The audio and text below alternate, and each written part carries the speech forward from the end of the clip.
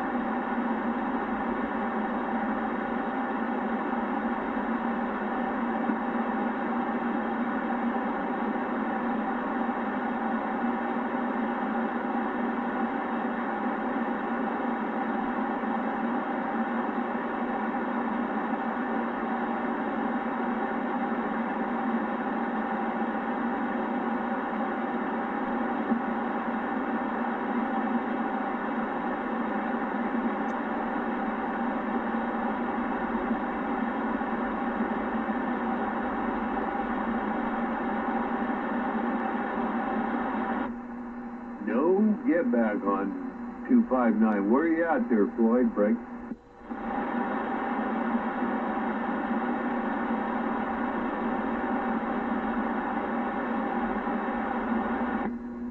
How about it, Floyd? You ain't got back in the house yet. Honky calling.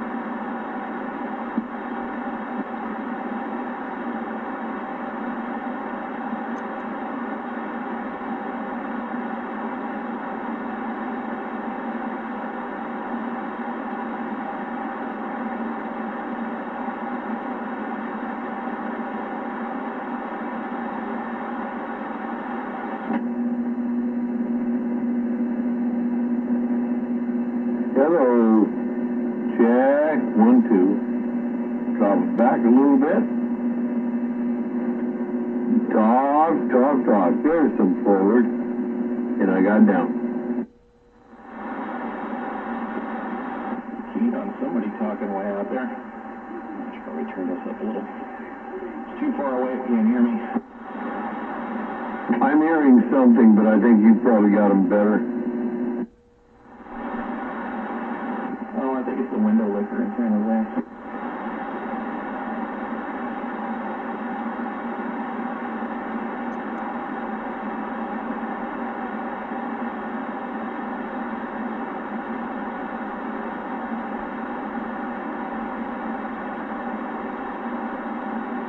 Don't usually have my squelch down this low. Yeah, mine's usually wide open all the time. I just run the RF up or down or whatever. It's just easier for me to turn my squelch up because I don't want to listen to the static. It's just noise and annoying. So I crank the squelch up because if it's a weak signal, they ain't going to hear me anyway.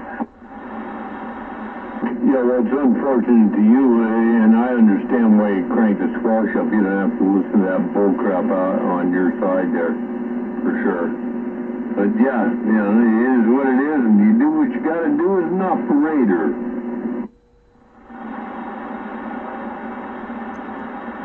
Operator.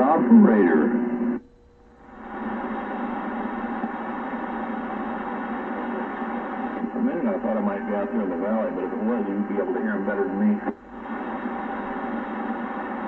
No, not me. I'm not on the beam. I'm not pointed that way. Well, I'm pointed that way, but I'm not on it right now. I'm just on the Omni.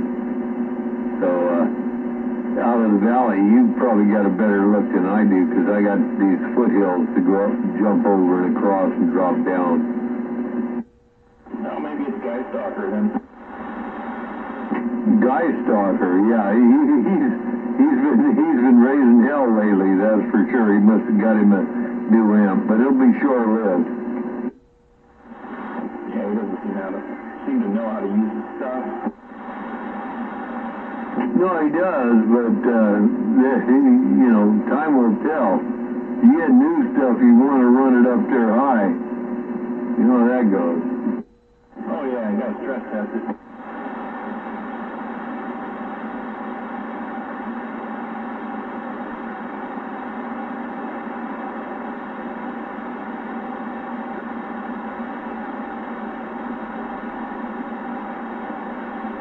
Anyway, I got no altitude, so I got no ears. You got no ears just because of your, you know, your area where you're situated in. That's the only thing you got going on there. You could put it up another 10, 20 feet. Yeah, you gain some, but, you know, you're in a rough, you're like in a cul-de-sac there, man. Yeah, I got about another year and a half, and then I'm probably going to be out of here. I don't know where I'll end up yet, but I got time to worry about that later. 10-4, then when you get there, you just put yourself up a big-ass tower and be done with it all. It depends on where I end up. It's going to be one of two places. It's either going to be some crappy-ass apartment that I can't stand for a year, and then I'll be gone again. No, actually 4 years. Or I'll end up out in the valley. That'll be terrible. Now, you're talking about 4 years because you're talking about, I know who and what's going on there, but, yeah, 4 or 5 years ain't nothing to sacrifice, man, once it's all done.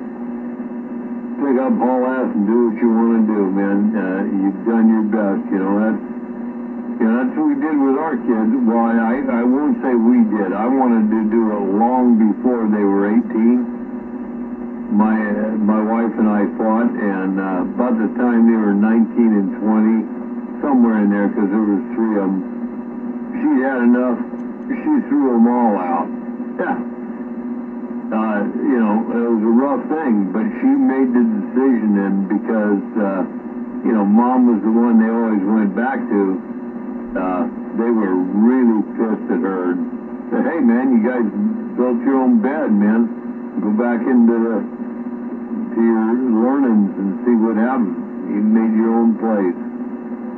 That's good parenting anyways.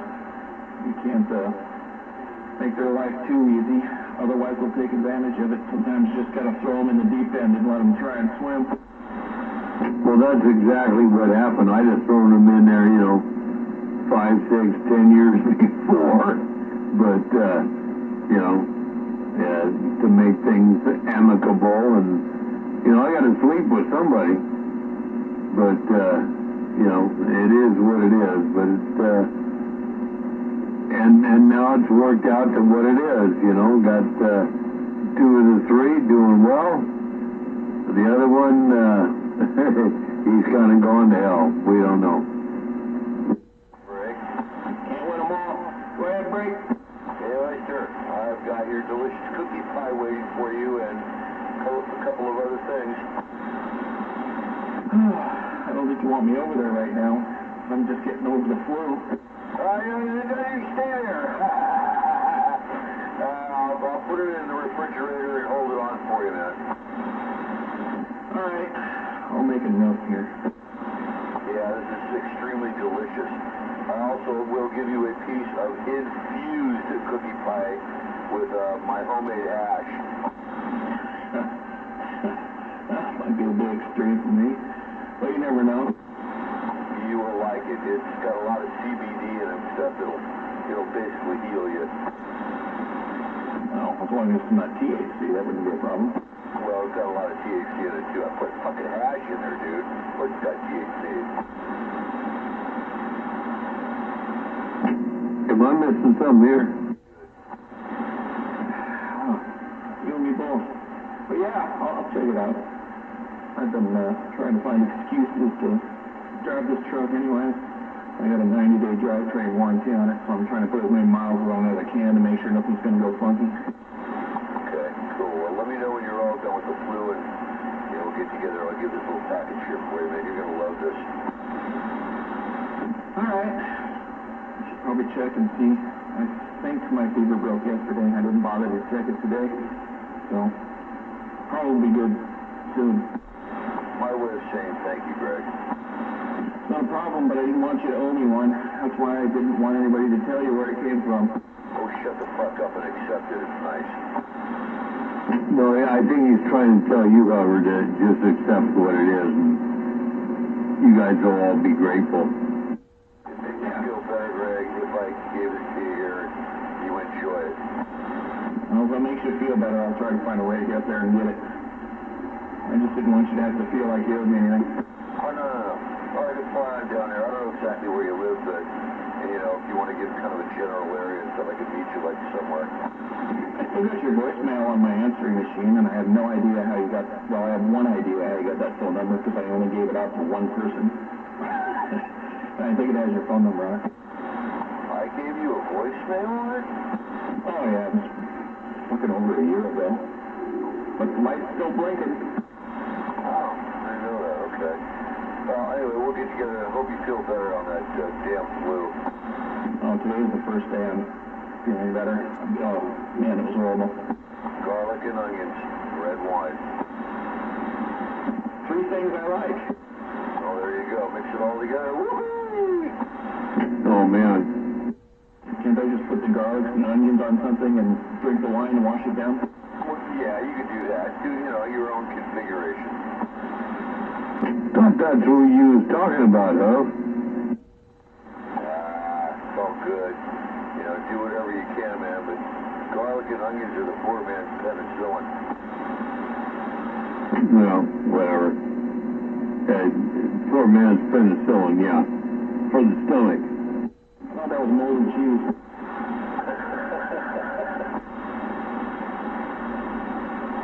Hey, and then Oyster, if you ever get over here, for the second time, check out what's been changed. We go out and have a lunch somewhere and a couple beers or something. It's all good, man. I'm back out. Yeah, that can be fun. Like I said, I'm looking for excuses to drive the truck. Gotta get some miles on it. I drove about halfway up to Auburn to pick up my kids, and then plans changed. I ended up turning around and driving home. And then I think the cruise control doesn't work. I'm going to have to look into that. But outside of that, everything else on the truck seems to work. Yeah, that's what I was saying. Drive on over here, we'll have lunch or do something like that. Drive the crap out of it, you know. If it's an automatic, keep it in second gear. You just run it up to 70, 80 miles an hour anyway and see how it performs. It's a 6-speed automatic. Yeah, well, then you're going to have to drop it down into, what is it? I don't think they give you 1, 2, 3, unless you go manual. I don't think you have much more selection. No, you don't. And 5th and 6th are both overdrive. I was a little nervous about that transmission when I was first looking it up, going, man, that's a fucking hell of a lot of shifting. Then I realized it skips a lot of gears during normal driving, so. And it gets decent reviews, and the year it is, they seem to work the bugs out of it and everything, so. I was a little nervous about it when I was first looking at it, but yeah, it seems alright. Yeah, you know, I was too with the one that's in the motorhome, but after driving it and also after looking at it, and it's probably pretty comparable. I mean, the thing's great. It's got the one mode where it's just straightforward 1, 2, 3, 4, 5, 6, and then it's got the trailer mode where it holds the RPMs longer, so it's not always searching. And then you can drop it into manual mode. You can actually shift the gears, man, without stepping on the clutch. It's pretty cool. My Chrysler has that. It's got a slap shifter in it. You can drop it all the way down to the bottom and just slap it from side to side to manually shift it. Yeah, this one ain't side to side or anything. Just got a button, but basically same thing, yeah. Yeah, this one you don't have a whole lot of choices. You got, you know, I don't know. I think you got 1, 2, 3 in drive. 4th isn't an overgear though, but it usually doesn't even use 4th. It usually just skips it, from everything I read. And it's got a haul tow button on the side that changes the shift points. Yeah, that might be one of the older AODs, where 4th gear is the overdrive, but you got 1, 2, and 3, but unless you actually bring it down into 1, or it always starts out at 1, but unless you bring it down into 1 and do it manually, it's 1, 2, and 3, and then it will never, even if you stomp on it after it gets into 2, when it's into automatic, it won't dump down to 1. That's my Cougar was like that, and that's why I changed out the valve body on it. Well, yeah, it does something like that. It always starts off in 1, but it doesn't get into 4th very often, and I'm fairly certain that 5th and 6th are the only overdrives. I think 4 is a 1-to-1 ratio, but it doesn't seem to get into it around town. I may have to reread it now. I might be remembering it wrong. Yeah, 4 is 1-to-1. I think the OD is like 1.56, something like that. Just off the top of my head. Anyway, I'm back out. I'll be back in a few. You and Hubbard, take care. I'm sitting on the dock of the bay on this old 2-tuber forward swinging 4 CX 800 walkie-talkie. Brake. It does have a weird-ass 3-valve overhead cam motor. Apparently, if I read it correctly, it's got 1 giant exhaust valve and 2 intake valves, which I think they've done to increase the duration. I think they open 1 valve first, and then the second one, when the first valve closes, and the second one, so it's like having a long duration cam, just by the way they tied the lobes with the 2 different intake valves, and then it's got 1 monster exhaust valve. Yeah, you know, it's amazing you say that. I would have thought it, and I've heard this a few things, but not really paid attention. I'd have thought it the other way around, but it kind of makes sense. You know, variable cam timing, open up 1, get a big shot, open up another one, but close 1 just before you start pushing stuff out to the big exhaust valve, kind of makes some sense. But yeah, I don't know. That's different for sure. But hey, as long as it runs and works well for you, that's what you want. Yeah, it runs great. It's got under 60,000 on it. I got it under Blue Book. It looks acceptable. I still paid more than I really wanted to pay. I just wanted a trash hauler and something you can drop a camper on, but trucks these days are just stupidly expensive. Well, they're all stupidly expensive. Things have gone up so much, man. It's crazy and it's good, but the only thing I can tell you is look for a chip for it to pump it up, put some headers on it, a stainless catback exhaust system. A new catback system would hurt. Gibson makes some great ones. They've got a lot more breathing and they're still California acceptable. That's what I just put on mine. But that thing will perform, that's for sure. Anyway, I'm back out. I'll be back in a few. You and Hubbard take care of the channel. Alright, one last thing before you run off. I already got the exhaust plan. I'm going to open it up to 3 inches right at the Y. I'm going to put a 3-inch cat and a small 2-chamber Flowmaster on it. Keep it the original configuration. It'll still be smog legal and I can have anybody put it on. Yeah, 1040. You know, the guy I go to that has mine smog, he don't care whether it's dualed or not from the original. And he told me, he says, nobody else does either. They're going to stick the one on the side that is pointed out to them by what they see on the computer. And in his case, he says, you're real low. And I said, yeah, well, you only sniffing half of it. He says, no. And he showed me, he says, you're real low. And that's a truck with 110,000 miles on it. So, it is what it is. So, it's all good. I'll be back in a few. Because the people that make the rules have no freaking idea what they're talking about. I just want to keep it smog legal, but yeah, they don't use sniffers anymore. I just plug it into the OBD2 port, or the newer port now, and they let the computer tell them whether it passed or not. Anyways, you go do your thing. I'm going to grab a beer anyways. Yeah, well, they sniffed my pickup here 4 weeks ago, and they sniffed the motorhome 2 weeks ago after I got it back. Yeah,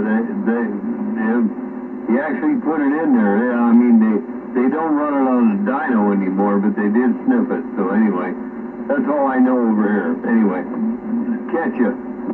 Yours is older than 2008. No, well, the pickup is 98, but the motorhome's 2015.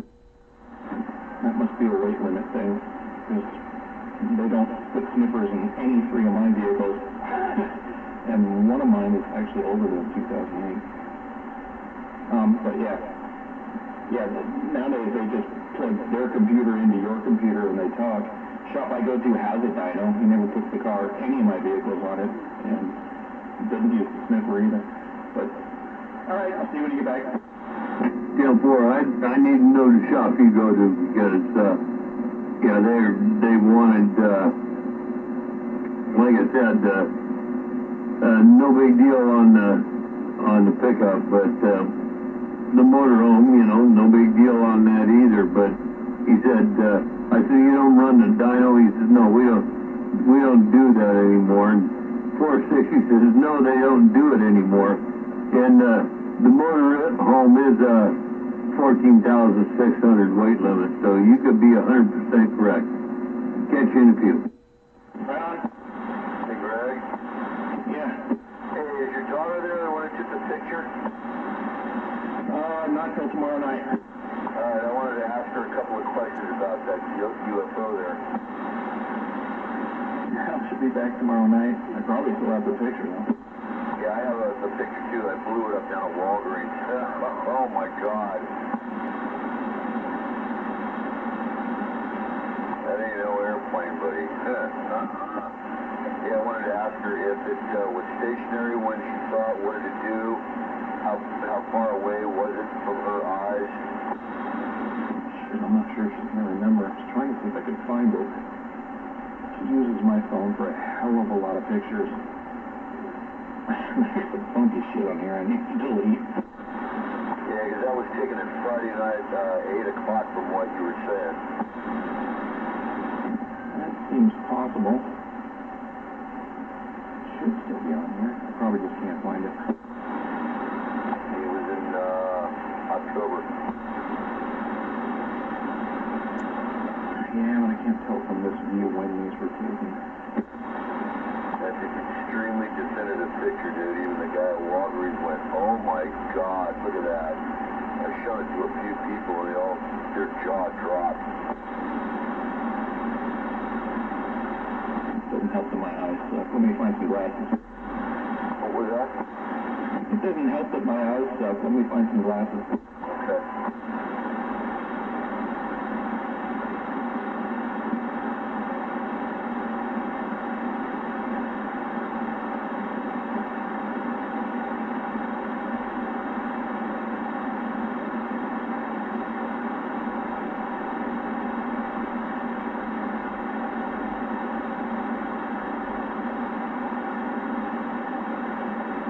Is it a daytime picture?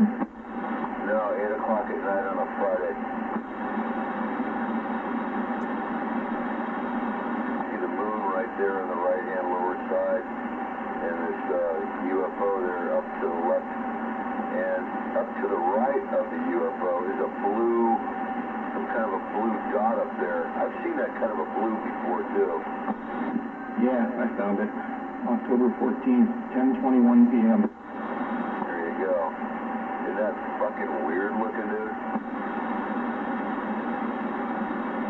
Yeah, I don't remember what was going on at the time. I told her to take a picture of that, too. I'm fairly certain it was moving, but I don't remember for sure now. Yeah, I could see some kind of movement in it, the way, you know, like the propulsion system. I'm going to go off the deep end on this, but the way the propulsion system ionizes the air, you can see it's definitely moving, you know, from the left to the right. Not the only picture I have either. I don't know which one you ended up with, the distant one or the more close-up. You got two of them?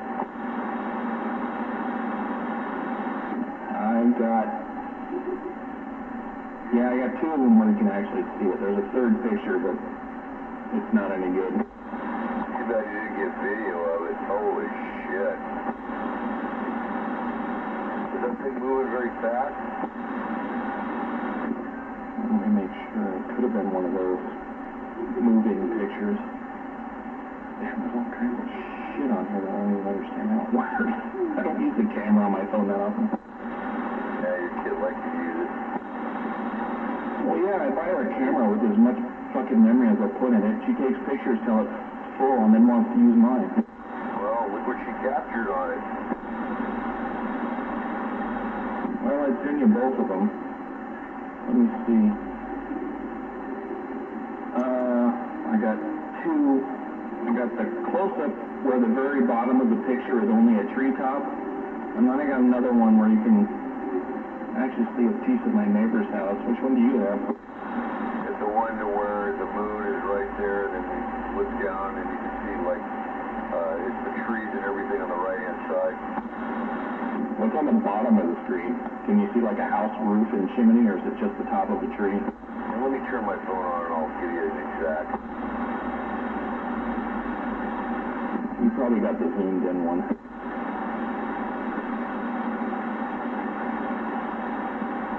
Yeah, okay, yeah, there's a tree at the bottom.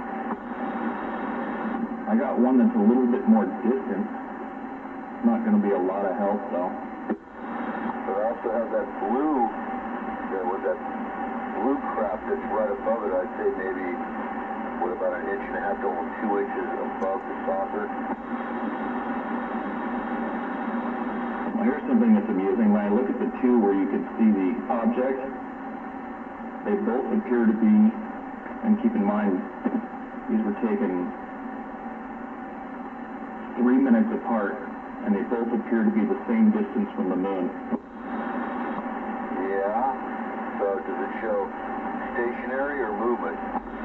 Well, since the pictures were taken 3 minutes apart and they appear to be the same distance from the moon, I would have to say stationary, which is probably why I asked her to take a picture of it. I'm thinking. Looks like it to me. She'd have to be her own judge. And I got all three of the pictures I have a blue spot in it, but the very first one I took, well, she took, doesn't have a picture of the object. It's like a blue spot where the object should be. Then the second one has the picture, and the blue spot is basically where you see it on your picture. And then we have a zoomed in version, which is the one you have. Okay, I just zoomed in the maximum what I can do. And it's emanating a type of like an orange above it stuff. And it looks like it actually is kind of like it's trying to move to the right. Super Pete's got your number, doesn't he? I'll just forward him the other two pictures and have him forward them on. Okay, that'd be cool. Yeah, this... No, don't do that. We had something on the film here, on the pictures. And it's the same thing, like their eyes rolled out of their head, their jaw dropped, and went, oh my God! No, don't do that. You'll confuse Super Pete even more. Super Pete has taken a few UFO photos too. He's very privileged to see this stuff also. Not what I'm talking about, Hover. Come on. What are you talking about? If what you're saying is halfway correct, then he already probably knows about it. You don't need to send him voicemail or pictures. If he's watching this stuff, then he's on top of it. Of course he is. He sent me the picture before when he got that picture. He sent it to me. Yeah, was that the one that 454 distributed, or which one was that? One that Oyster's kid took, and he gave it to Super Pete. Super Pete sent it to me. Okay, yeah, I remember that one. Yeah, that was cool, man. That's a real lit-up flying saucer. No, it's an unidentified flying object, is what it is. The flying saucer. Look at the detail. No, it's unidentified flying object. If you can't put a name on it, if it doesn't have a number on it, it's unidentified object. That's all it is. Nothing more, nothing less. Could be from right down here in Oakland. Could be from San Francisco. Could be from Nevada. Could be from anywhere. It's just unidentified object flying in the air. Doesn't mean it's extraterrestrial or anything else. They came up with a new acronym for that. I know. Unidentified aerial phenomenon. Yeah, UAF. That's what the military is using. Or UAP. Depends on how you spell phenomenon. Well, we know he did that real quick. Your daughter's got definitely something in the frame there. Two things in the frame. And I've seen that color of a blue before up in the sky moving around. I thought it was a glare on the lens. But anyways, whatever it was caught my attention, and she had my phone in her hand and was already taking pictures, and I said, grab a picture of that. I think I know somebody would like to see that.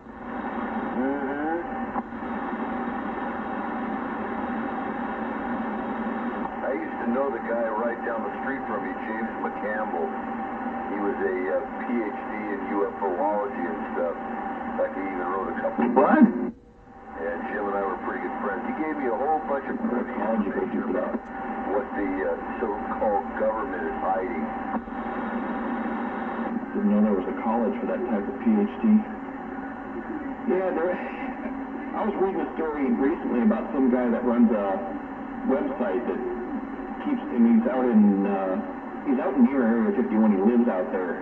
And he's running a website about all the stuff that he thinks he knows that's going on at Area 51.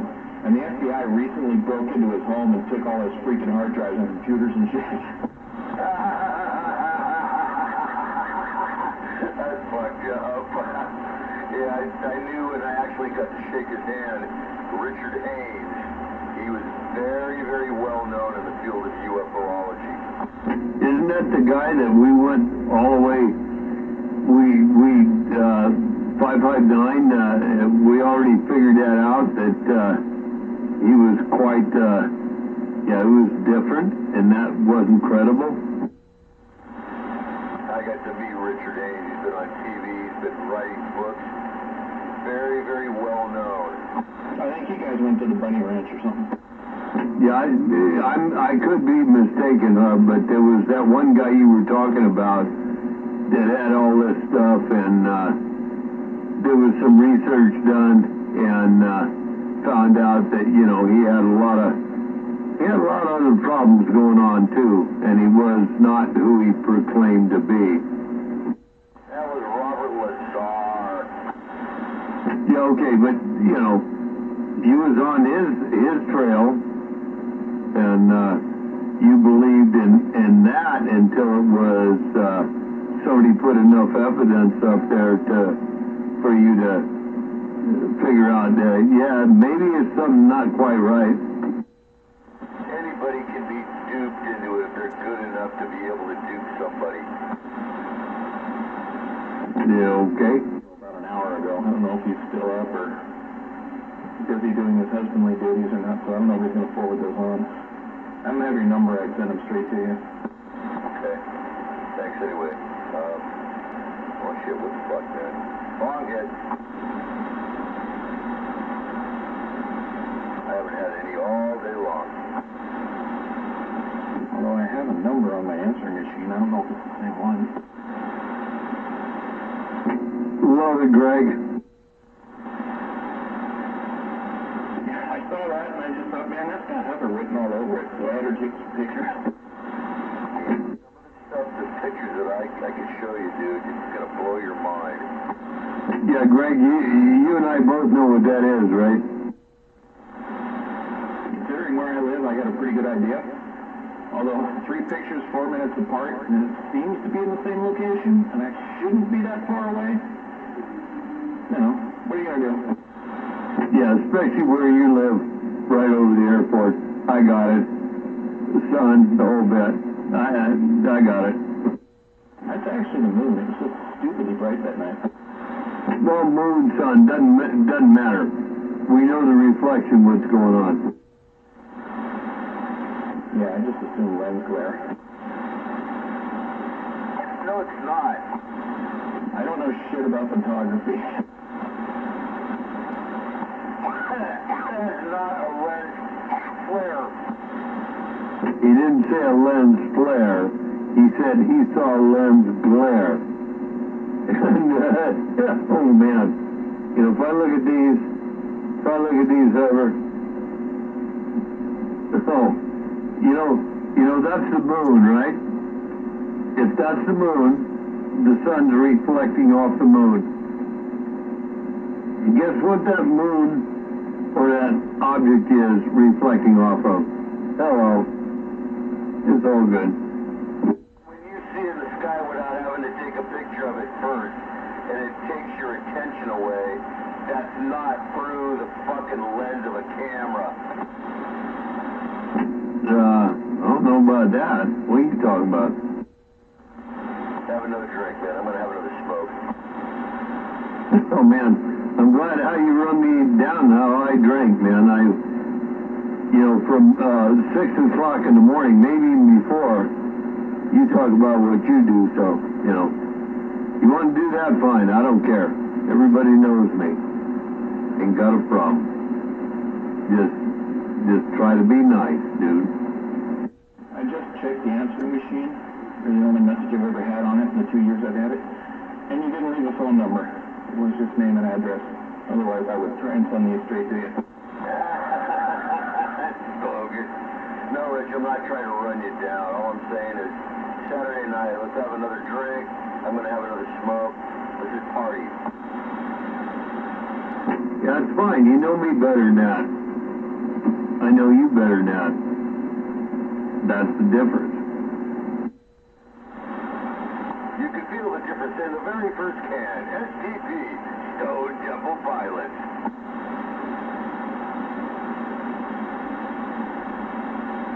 Anyway, I'm just trying to get off track. Hey, Greg, I practiced my Fender guitar a little earlier. Oh, dude, I got a new riff that I've completed. Oh, I haven't picked mine up forever. I think I've probably even lost my calluses by now. Get back on it, man, and start practicing, you know? Lost your calluses. That's good. I used to be able to pound nails with the calluses on my fingers, but I haven't played the thing much. I picked it up for a while and played it, but I got so much on my fucking plate right now. I just can't add anything else. I barely get through what I need to get through every day. Yeah, but it clears the mind, though. A good couple of tunes on it. It's amazing how good you'll feel afterwards. I'd have to swap out my watching TV while talking on the radio time. Oh, well, do whatever you have to do, but feel good at doing it. An entire stereo sitting here on the floor staring at me from my truck, and I just can't bring myself to do it. Complete with a backup camera and the whole 9 yards. I did put the head unit in, so I got the big LCD display and all that. And the backup camera replaces the handle for the tailgate. It's pretty cool. Looks really clean. And I got the rest of it, but it's just sitting here rotting on the floor. Probably gonna stay that way too.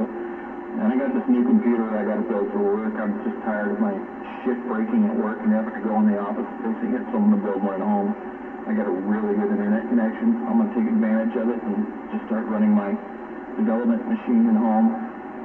It's gonna be complicated since it's a dual boot setup, but It's complicated. I got so many projects in the works. It's not even funny. I'm just waiting for the processor to get here. I got everything else, and then I can put it together. Yeah, I know that word called procrastination is very deep in my soul, too. Whenever you get it done, then you... Huh? Now, the computer I'm not procrastinating on. I need to get that thing together. I'm losing sleep over the fact that one of my development machines is down. I have 2 different environments. They're extremely delicate. They have to be set up very precisely. And one of them is down. And sooner or later, one of our customers is going to call in and want us to change something. And I don't currently have the ability to do it. So I'm losing sleep over it. Instead of setting up another machine at work, I said, fuck that. I'm going to order a bunch of new parts, build a machine at work, make it dual boot so I can boot to either development environment and do it all from here. And that way, when it goes down next time, I don't have to fucking drive an hour and a half in order to go over and try and fix it. Hey, Oyster Break. And I hope you do it well. I know you're good at what you do. I've been doing computers for an awfully long time, since the 80s. I'm fairly familiar with them. But we got a breaker out here, go break. Yeah, don't get so involved in that you're losing sleep, dude. I tell you what, you get to that point, just don't even do that. I mean, I know you're devoted and you want to do the right thing, but be careful. That can be non-health contributing or something in that order. That's all I got to say. I'm back out. I've had 2 hours of sleep in the last 3 days. There's nothing I can do about it. I can't help it. I go to bed, my mind just starts racing about all these problems and all this shit I got to take care of and all this stuff. And the list is so long now. That's partially what drove me to buy this truck. I got to get all this crap out of here because I know it seems like a long time, but, you know, a year and a half to get the hell out of here. But you've seen what my garage looks like. Now imagine that in every closet in my house as well. No, I won't. I won't, you know. Your personal thing is your personal thing. Yeah, we've been by there, and you know, my background is to notice everything, but yeah, I'm not spreading that around. But that being said, it's all good, man. You got to do what you got to do, and that was just my thought to you, man. Don't want to see you go to hell. Don't want to see that stuff eating on you. I can't help it. I have no choice. If I could figure out how to shut it off, I would. But, you know, I got responsibilities, and those come first. So, yeah, I got a lot of shit to take care of. So I go to bed at night, and my mind just starts racing, and I could forget about it. I was so goddamn exhausted last night and the night before that I just could not sleep. I could not shut down. I will send you something within the next couple days that I used to when I got what I consider my biggest promotion and stuff like that. It was like, what am I gonna do, and this and that. And I went through quite the same thing, maybe not the same, but, you know, how am I going to do this? What am I going to do that? How am I going to approach the people? Blah, blah, blah.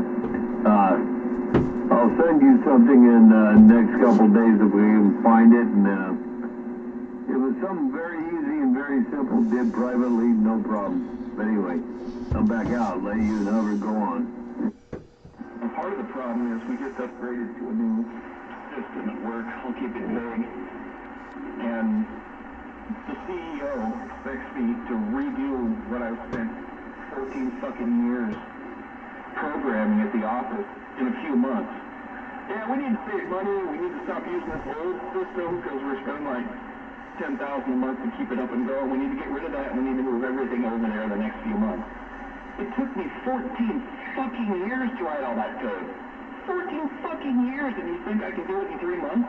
You're insane! Well, that's what you gotta tell him, right? If you want some more code, it's gonna take you another 14 years. Not really, la la la, you know, but I can't have it done in the next 6 months, man, because especially the way things are nowadays, everybody's writing code and doing this real quick, so.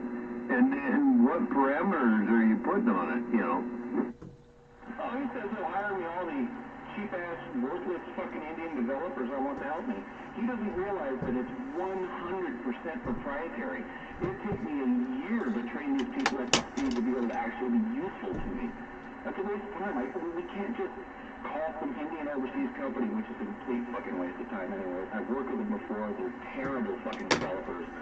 Their whole concept of how to develop is just completely fucking wrong. I don't know why anybody uses them. It's an absolute disaster.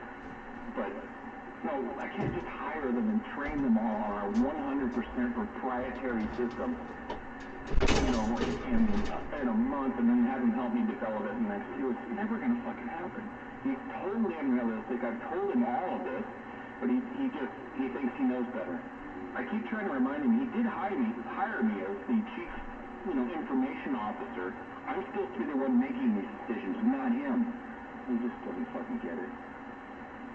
And he's getting to the point where he's getting pissed off because things aren't happening fast enough. And yeah, it's becoming a big problem. I ought to just fucking tell the company, fuck you, and quit. Go get a job dishwashing and sleep under a bridge. It'd be a hell of a lot easier and less stressful. Definitely be more or less stressful, depending on how you look at it. But, you know, the biggest thing is, man, you can tell him or do that whatever you want. He you know, but it is, the biggest thing it is, you can do all this stuff and it'll be fine. And you can do all this stuff, let's say in 6 months. I'm just throwing numbers out of the hat. But in another 6 months, 12 months, it's going to be obsolete again because technology is moving so fast. So he's got to understand that. He's got a good guy unless he wants to pay you to have the education and knowledge. He's got to trust in you what's going on there. You know, and I have no idea about this computer stuff, but I know how things work. That's why I got out of it when I did. Yeah, I haven't been able to find an easy avenue out. I have other skill sets I could fall back on, but this is an extremely expensive area to live in, and all of it falls back on me keeping my kids in the best school district I can get them in, which causes me to have to keep dealing with this. If I can just survive another 4 years, I'll be good. God, you got it handled, man. Ain't no problem. You just gotta you know, what you gotta do is you back off, relax a little bit. On every other day, have good whiskey. And every other day about that, you just have whatever you want. You know, back out. Yeah, I'll deal with it. Yeah, I'll deal with it. I don't know how, but I'm still trying to come up with that solution. I don't think there is that much of a solution when you're raising kids and stuff. You gotta go through them, give them the best support you can, no matter what you're doing. And that is a hard deal. I know, you know, my wife and I had a lot of discussions, you know, about, you know, this, that, and the other thing. And I said, well, you know, it came down to this for us. I said, well, if you want to go out and work, because she was working, and support the family, be the major supporter, I said, go ahead, I'll stay home here and take care of the kids. And she said, well, you know that can't work because you make more money than I do. I said, it's not about making the money. It's how about we put everything together and make it work. And it set her back a little bit. She didn't talk to me for a while. And then we got it figured out. Well, it's the decision I made with my ex when we had kids. But that's fine, we can have kids, but there's parameters involved in that. A couple of them were unrealistic on my part, and I threw them aside. But one of them was, one of us is going to be home to raise them. I'm not dumping them in fucking daycare. So if we do this, we have to be able to afford to live off my income, and since she didn't make shit, that wasn't a problem. She's never had a career. She's had a few odd jobs off and on, but never really made any money. So she had to quit the job she'd had for next to no time that paid nearly nothing. The funny part was, when we finally got down and started doing the math, the amount of money that she made at that job, that she actually brought home, not gross, but net, what she brought home, would have been what we would have to pay daycare anyway. So it was just fucking stupid. It just didn't make any sense. So yeah, that part became easy. But yeah, then she threw all those plans out the window and started doing her own thing. Yeah, I heard a lot about that. It's like, yeah, I'm just working for daycare. Well, some people can say, yeah, maybe you are, and maybe it works for some people, but certain people don't work for it. But anyway, it is what it is, man. But you're beyond that now, and I'm way in the hell beyond that, but it's all good. I'm back out. I gotta fill my glass, dude. Oh, Mr. What is your name? Green Oyster, something like that. And Hover, we'll see you in a few. Anyone will do, and yes, no one will love your kids as much as you do, so you should raise them, not hand them off to somebody else. But I'll see you in a few. Moisturizer. I go by so many different handles, it gets confusing. Yeah, they call me a lot of different names too. I'm gonna hit the head real quick. I'll be back in a second. Alright, I'll hang for a few.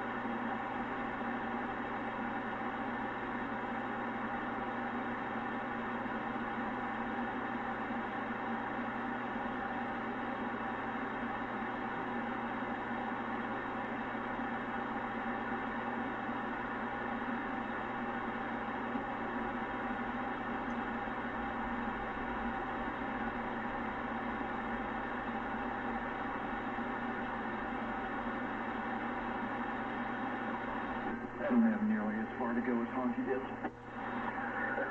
Yeah, you know what I figured out on this stupid roof when they put these vents up in the roof?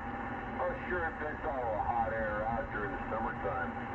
And also lets all the cold air in the wintertime. That's fucking A. I can't believe it, man. They didn't even insulate the back of this house when PG&E supposed to have done it back in 2009 when my mom had that special for PG&E. And fucking it's all open back here. Yeah, there's supposed to be that insulation for free. My mom got that shit done too. But the main reason for those vents is to keep the attic dry. It's not so much, I mean, some of it is to keep it cool. It depends on which ones you're talking about. The ones under the eaves are to actually keep the attic dry. Yeah, no, this is up on top of the roof where they cut the plywood. They put some silly little metal things up there. And little spinny things. Those are more for temperature control, but they don't really control much. No, what I'm going to do is I'm going to get a can of good stuff and I'm going to foam those all in the winter. And in the summertime, take it all out, scrape it all out, get a wet dry vac, suck all the foam out of there.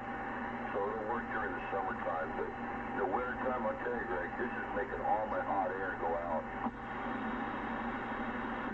Yeah, but unless you actually insulate the top half of the ceiling, which no one ever does, or roof, it's still going to be as cold as outside out there.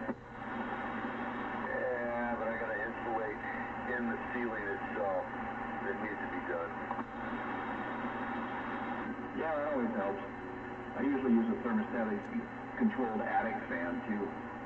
Those are fairly cheap and easy to install, so it keeps your attic from getting quite as hot. And they're thermostatically controlled, so during the winter they do nothing, but during the summer they turn on and usually blow out through one end of the roof or another, not through the top.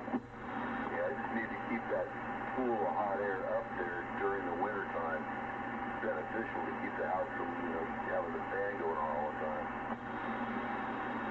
Yeah, I'm not an authority on that, but I know you want to keep some of the vents up there to keep stuff dry. But yeah, the thermostatically controlled attic fans, they help. Oh, well, such is life, man. Wintertime, open up the vents to the roof. Fucking freeze our asses off. Just screw a piece of plywood over them. It bugs you that much, but I doubt it makes that much of a difference. Because the actual roof itself doesn't insulate shit. There's no insulation up there. Just a piece of plywood with some tar paper or whatever you have on it. Yeah, 3/4 inch plywood. Yeah, and tar paper. That doesn't shield shit. It's always going to be outside temperature up there during the winter. Yeah, but it's going to be colder than fuck right now because of all these vents that are open. So, you get the picture though, right? Where I got to seal these up during the winter. Yeah, I know what you're talking about. I don't think it's going to help a whole lot, but it certainly won't hurt. And I'd probably be tempted to, I don't know, glue a piece of plywood over them or something that you could pry off real easily in the summer. Well, that's what I plan on doing during the winter time. Get the wet dry vac up there, and just scrape it a little bit out there, and it'll all go through the wet dry vac. Boom, and they're all open again. Yeah, I don't think you want to be breathing that foam shit in either. I'm not sure what's in it. I could be mistaken. Maybe it's completely harmless, but I doubt it. That's why I was thinking just seal them off with a piece of plywood and silicone or something. And you just pry the thing off during the summer. Well, I could. We'll see what happens, but I do have to seal them off during the winter. Every little bit counts. My house leaks like a sieve. The windows are great. All the door seals are just shit. I sit fairly close to one door and I just feel the damn draft coming off the thing. Yeah, at least I got the dual pane windows put in now, thank God. That helps a lot. Yeah, I got dual panes, which is nice for both sound and good sealing and insulation. Yeah, well, such is life. Anyway, I better get up. Adds value also. All right, Joe. You're checking out, you're checking out. We'll catch you when you're back on later. Hopper, look at your phone. Yeah, Pete? Look at your phone. Good morning. Super Pete! Alright, yeah, I'll go check out the phone here and, What do you mean good morning? A morning yet? Not here. Maybe someplace it is. Oh, damn. Thought it was morning time. The time change is messing everybody up. Not messing me up. Super Pete, what's going on? What the heck? Hey, thank you for the bottle. That was good stuff. That's some old stuff I had packed away. I think I got about one or two more of those. I got some Glenfiddich older stuff also. The people that like Scotch, I don't, but I got some older stuff that was given to me by my wife's boss way back when, and it's supposed to be the TITS. I don't know. Did you say Glenfiddich? That would be a very interesting name for a Scotch. Glenlivet? No, there's Glenlivet and there's Glenfiddich. Oh, with the CH. All right, never mind. Yeah, see, pay attention, hoser. Let's crack it open.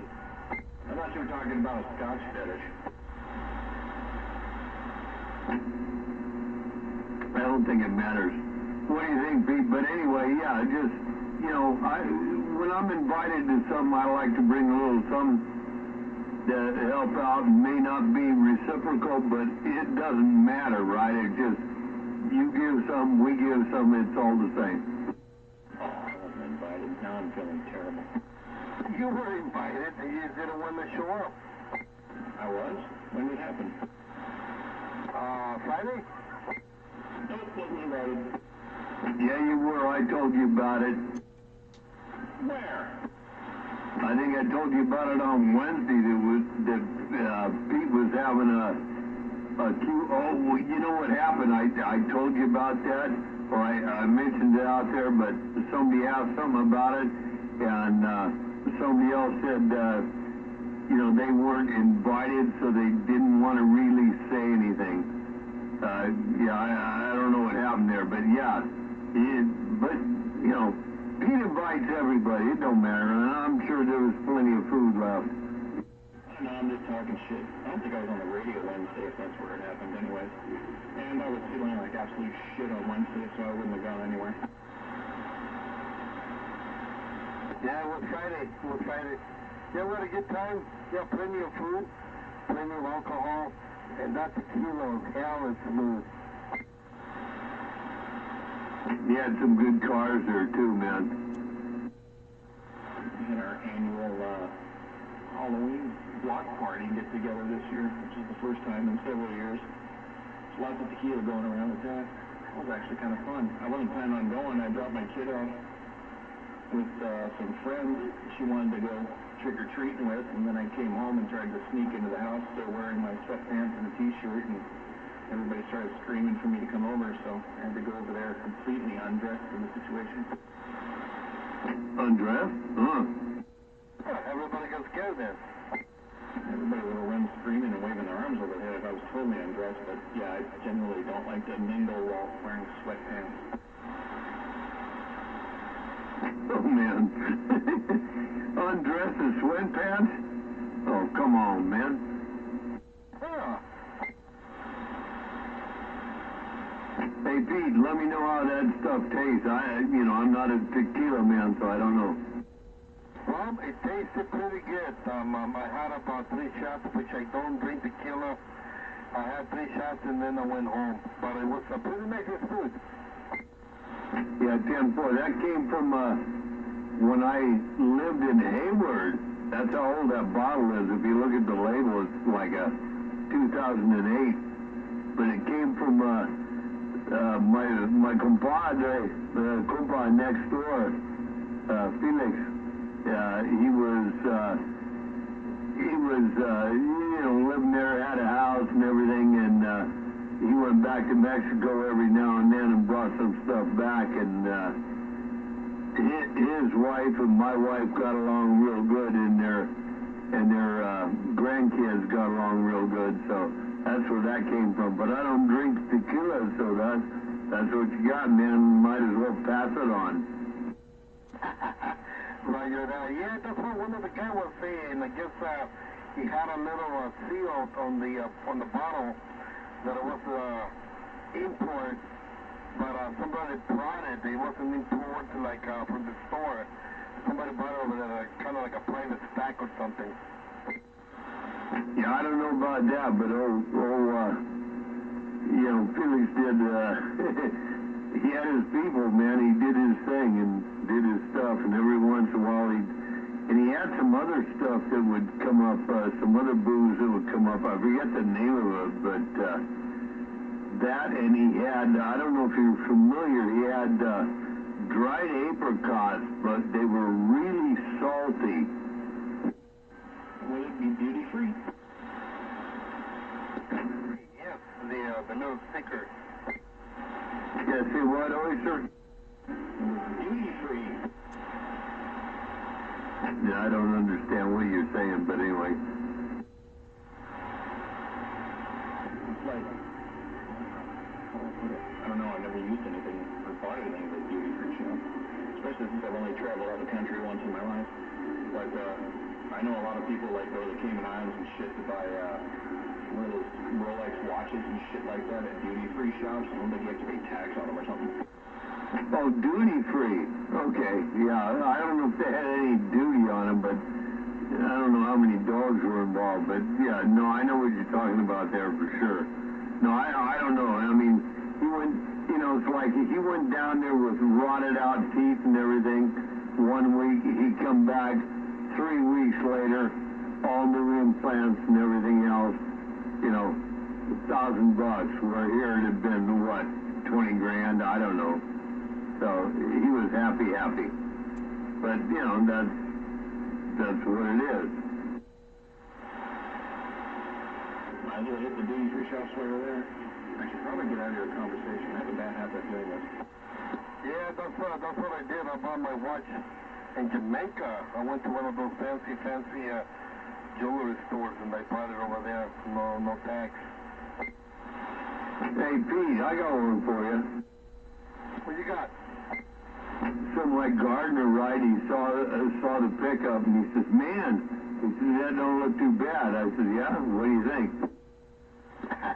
Who was that? My gardener, the guy that does my lawns and stuff, and I told him, I said, "Yeah," I says, "you know, this and that," and he says, "What do you think about mine?" And he rolls up in F100, all lowered and everything. It actually looks pretty good. And I looked at the paint, and it's not bad. It's not what you guys did on mine, but it's not bad, you know. And he says, "Yeah," he said, "that looks good, man." I said, "Yeah, it's nothing that X amount of dollars." I told him what it was. X amount of dollars won't clear. And he says, "You know what?" He says, $1,500 down in Juarez. He said, "I got a friend." He says, "Yeah, they can shoot maybe they can shoot some stuff we can't do here." Can I get his number? You know what I mean, though, Pete, right? They can shoot lacquer and stuff down there, and it didn't look as good as my job, the job you did, but it was pretty good. And if he said if he's truthful, it's my gardener. Spent $1,500 bucks. Yeah, well worth it for him. Wow, yeah. Yeah, you know what? I mean, it's kind of pricey over here, and I mean, you can get a lot of stuff done a lot less in Tijuana or Mexico. But I don't believe it's the same quality like here. Yeah, and I don't believe you have too much of a guarantee, right? That is true too, unless you want to take it back. And who knows if they're going to be there. Yeah, and then you don't know what they load up your seats with when you come back into the country either. Guys double. Sorry, it doesn't work unless they have somebody to unload them on the other end. But anyway, I just thought that'd be interesting conversation, yeah, because it wasn't a bad job, and it was a black F-150 Slam, the whole bit, you know. My gardener, you know, with his whole thing, and he had a bigger pickup. He had a Ford 350, and I said, "What happened to that?" And he said, "Well, his partner had it, and wrapped it around a tree, so it was like stuck. So now he's doing it out of his personal truck, so it is what it is. Yeah, no, you come up pretty nice. Come up pretty nice. We did a black what was that thing? The black thing, SUV that was in the front. I don't know. Oh no, you were gone when they dropped it off. We did it, and they put the coating that you're gonna do to yours. They put two coats of the stuff. Man, that thing was like a mural. Yeah, Roger on that. I want to see what that El Camino looks like. The one that was sitting back in there. In front of it had the test plate for the wood grain. I want to see what that ends up like, man. You got that sucker all tore apart. Yeah, that's going to be pretty cool. I keep you informed and stop by. Whenever you're in the neighborhood, just stop by. Yeah, it looked to me like that thing's taking a lot of work, man. Down to metal, and I see low and high, and you're still spreading,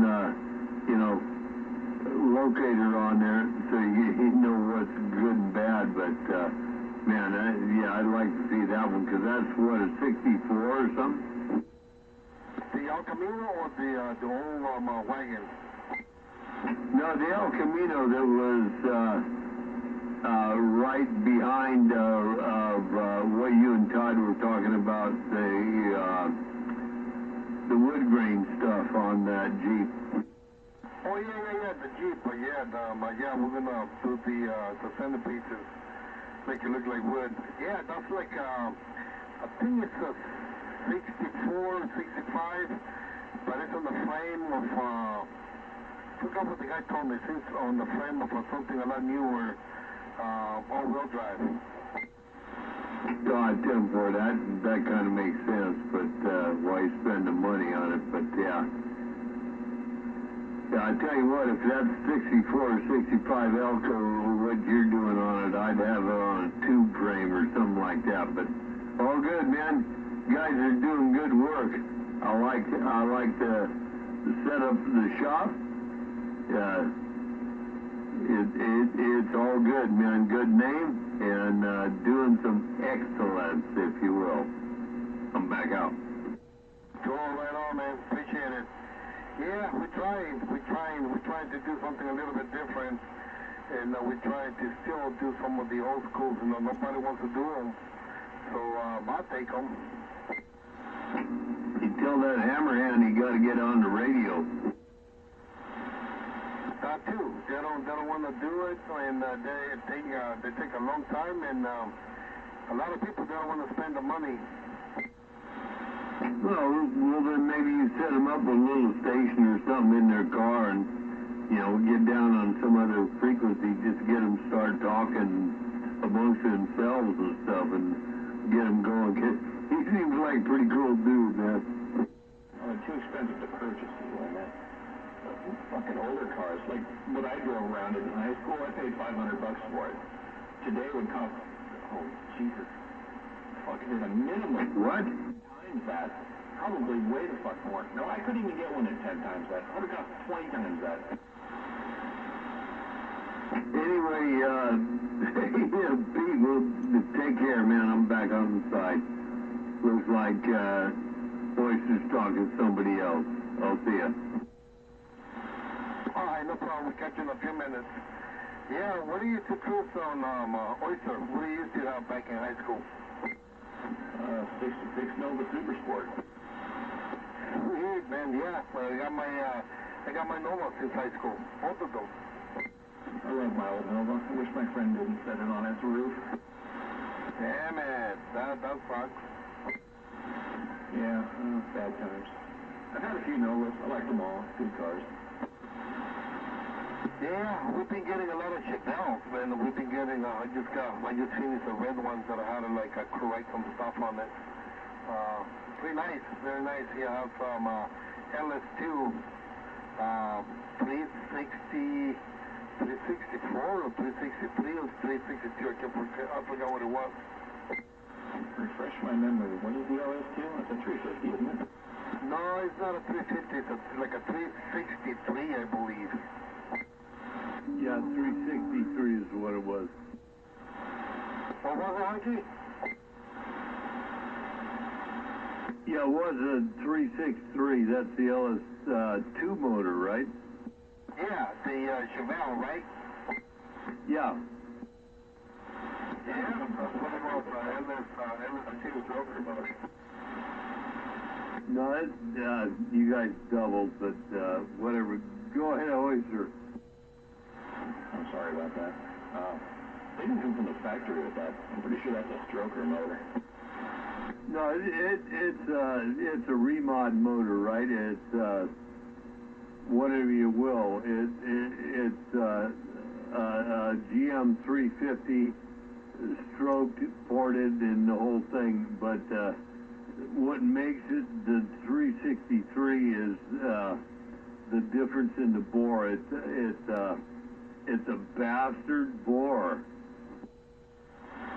Yeah, I was going to say a 350 with like a 400. Chevy only made so many cranks, and a 350 with like a 400 crank would be a 400. A 4-inch bore was the biggest they ever went on them, so it had to have some weird ass fucking crank in it. Yeah, well, you look it up.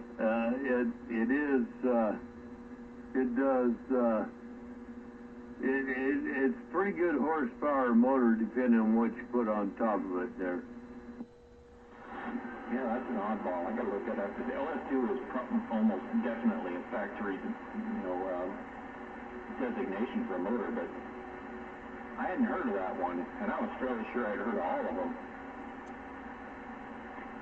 And, everything between the 350 and 400 were 4-inch bore. The factory didn't sell anything over the 4-inch bore in the small block. To get more than a 4-inch bore in a V8, you had to go to the big block.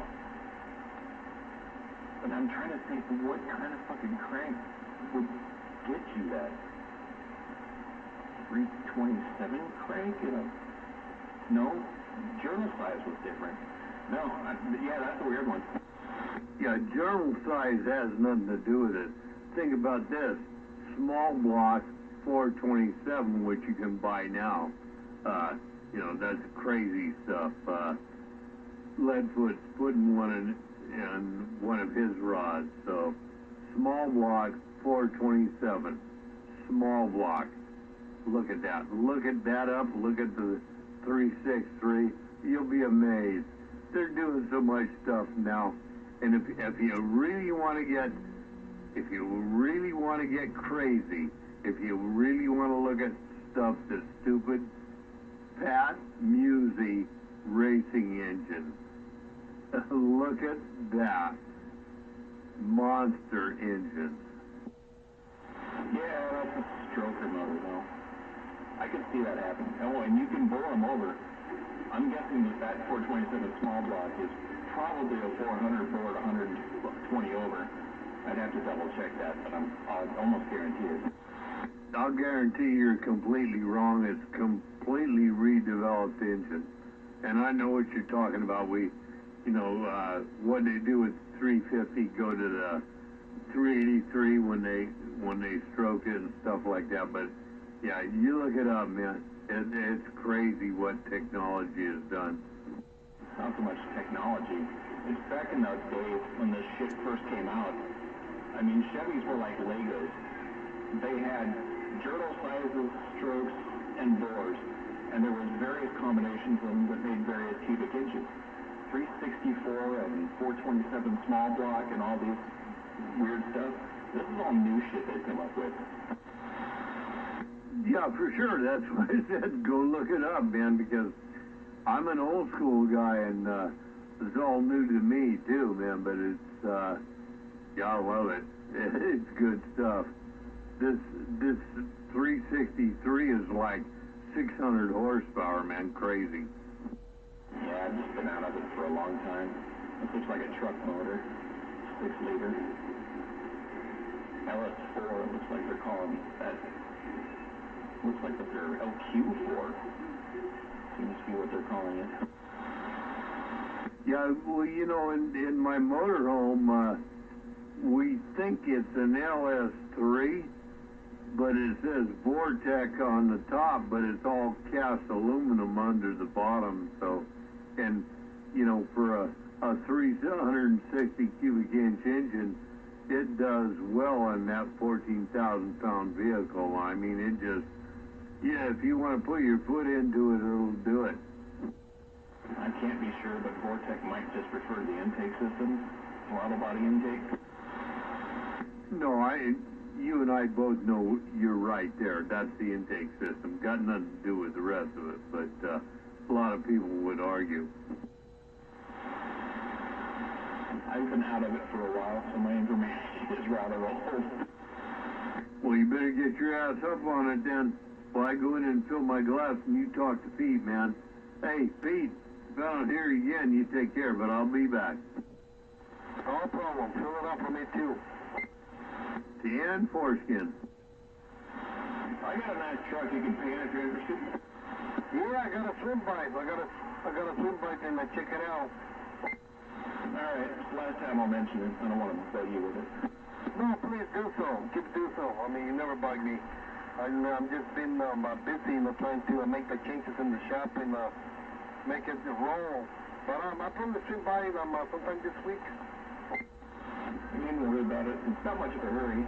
Because I got a feeling I'm not going to be able to afford it when you see it. But, yeah. I'm hoping I can get it taken care of. But I got a feeling I'm not going to be able to. But, it needs a lot more body work than the last one did. Roger that. No problem. I mean, we check it out. I mean, we'll figure it out. We'll do something. Nothing major, but lots of small stuff. Copy that. Yeah, no problem. Yeah. I'll probably see maybe like a Tuesday or Wednesday. Will that be all right? Yeah, it should be. I think I got over the flu that my kid got. Just doesn't bring a freaking another one. So yeah, that should be fine. Yeah, you know, if it's convenient for you, don't rush it. No problem, no problem. Yeah, I'll swing by. Just, I just gotta make my notes. I'm looking for my phone so I can make a note for myself. I'm buying lots of little plastic pieces for it. So, you know, new top rails for the bed line. They go down the lines of the bed. That has been a giant fucking nightmare. I got lots of pieces for it. Might even be cheaper to replace the whole tailgate, actually, but we'll have to see.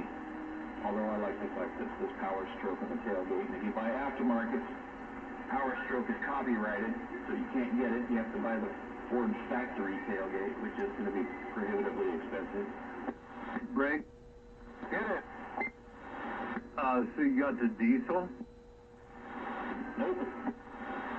Well, Power Stroke is the diesel.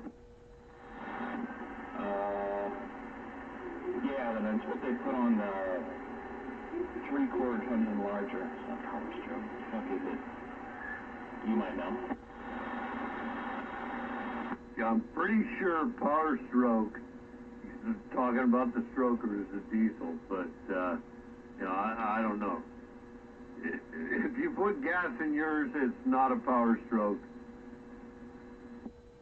I filled that 38-gallon gas tank multiple times, and I did not put diesel in it. It's not a diesel engine. So I got it wrong. It's the, fuck, I'm gonna have to go read it. Yeah, Roger on that, man. It don't matter. We just get down. I'm back out.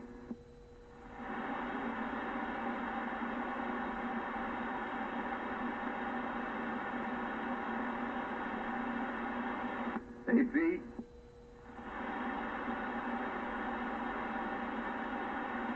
How about a Super Peter?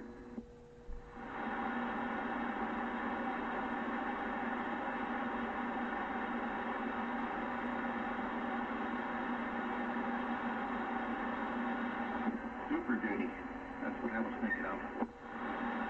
There you go. Yeah, that's anything over the half ton, pretty much. I'd hate to lose that on the tailgate, but I'm a cheap ass. And I'm pretty sure you can't buy aftermarket parts with the Super Duty stamp on it because, registered trademark.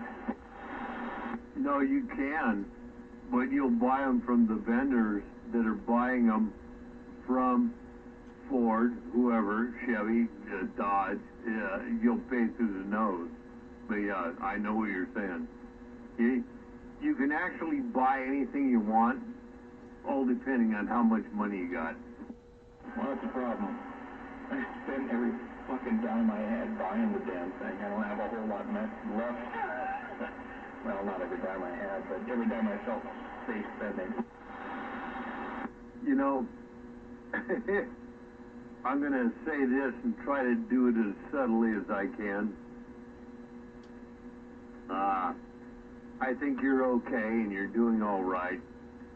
And yes, we do not like to spend that kind of money on something we want, but at the same time, we're very lucky that we have the resources to do it. Roger? Yeah, that's a good way to put it. In my mind, this fell from a want to a need. I mean, you saw what my garage looked like. When I used to have a truck, my garage didn't look like that. Because when it started looking like that, I hauled all that shit to the trash. I haven't been able to do that in a long time. And I can't just jam it in my garbage cans and recycle bins because they're full every damn week. So yeah, it in my mind, and maybe I'm wrong, but in my mind, it went from a want to a need. Well, there you go. In each of us, yours, mine, we have our wants, our needs, and in our minds is always different. You are still working on what is needed. In my position, I do what I want. So there's a big discrepancy there, but you're building to that point, right? So there you go. It's all good, man. You got it figured out. You would be talking to Todd and I if you didn't know what was going on. You didn't have something else going on. So we're not completely ignorant. So we got your back. Yeah, and a lot of it's opinion based. Is it really a want or a need? I'm fairly certain at this point it's a need. I don't have a lot of time left here, and the self-sufficiency of having a damn truck. I forgot how great of a feeling that was until I finally got another one. And I've been looking for years, but I wanted a crew cab long bed. Try and fucking find one of those. I finally gave up and said, the hell with it. I'm just going to get a regular cab long bed. And then suddenly it became possible. But I did it a little too late. If I'd bought it 2 years ago, I'd probably have saved a third of the price. No, I agree with you. The crew cab long bed, even the, what they call it, the smaller than the crew cab long bed, everybody wants those, so they're getting bought up. But yeah, but you do what you got to do, right? And yeah, you ain't gonna have no problem with that at all. Yeah, and I'm loving it. I love the fact that I can haul shit to the dumps, but I can actually afford to throw stuff away. It's great. I don't have to worry about borrowing a truck from a neighbor if I have to go pick up a large TV because it won't fit in my car. It's so nice being self-sufficient again. It was well worth the money. I don't regret it for a second. You know, I was brought up in the family always had pickups and stuff like that. And we did this, we did that when I was younger, you know, Dad and me, and stuff like that. I'm an only child, if you don't remember. But all through my years through being married, if I didn't have a pickup, I'd had to spend the extra money to grab a trailer or do this or do that or something else. So it just, you know, for me it only makes sense. Even though I don't move or do anything like that nowadays, it still makes sense because number one, the pickup's open right now. Number two, if I want to go somewhere, I can throw the camper on it in an hour and haul ass and I'm out of here. So it's all good. Yeah, the self-sufficiency is more important than anything else to me. I've had a truck for fucking 35 years. And only the last handful of years have I not had one. And man, have I missed it. Yeah. Because pickups are, I think they're a pretty good innovation or thought that whoever had them. Gotta have one. You can't be self-sufficient without it. I don't want to borrow anybody's damn car, which is one of my garages full of shit. I have neighbors around here that are really nice. They'd loan me trucks if I wanted them, but I don't want to. I don't want to borrow your vehicle. What if something happens to it? I feel horrible. It'd be terrible.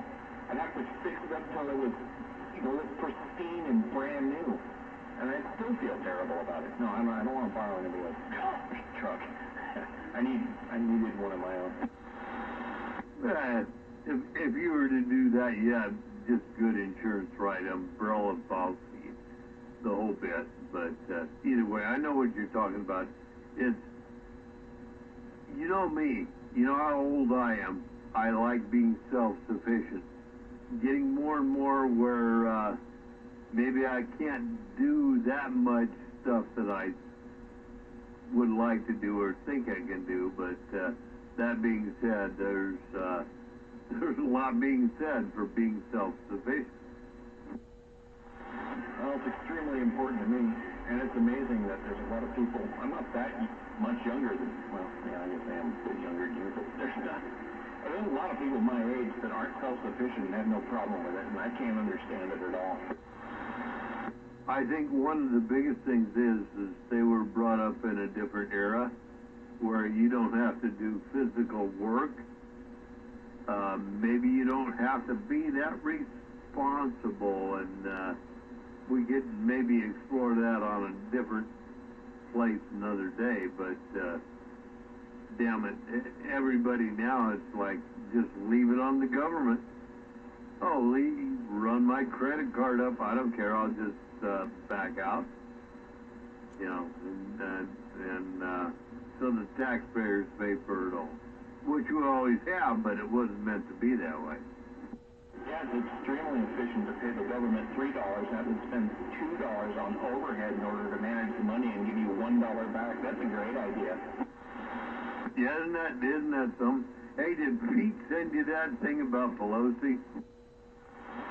I didn't get that one, but he did send me one of Biden's brain-dead town halls.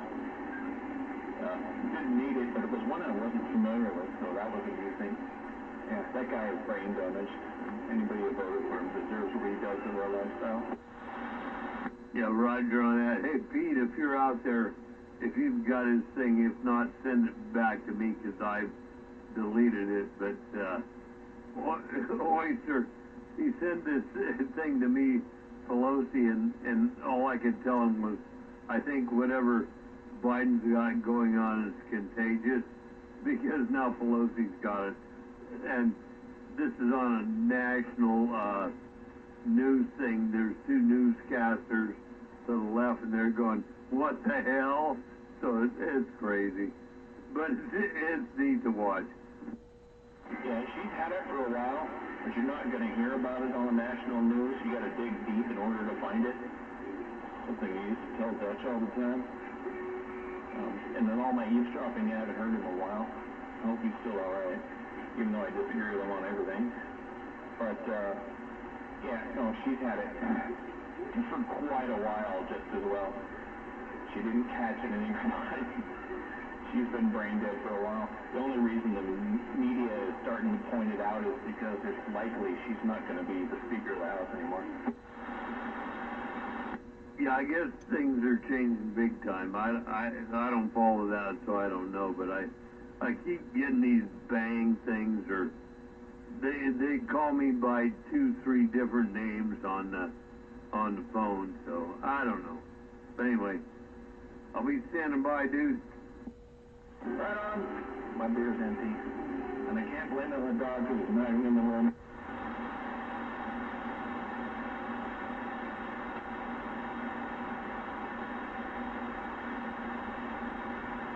And right about now, I'm craving some of those ribs that old Peace Boy had smoking down there and barbecuing down there, but I'm way behind time. Kind of amusing. Maybe it's amusing. I don't even know when I ate last.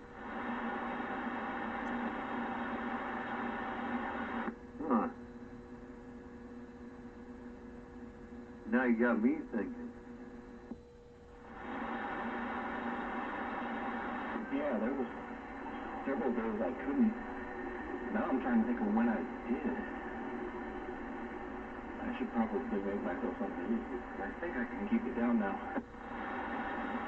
Oh, man. Hell, I'm drinking beer, so yeah, I can keep it down.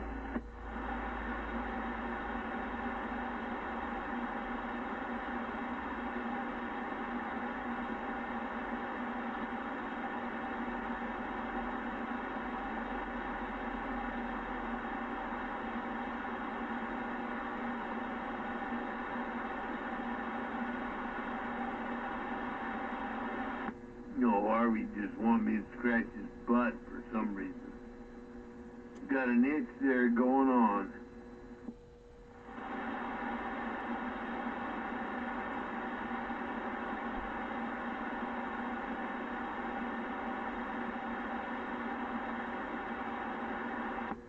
Or maybe it just feels good.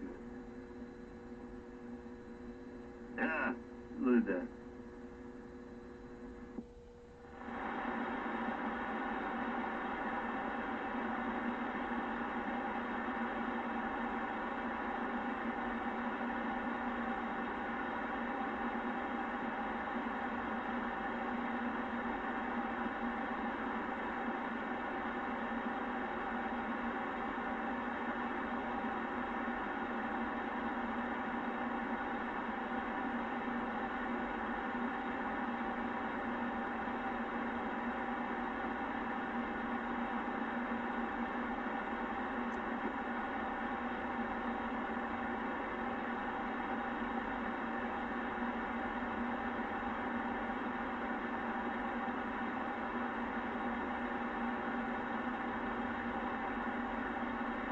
I bought everything I needed for a big, huge crock pot full of chicken and vegetable soup that usually feeds me for 4 days. Then I got sick and I had to throw the chicken breasts in the freezer. So I'm taking them out so I can make it tomorrow. Chicken what? Chicken and vegetable soup. And I chuck it all in the crock pot for 8 hours. Oh, it comes out good. I like the beef version better, but chicken's a little bit cheaper and it's still good. Probably better for me anyways. So I got everything I needed, and then I got the flu, and I threw the chicken breasts in the freezer so they wouldn't go bad. But I still got everything I need. I just need to defrost the chicken. I can remember the day when my dad, mom or dad, not quite sure which, how it started out, and big old pot on the stove and just cooking stuff. And Dad used to talk about how he was an Italian but raised by Portuguese, and there was always a pot on the stove, and he always had bread, something to eat. If you wanted a snack when you come home from school or whatever he was doing, there's where it was. So it was kind of like that in our house in the beginning, except for one thing. Mom wanted to change everything, you know. You can't have this cooking for a day or two and keep adding to it because it's going to go bad. So I guess they had their troubles over that, but I remember that stuff, and it was all good, man. Didn't matter what they threw in the pot, it all tasted good with a little bit of French bread or something like that. It was all good. Yeah, I keep the carbs out of it. I don't put any noodles or have any bread with it or anything like that. It does have potatoes in it, so I get to throw out some carbs, but yeah, it's chicken and vegetable, and it's extremely thick. Very, very chunky version. And I have a huge, not the biggest, I think it is the biggest crock pot you can get, 8-quart or something. It's an absolute monster. But I fill it up to the very top, let it cook for 8 hours, and I just keep it in the fridge and microwave a bowl for lunch and dinner for the next 4 days. You know, I don't do that big of a one because I don't keep it for that long. But yeah, maybe half of that, the 4/4 or something. Split it up, freeze it down. And, you know, if I want something real quick, I drag one of those frozen bags out of there, throw it in the microwave, toss it around a little bit, and I'm done, man. Yeah, there's lots of other ways to do it, but it's all fresh veggies, fresh chicken, it's all fresh everything. I think it's healthy, but that's all my limited knowledge of what's healthy. Well, you know, there's only one way you have fresh chicken, right? Well, as fresh as I can get from the store. No, you gotta be within 30 seconds after it's flattened out on the road. Oh, I figured I'd just go to the 44s and eat his. Oh, man. I'm thinking blue chicken would be really good in my soup. Nah, blue chicken be too tough, man. She's still surviving. That's true. And she's surviving that environment, so she'd be a tough old bird. But that's okay. That's what they used to do with, oh man, it wasn't the capons. What'd they call them? Damn it. Yeah, they used to fricassee them. I forget. Rats? No, chicken fricassee. Damn, they were the old birds.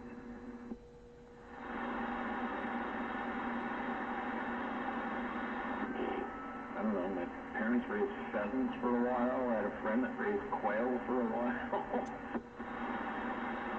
Yeah, I think everybody's too young to remember chicken fricassee and how they did them from the old birds. You know, it's something about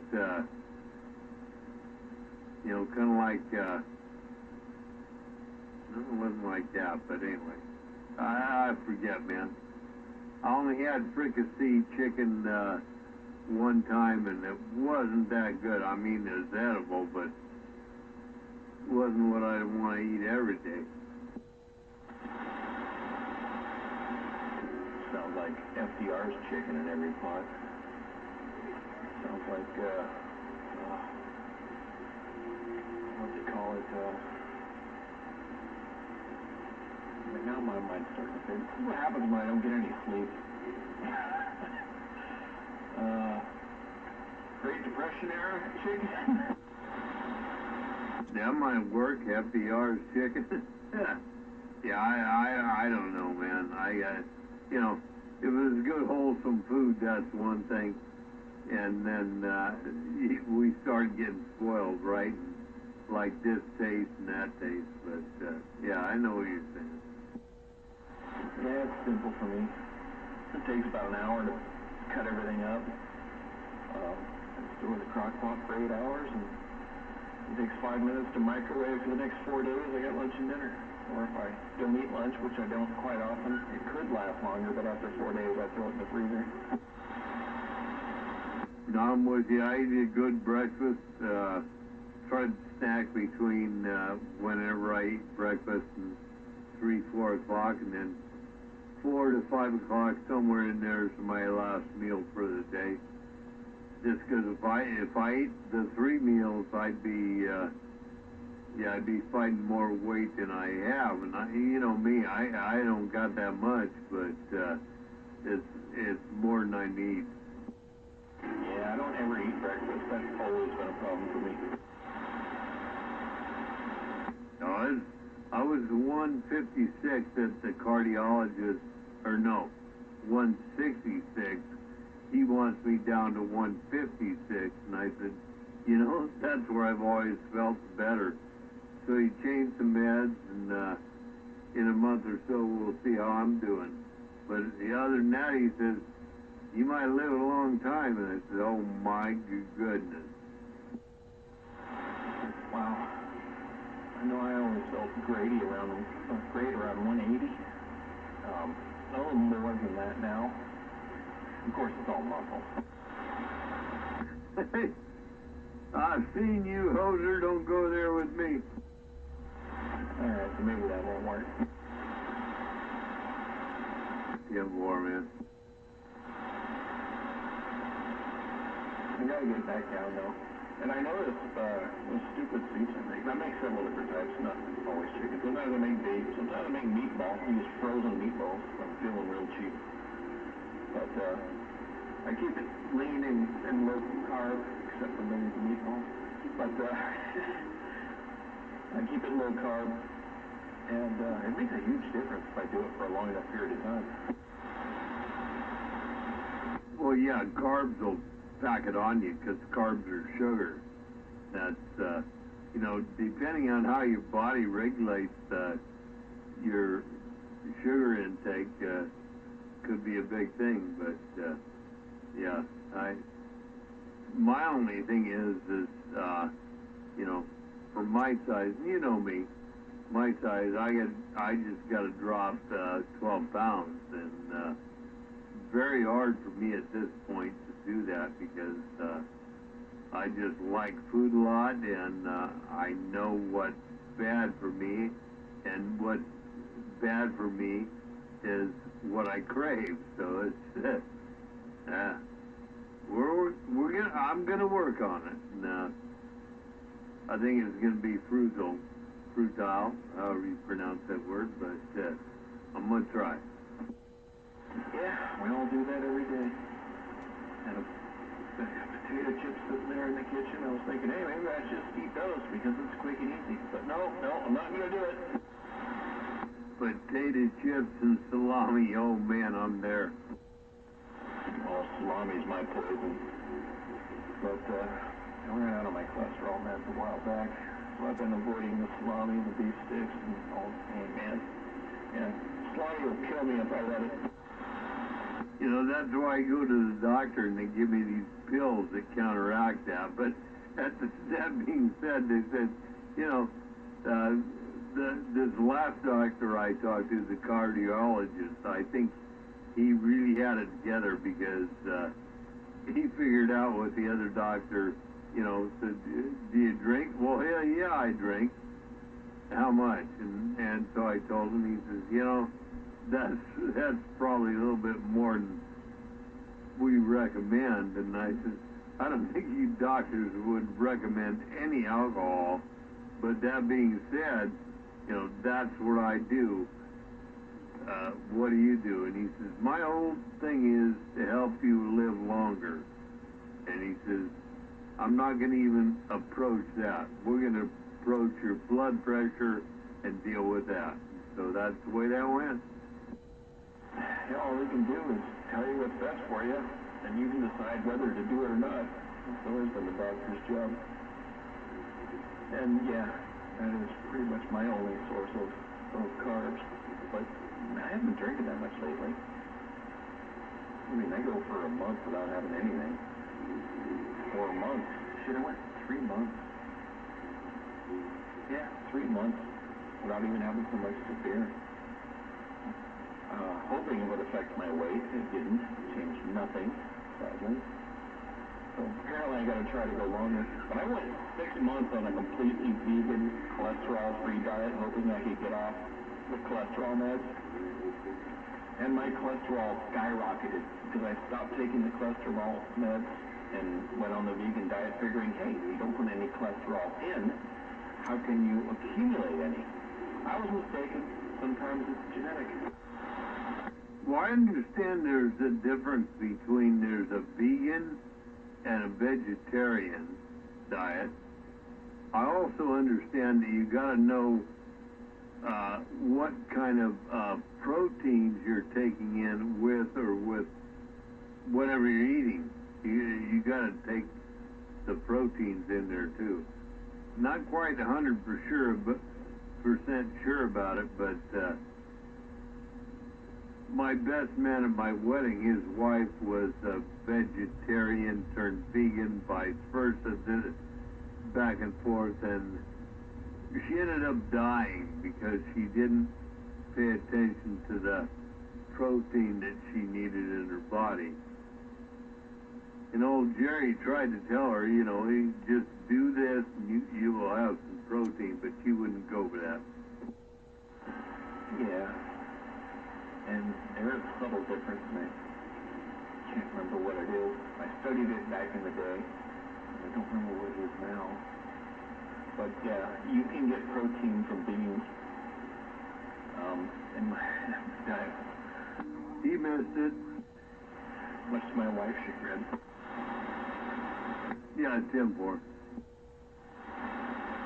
I tried to eat the protein up, but yeah, I made sure I kept the carbs and cholesterol definitely to a minimum, and didn't do shit for my weight. My cholesterol skyrocketed. It was terrible. I understand what you're saying. At my weight, you know me. Yet where I am now is, if you have the drugs and the stuff that will help me, I'm good. I've had a great life, but I'm not changing what I drink. I'm not changing what I eat. Although my daughter's trying to feed me more fish and chicken, but for me personally, I'm not changing. All is good. So, Doc, this is your job. You do what you can. We'll communicate and do that. And this guy was a pretty good guy. He's a Stanford associate, so I think it's all good. Yeah, I don't like fish. Tilapia I can eat because it doesn't taste very fishy. Breaded. Isn't good for you, especially if you have cholesterol issues. But yeah, breaded tilapia, that I can deal with.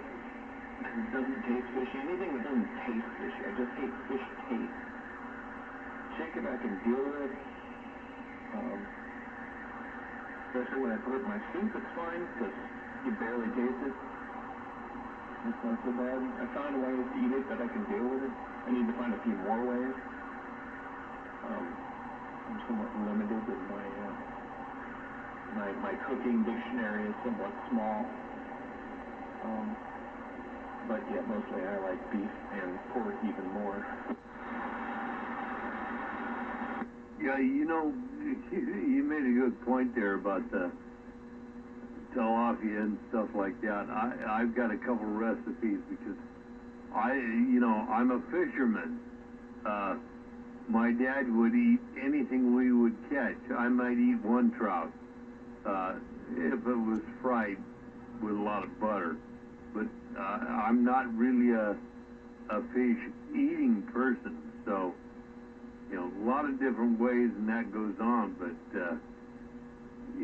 it is I don't know, part of the heritage for me or whatever. But the less I can eat is probably the better, even though they say it's better for you. But like I said, I'm back to what I said in the beginning. It's did this, did that, and it's worked, and here we are. Shark is good, and only has one bone, the backbone, and it doesn't taste fishy. That's another good one. I don't usually buy that in the stores, but years ago, I used to catch it in the bay and eat a lot of it. Which, of course, has all kinds of other issues, but we won't talk about those. But it's not fishy and only has one bone that you don't have to worry about. Yeah, shark's a good one. Outside of that, the only other one I found was tilapia. The only other way I'll eat fish is blackened. Yeah, there used to be a place, damn it, over on your side. I can't remember whereabouts it was, but I think it was, I know exactly where it was, but I don't. It was a place we used to go eat oysters and stuff after the games. It was like right off the bridge up like if you were going, come off the bridge and go ahead north up towards the Giant Stadium. There is off to the left. There was oysters, crab, all this and that. And they had had some of the best of everything, and it was like a little old house. Way back in the day, maybe 75, somewhere in there. Forget the name of the place. Hell of a oyster bar for sure. Wouldn't be the Harbor House by any chance. That's way south. It's south of 92, so I think it's south of where you're talking about. Yeah, I don't know. All I know is we went across the bridge, took a right, went up a little bit, took a left, went over an overpass, and went down into a place where it was like off the overpass or the over, whatever you want to call it, was like very open. To the left was nothing. It was like a big old house on the right, and that was the place, man. I'm talking about, you know, back here in 72, 73, somewhere around there, but it's just great stuff. Well, I was a child back then, so, and if you crossed the bridge, it was the other side of the bay, so I would have known nothing about it. Yeah, that's what I say. When I start talking about old stuff, it all fades away until somebody out here about the same age I am, and very few of those far away or be in between. But anyway, I gotta pee. I'll be back. Right on.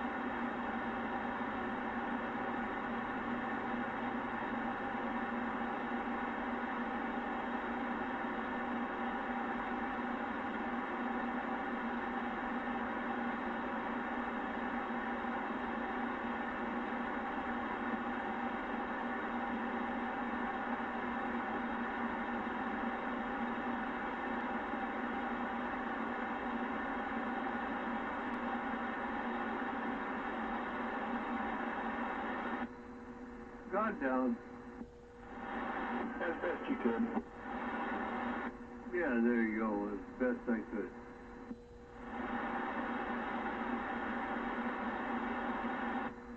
Oh, damn, where's this thing at? Gotta look at it here.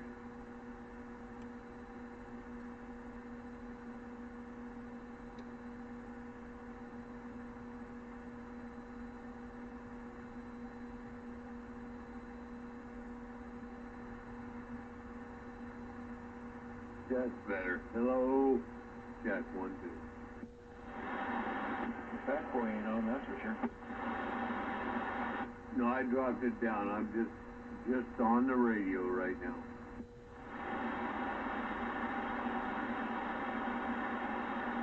I wish I could put the DX300 on this, but it really doesn't like this radio at all.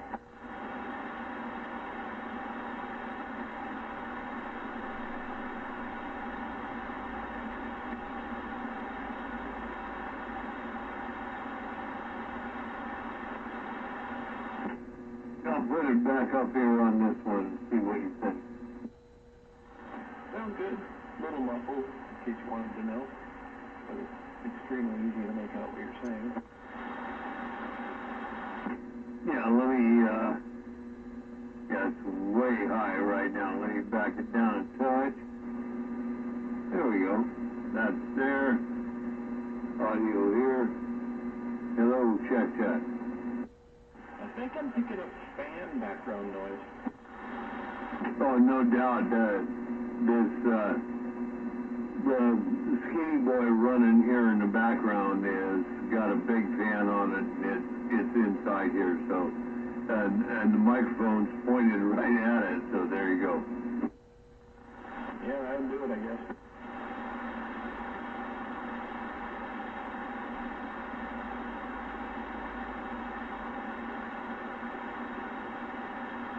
But I just got to run this thing every once in a while because it's got so much good forward, and it's it's been my go-to amp and all that. So I got to hot it up once in a while, but it's a low drive, so I got 3 watts going into it right now, coming out about. Hello. Coming out about 300. 3 watts to 300.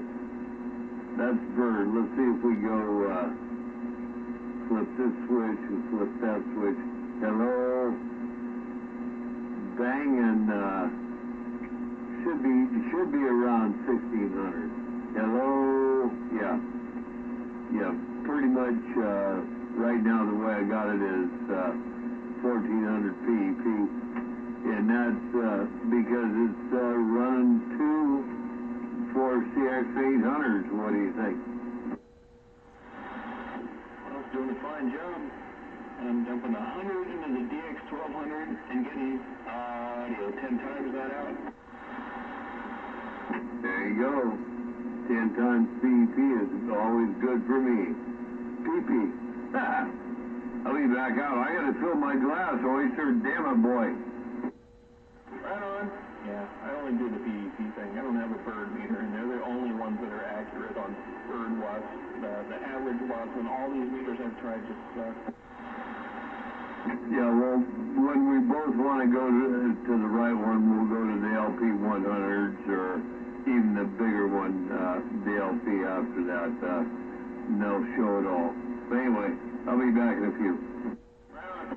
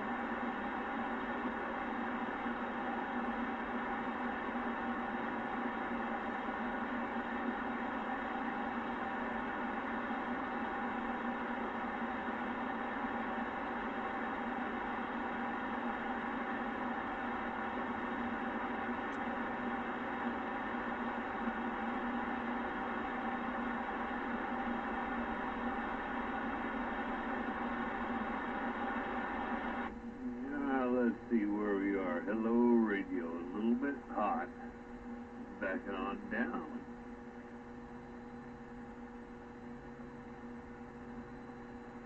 Hello, radio, check. That's better. Are you asking me?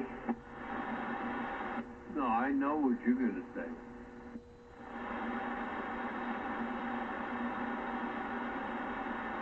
I didn't want to interfere with your test programs. No, I just switched from one system to the other. I was just trying to put it back together. Well, it's a great sounding radio. Radio never changed. It just, the amp, antenna was on, whatever. Trying to figure it all out, man. You're on the driver now, aren't you? As opposed to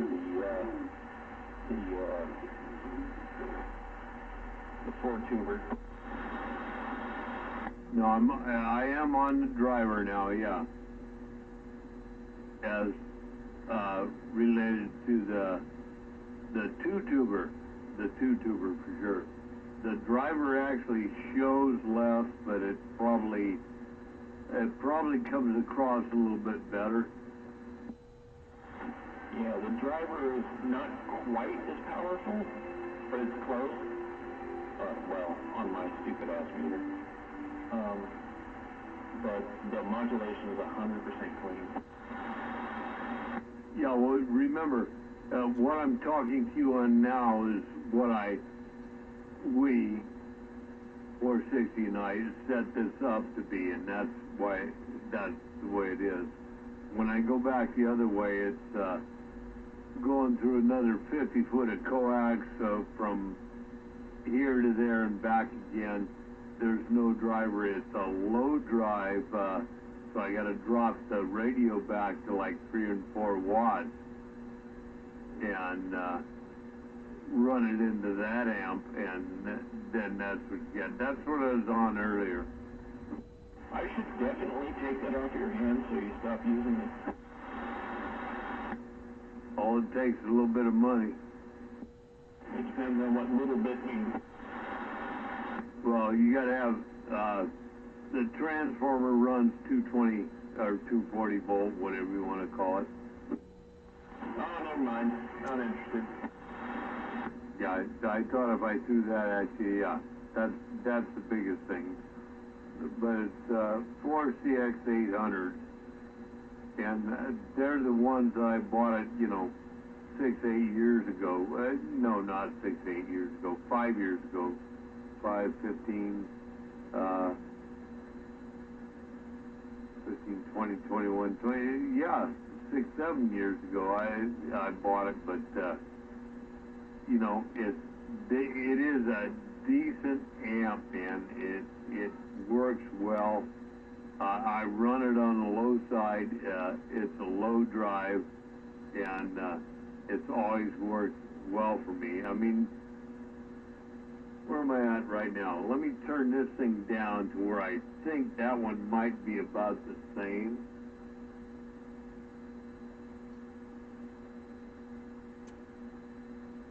I think somewhere in there might be about the same, and then I'll switch back over to the right now I'm on the radio into the 8-pill. That's all I'm on. So I'll switch that back to the radio into the 2 tubers, and you can tell yourself. Yeah, this is a little weaker than your 2 tubers. This is 8. The 2 tubers basically hit me close to 9, right on the light side of 9. So it's a hair weaker, but it's really damn close. Yeah, that's what I tried to tune it down to, just to see if you'd see the difference. Let me put it back up just a touch here. That might be pretty damn close. But anyway, I'll get off of this one and go back to the other one. Just a matter of pulling switches. No problem. It's the modulation that's the major notice. I mean, that's what's really different between the two. I don't have a problem with the 2 tuber. I can hear you playing. It's just muffled.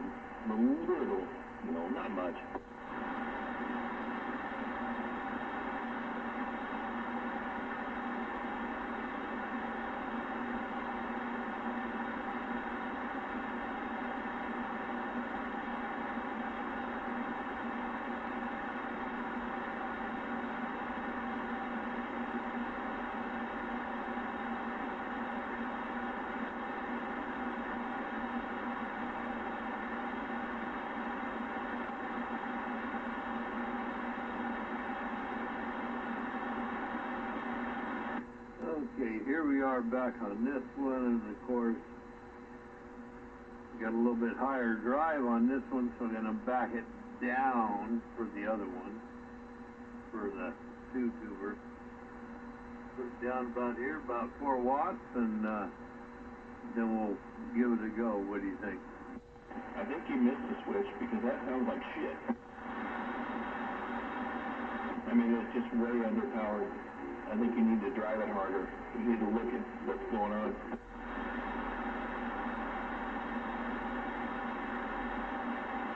You're hitting me at like 4 pounds.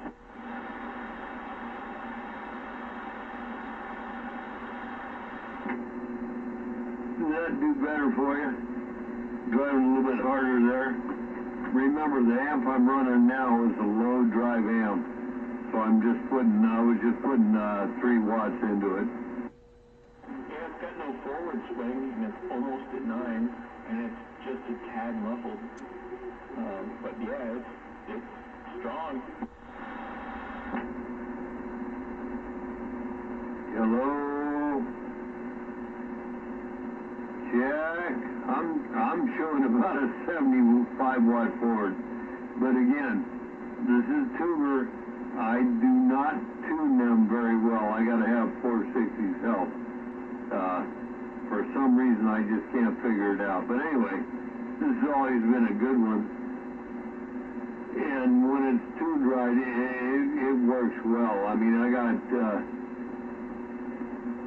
225 on the dead key swinging.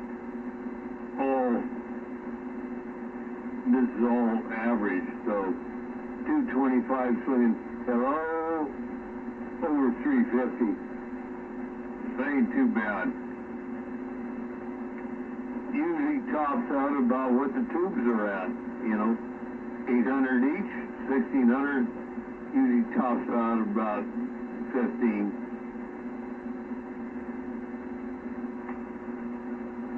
With a 4 watt carrier into it, and on this old Kenwood, but I just like to keep it warmed up. Can you turn the Kenwood down just like a half a watt? Oh, definitely. Let me know. When it put on the key.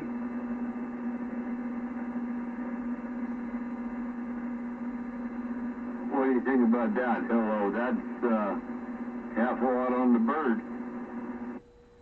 Well, that's average instead of PEP, but yeah, now you're 8 swinging to 9, and the modulation has got just a little bit better. Yeah, well, I can, what does it need, more or less, or it's just not right? It sounded great both ways. I was just trying to see if there's a way we could improve it any. This sounds like an old dirty type tube linear that is expecting you to drive it with crap amounts of overmodulation for skip. No, you know me, I don't do that, but remember the radio and the EQ and everything that I normally run is set up one way, so all I'm doing is switching the transmitter, the amplifier, if you will. So I'm not going to mess with the other stuff because it works too well for me. This is way better than where you had it set. It has forward swing to me, and it's forward swinging to where your PEP was before. Because before, the needle wasn't budging at all, and now it's swinging forward, and your modulation is a little better. Roger on that. Well, that's good to know. Well, let me crank it down a little bit more.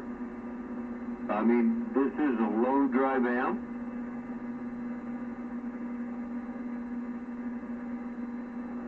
Put it down here to 3 watts, and, that being what it being, ain't got too much coming at you. It's like 20 watt dead key. Hello, swinging about 200. Oh man, and that's average. I don't even have the PEP going. Yeah, I'm guessing that's swinging to about the peak what the amp will do. The needle's definitely swinging. The modulation got better. I like it better than what it was. Can you turn the modulation down here? No, I definitely can do that. What do you think here? Let me put it up on the scope. Of course, I got the scope is set up for the radio, so you know it's going to read what the radio has, and pretty much I had it set at 100%.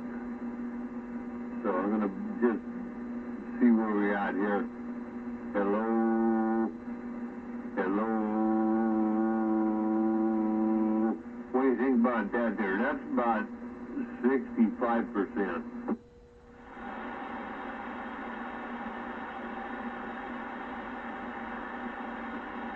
Hell, now you can't even hear me.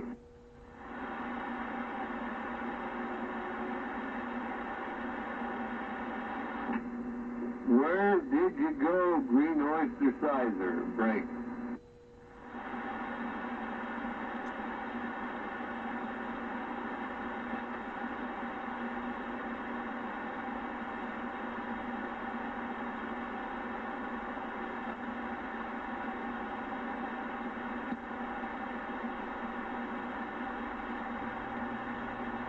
Well, we'll try this. Bring it up there.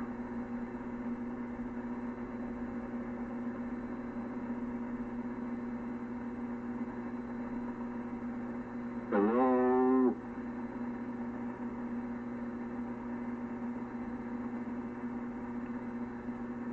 Hello.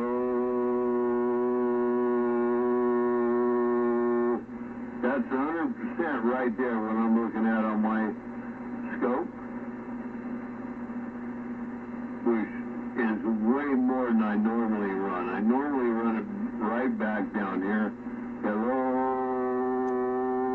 radio, because I tend to climb on it.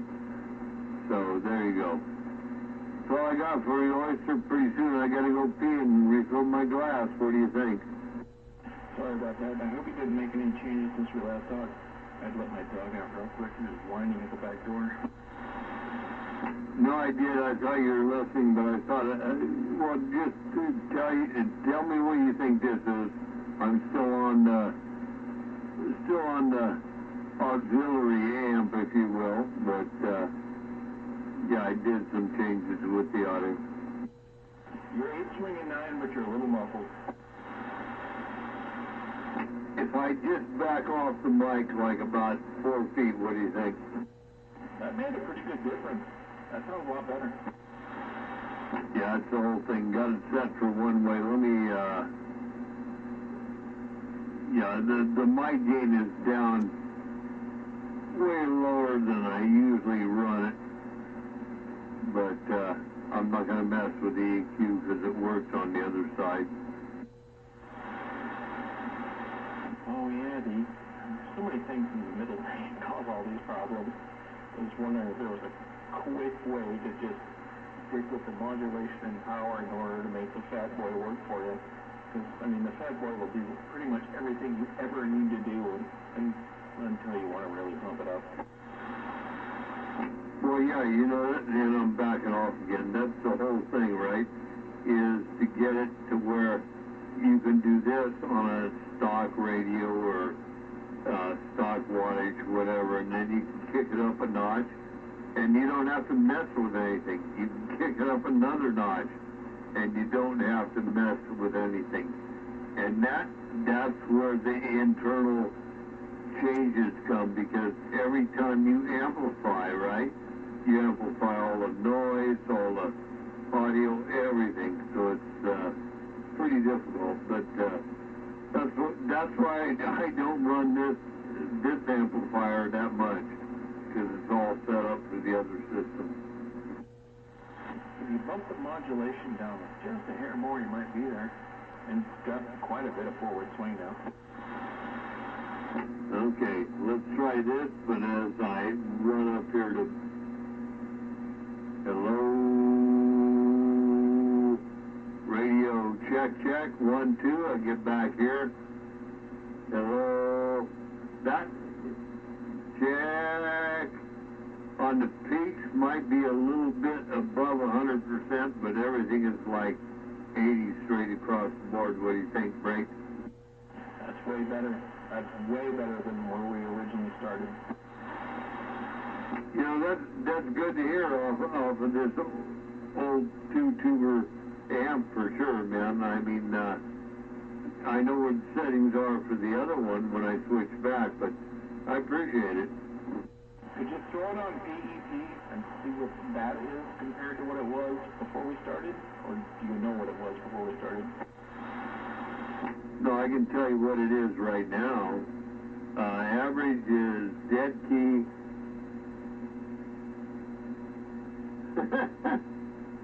Dead key 20 watts. Hello. Swinging to 170. Kick it up to PEP. Hello. Banging a 500 watt scale. Hello. Hello. Right about twice that. I'd say 800. Let's call it 800. It's not quite another. I went 2 times, so let's call it 800. Hello, check. If I do that, it'll bang it. 2 times 500. So ain't bad. Unfortunately, it sounds like you had a lot more power than you had before, but I'm not seeing any of that on my meter. My 9 bar on the meter here, my 9 pound on the meter here has a brick wall, but you were barely hitting it when it was putting up 60 megawatts. You're barely hitting it now. But the modulation is way better. It has a shit ton more forward swing. It looks a hell of a lot better on my meter. I'm not sure how helpful that is to you. You know, that's what I need to know. This is good information because, again, I'm looking at what I got here, and it all looks goofy, but at the same time, I mean, right now on the PEP, hello, times 2 on a 500 watt slug, hello, we're damn near a grand, and I'm about 12, 14 inches away from the mic, and that's the way it is. Ain't too bad on these 2 steel girls, you know. It's not my regular radio, so a little bit different adjustment. I can tell you that amp likes that setting a lot better than what it liked before. It just sounds way better. Well, it makes sense. It's a low drive amp, right? When I go back to the other one, you know, I'm running the radio into a straight 8-pill. It's not a low drive. Yeah, I know, but I mean, even a low drive should want 4 watts in. So if you're dropping under 4 watts, unless you're swinging forward and hitting 4 watts, that makes sense.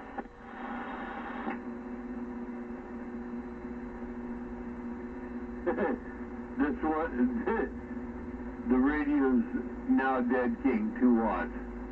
Hello, and that's where we're swinging to. Like I say, this skinny boy is a old time low drive amp, man. Hello, crazy. I don't even know. Let's see what the radio's doing. Hello, hello. Radio on PEP is swinging to 7. Like I say,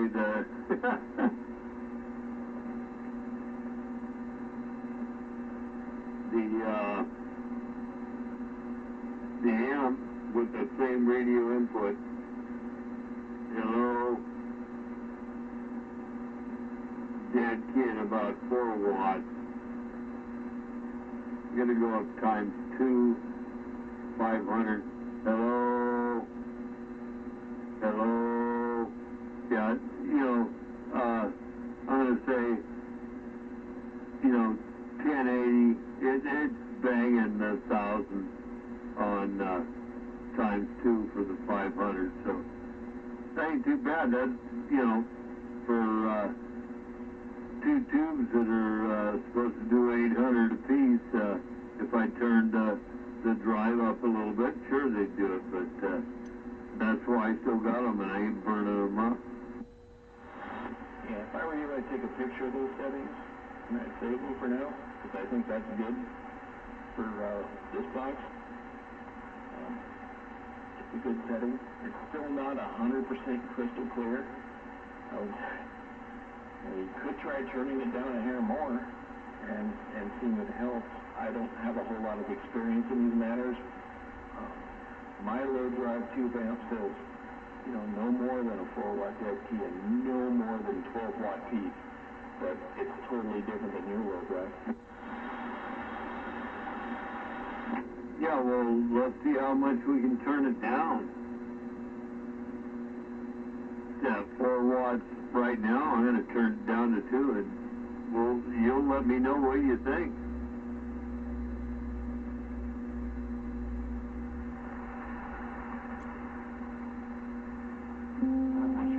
Hello, radio. There's a hello. I see a break off there, but you tell me what you think. Well, I had to turn the sprouts down to hear you. It's got a lot of fucking swing. But, yeah, I heard it. I had to turn the sprouts down to hear you.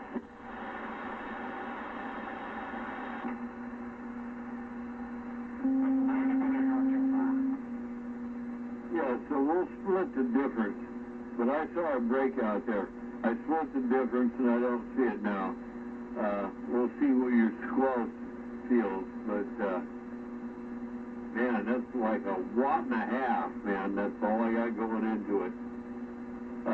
Swinging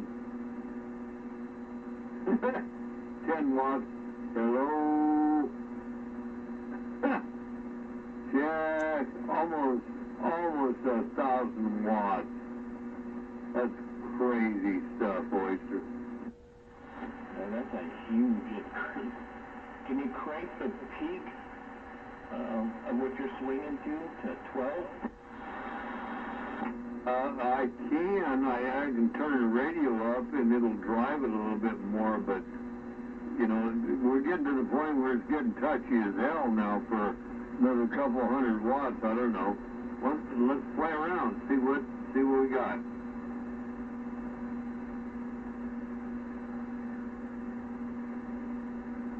Hello, radio. What do you think about that? Hello, check, 1, 2. Now when you're talking, you're hitting me as hard as you did, and it's almost 9, and my meter starts fucking up at 9, but you're almost 9 at the upper end of the swing. It's definitely clearer than it was when we started, and it's got a hell of a lot more forward swing. Yeah, so, you know, that's what we're talking about, right? That it's what you play around with and what you do, but, yeah, I appreciate it, man, because, yeah, it looks good here on my stuff. Oh, man. I don't know when, you know, times 2, 500, hello, I don't know. It's swinging 500 watts, that's a lot, for sure. Starting off at, right now, 3.5, 4 watts, so it's all good. Hey, I'm going to shut this one down and go back to my regular radio, but I appreciate the help, man. We'll put this down in the notes. You're swinging 7 to 9 here, so it's definitely swinging. The modulation is way clearer than it was before, so, and you might want to even consider turning the modulation down a hair lower, which will obviously change the power output, so we might have to make some tweaks there, but I'm just saying. Well, I can change power as well as carrier insertion, so let's turn the modulation down. I'm watching it here. Hello. What do you think about that right there? That's damn near to the lowest I can go. The power dropped a hair, but the modulation got extremely clean. So it depends on, whether, how much modulation you want clean. It was only a tiny bit muffled where you had it before, and it's clear now. Okay, let's try this. Hello, check. Hello, hello, check. It went away on you right there. I saw it on the scope. I mean, that, man, I'm just breathing on it. Yeah, it dropped a pound on my meter. You're swinging 7 to 8 now, but the modulation is 100% clear. Well, there you go. That's the difference, right? That's what we all talk about. If you want clear modulation and good this, and I'm hitting you pretty well. So now if I wanted to hit you harder, I would just have more, I would just hit you harder. I wouldn't raise the modulation any, because as I hit you harder with power, that will increase modulation. So, there you go. But I appreciate this. It's been good experience, man. It sounds way better. I mean, if you heard it on my end, you'd like it now more than before. I'm kind of curious, though, if you turned up the power a little, if you could get back to the 9 bar without increasing the modulation. Okay, I won't touch anything. I'll put it up here to 4 watts input.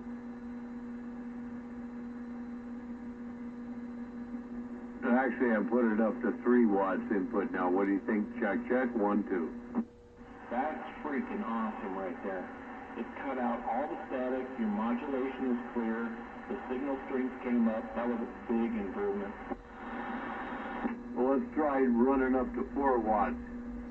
See what happens.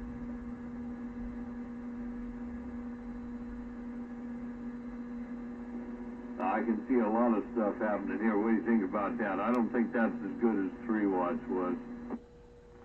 The modulation got mildly, very mildly fuzzy, but very mildly. I wouldn't be upset with it at all.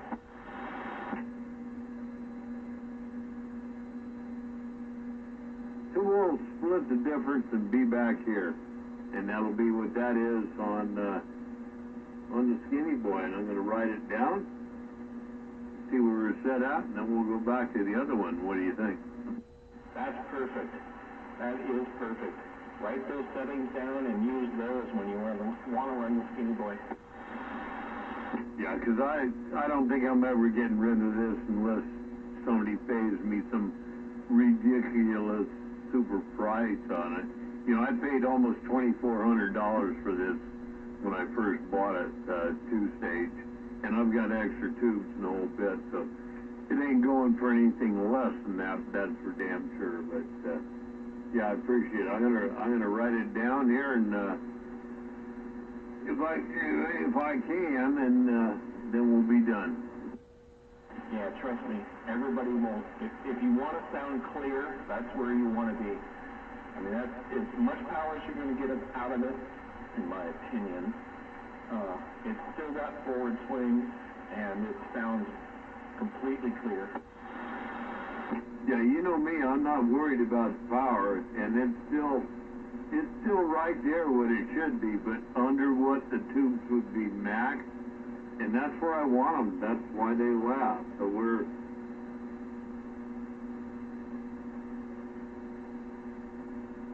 3.5, 4 watts input.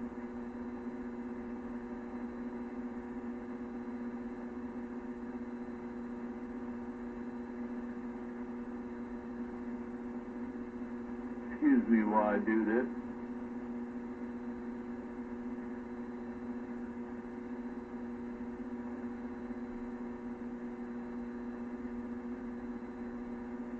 One, 2, 0. Dead key. Out.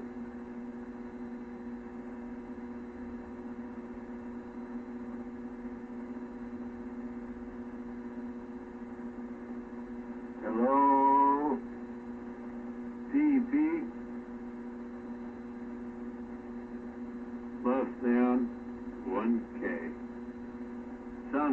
man. Thank you. That sounds so much better than when you were running it earlier. But if I could add anything, can you turn the dead key down? Yeah, I can turn it down to where I don't exist, but let's try this. Where am I at here? About 4.5 right now. I'm going to turn it down to 3. There's a 3-watt dead key. What do you think? Check, check. 1, 2, 3, 4. It still sounds just as good when you're talking. I'm just trying to get some more swing in it. Can you turn the dead key down a hair more? Yeah.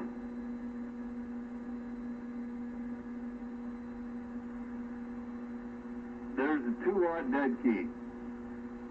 Hello, radio. I'm not even showing anything on my second meter for the, I'm showing a 2-watt dead key on the radio. I'm not showing nothing on a 500-watt slug on the dead key for the Skinny Boy. But that's where we are. You got a hell of a lot more forward swing now, and your modulation is 100% clear. I don't know if you want to drop it any lower than that. I'd probably leave it there, but I like that better. Well, then we're going to leave it at that. I'm going to put it at,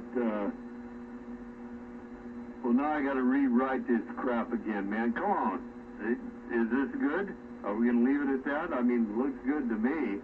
I'm watching stuff on here. I appreciate your help, but I got to rewrite this shit now. Well, if it's that difficult, turn it up half a watt. Okay.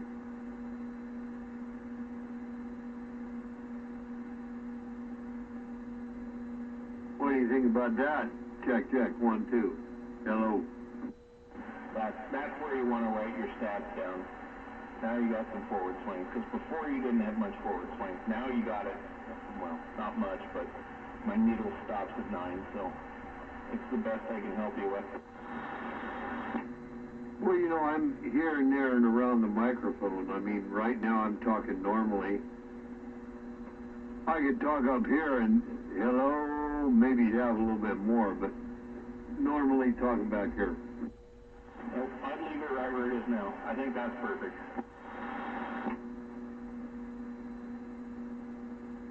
10-4, so we got 2.5 instead of 3.5.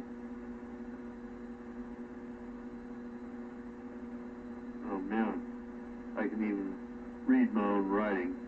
And so that is going to determine what everything is. Very good, man. Appreciate it. Hello. And it's on the average side is still swinging, so I know it's got it going on.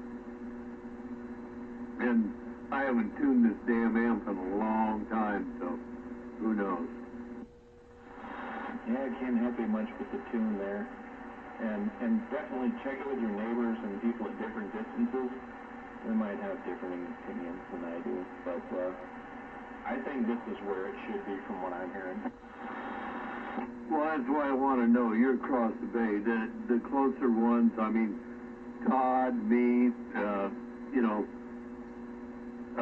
559, we all overload each other. Time Bomb, we all overload each other because we're too close, so it makes sense to be talking somebody to you. Or, you know what I'm saying. But I'm going to swing it back on the other side and go back to my regular radio. Appreciate it, man. I got it wrote down now. I'll rewrite it tomorrow to where I can understand it, and that'll all be good. Yep, that's good. In my opinion, that's where you need to run that thing out. It's happy, and if you want clean modulation, that's where you need to run it at.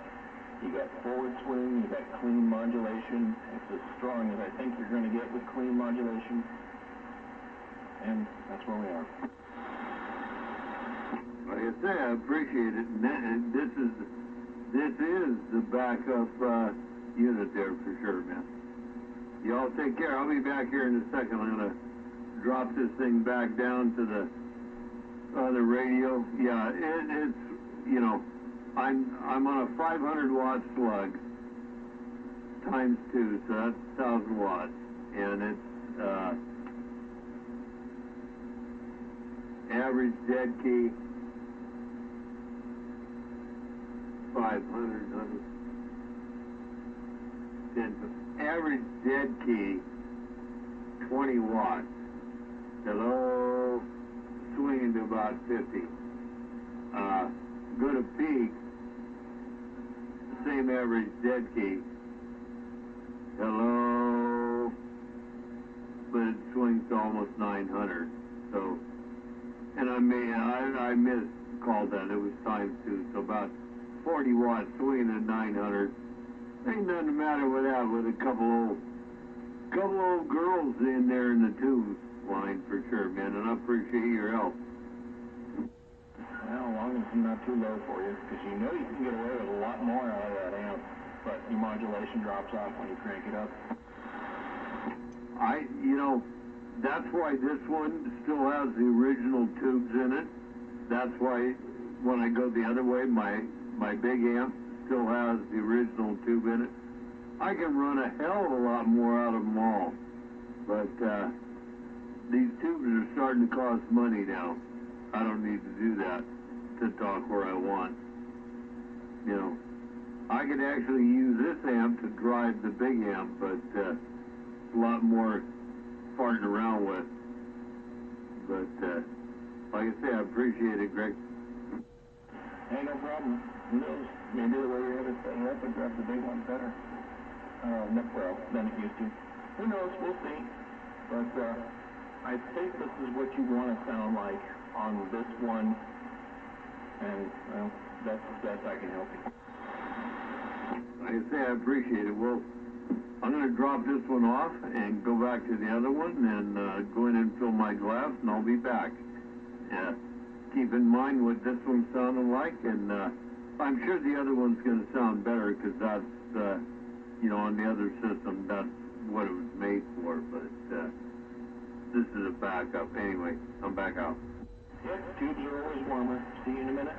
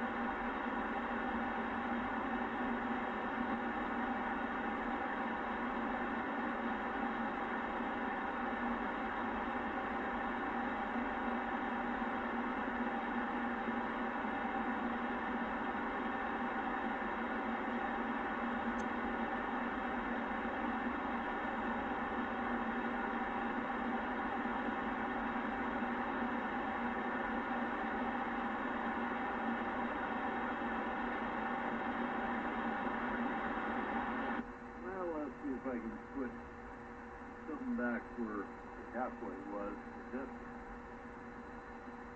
shouldn't be too hard, I wouldn't think. Just up here. Check that. Modulation's got to come back up here.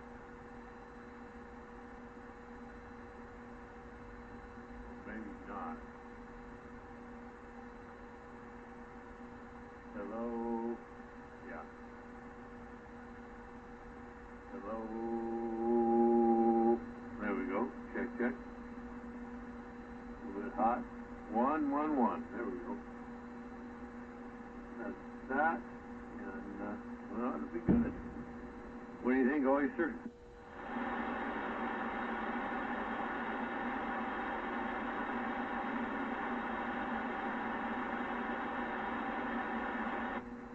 Hello, check.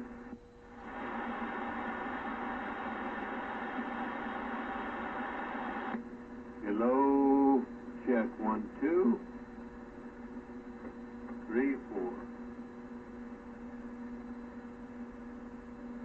And we just got down back on the regular radio. Check that.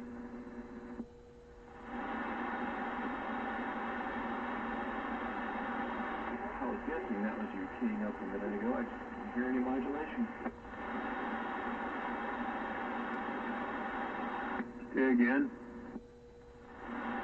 Sorry about that. Didn't creep up on the mic. I guess that was you keying up a minute ago, but I didn't hear any modulation. No, it was way down because remember I turned the modulation down when we was on the other amp. So, hello, and I'm not, where am I at here? Hello, check, check, yeah. That's, hello, yeah, there's more why I are usually on this one, but yeah, remember you had me turn it way back down on the other one, so here we are, all good. Yeah, the other one didn't like that much modulation. No, it altogether different setup, right? Because now I'm running the same radio, but I'm running it into transistors, and that's what you're hearing. The other way I was running it into tubes, so a low drive tube, so it's altogether different way you got to tune it. So that's why I appreciate your help, and I wrote it down here, man. And you know, hopefully when I get back on it again, that'll work. But if not, I know who to call. It'll work. You're just not going to get as much power out of it as you used to. But the power you're getting out of it is going to be clean. If you didn't want to be muffled, then follow what we talked about. If you want to get peak power out of it, then set it how you used to have it.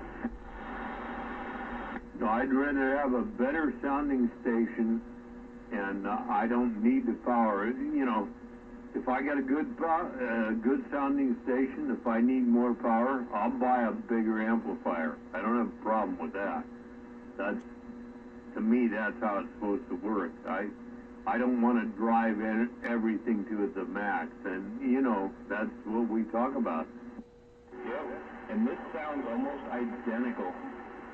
It's not identical. It might even be identical. It's just too far apart for me to tell for sure than how you had the last one set up. Well, that would kind of make sense because this is, for my settings, this is where I pretty much run this one now. And so if we were to switch back to the other one, it would take me a second to roll the knobs back and stuff, because on the other one, with the tuber, you know, the transistors respond different than the tuber does. So I'd have to roll things back. So, but still, and this is a good comparison, and I appreciate you telling me, you know, we're pretty close. I mean, I don't care if I'm 100% close. We don't need to be there, you know. 80-90% for me, I'm good. Yeah, this sounds great. The other one had more forward swing because the dead key was lower, but as far as when you're talking, I think these sound the same from what I remember. Yeah, 10-4. I can give this more forward swing just by putting a little more audio into it, but I don't normally do that.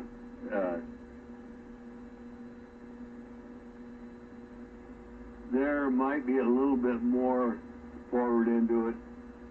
That's probably where I keep it for when I step on the loud pedal. When I step on the loud pedal, everything changes and a whole bunch of forward swings comes in. You know, it's amplified that much. But yeah, all's good, man. I appreciate it. Like I say, man, good deal. Yeah, this head doesn't swing as much as the other one. It just has no forward movement. I'm sure we could get some, but don't F it up. This one's dialed in to work with the big pedal, so keep it with the big pedal. It would be really curious to hear the Fat Boy driving the big pedal, though. Yeah, it's got a lot more forward. In fact, look at your meter. Watch this. And I'm going to tweak this right about at 100-watt dead key. Now let me go 125-watt dead key, and then I'll unkey, flick the switch, and get on the other amp. But it might not be enough for you to notice. Well, you're pinned at 9, and my meter kind of pins at 9. Obviously, it goes to 60, but it pins at 9. And right now, you're at 9, so you'll get slightly over 9, but it won't be that impressive on my end because of the way my meter works. Yeah, that could be, but hello. There's a 700-watt swing, 2300 to 3400. So that's pretty good. Yeah, which barely moves on my needle. Once you get past 9, my needle's just useless. Now, I don't know who worked on your radio, but that's got to be fixed. Yeah, it's a VR in there somewhere. I need to tweak, probably, but normally I don't care about it. 10-4. That was supposed to be a joke, because we both know. Yeah, I know, and I can fix it myself if I want to bother to research it. I just don't. I know, whenever you want it, we can take care of it for sure, man. Yeah, with that, yeah, at least I moved it a little. No, they unnamed it. Well, yeah, your dead key went, shit. It hit the very edge of the strawberry patch, which doesn't happen that often. And that's very rare, which is anything above 9. So it went above 9, but it would require a tremendous amount of forward swing to move any farther than that, and it just kind of froze there. But yeah, I talked with the guy who's an expert lab. He said, "Oh yeah, shit, I forgot about that. I should do that." Fuck, don't worry about it. I don't need it. No, I got you. It's cool, but I appreciate your help, man. So, yeah, let's try something here. I'm going to unkey and throw the switch and run things up a little bit more. All right, let me grab my glass.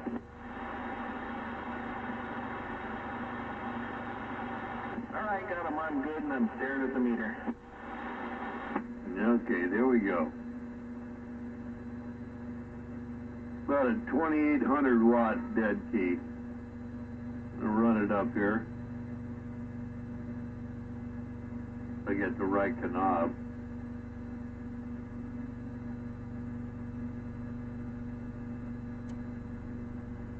There's a 4K dead key. What do you think, Greg? I can see it moving. It's twitching just a hair. It's twitching, but my meter just hates anything past 9. But yeah, it is twitching a hair, and it's so freaking clean. Okay, let's try this. Let's run it up a little more. Got 5K on you now. What do you think? Hello? Oh, it's backing up now. Yeah, it's not tuned for this. Yeah, I noticed it was starting to get just a tad fuzzy.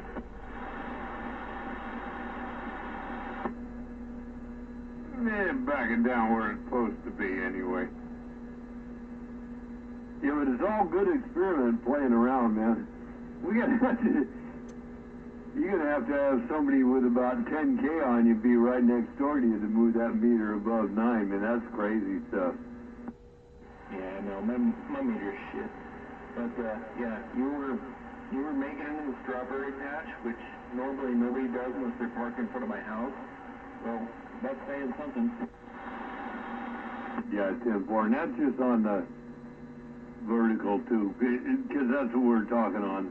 I've noticed when I go on the horizontal, I can hear a lot of people different, but I don't hit them that hard. I mean, I figured when I got the horizontal, I could point this thing at Hover and kick it up to where we were, and he'd be done, but it doesn't work that way. I found that out.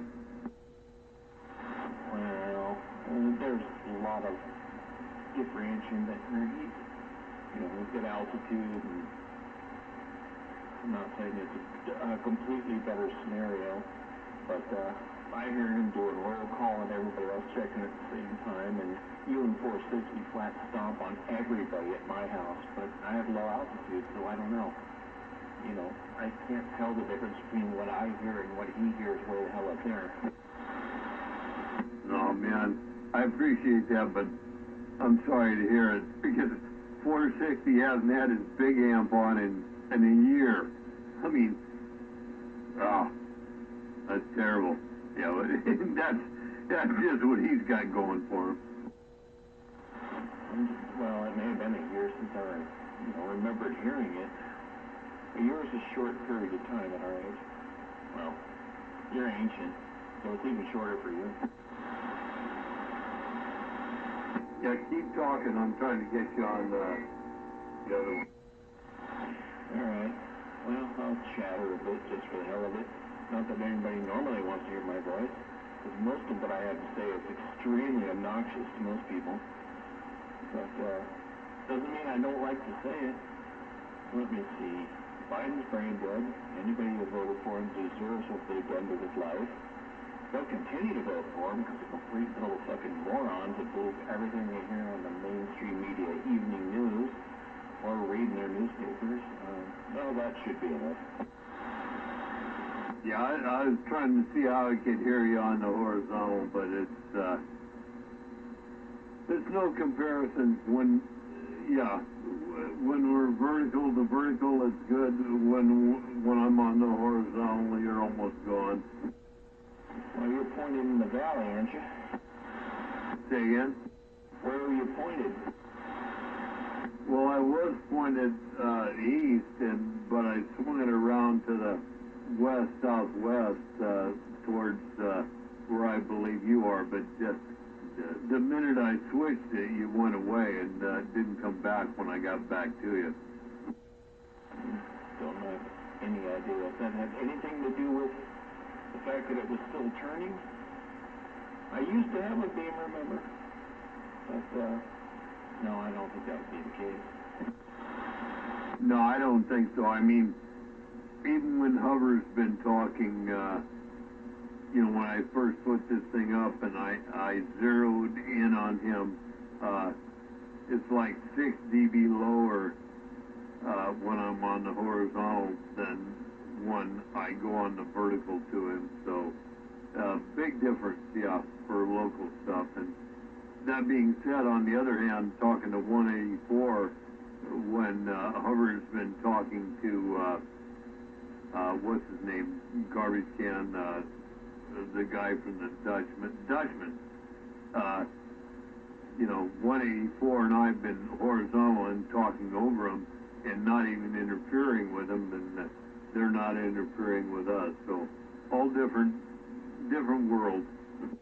That was the one thing I loved about my PDL2, but I only had like 2 people that were using horizontal back then that I knew of. And we could just go station to station, no problem, and cut through all the vertical crap. But it was so limited back then. Nobody used them, so it was almost worthless. But it was great when it worked. Yeah, for sure. Yeah, and you know, it is still great because it still does work. And like I say, when I was talking to 184 and stuff, you know, that's pretty neat stuff. But I'm learning a lot more as I go on. I was up on 10 meter today and didn't check in. They were having a lot of competition up there, but I was just trying to listen, get you know, get some understanding of how to stomp on the pedal and make it work. But also got to watch my ranges. But yeah, I like the hobby. It's neat stuff. Yeah, I loved my beat. I loved that PDL2. I had a PDL2 and an A99 with a ground plane kit, and I virtually never used the A99 unless I wanted to get over the hill to my buddies in San Gregorio. They had 80 acres over there that we used to shoot at a lot. And when I wanted to get over the hill, the A99 worked better. Everywhere else, the PDL2 worked better. I love that thing. And the very rare occasion I could find somebody else that would run on horizontal, it was awesome. But it was very rare. There was also no skip back then, and for some reason everybody keeps saying that these horizontals are so awesome for skip. I never had that experience. It didn't work well for me on skip. Well, the reason because you understood the difference, you know, in DX and skip, once it hits this atmosphere, once it bounces off, it don't care whether you're horizontal or vertical. It will land where it is. It doesn't care. Yeah, but wouldn't horizontal be more likely to bounce off the atmosphere? Sorry, wouldn't vertical be more likely to bounce off the atmosphere than horizontal? Well, I would say they're both equal. I would, in my opinion, what you're running, what I'm running on the vertical would probably be more all around, so it might bounce off this or that or anything else. In my thought, it would be if you're horizontal, you've still only got one radiator, but it's flat. It's not straight up. So, you know, I don't know the propagation on that, although I do know that the horizontal stuff is pretty good for short distance, you know, between this one and that one. Doesn't seem to have to do much with DX, but if you inverted it and shot it up forward, shot it up the top, well, then it might. I think that's why they have these rotators with the azimuth adjustments on them, so you can kick them up or down. But that would be my thought. But other than that, I mean, for CB and for what we're farting around with, I think, you know, horizontal and vertical is good you're going to get.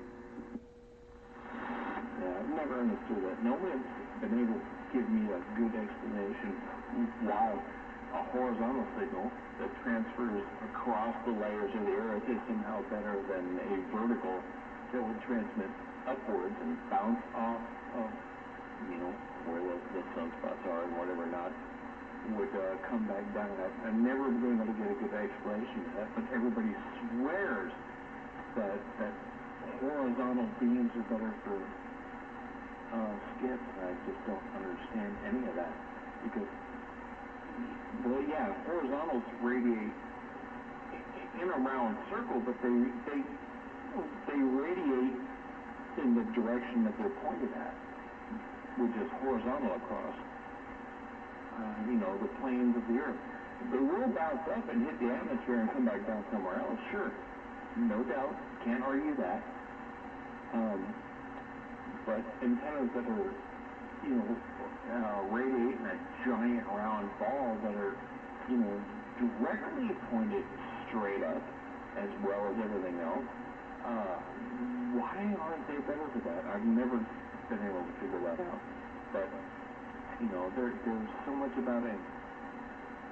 My dad used to say, you could spend your entire life studying antenna theory and never understand it all. I think that's pretty good, and that's a good way to go because it's always expanding. My opinion, my thoughts are horizontal, 2, 3, 4, 5, 6, 8 element, whatever you got. 2, 3, 4, 5, whatever. You can have the best signal. The people that are on the vertical will probably not interfere with you and as much, and you probably will not interfere with them as much. But right now, the way I am and what I'm learning and experiencing is a good vertical with the pattern it radiates. You get a great pattern, and it doesn't matter horizontal or vertical. Horizontal or a vertical beam, consider a vertical beam, yeah, you will be more directional. I'll give you an example. Right now, if I turn my beam to hovercraft and I just put the radio on it, he's very low compared to what he is on my shockwave, the vertical. Doesn't matter. He's very low on receive, so that means I'm not going to be that good on transmit. So if you turn it around the other way, it doesn't really matter.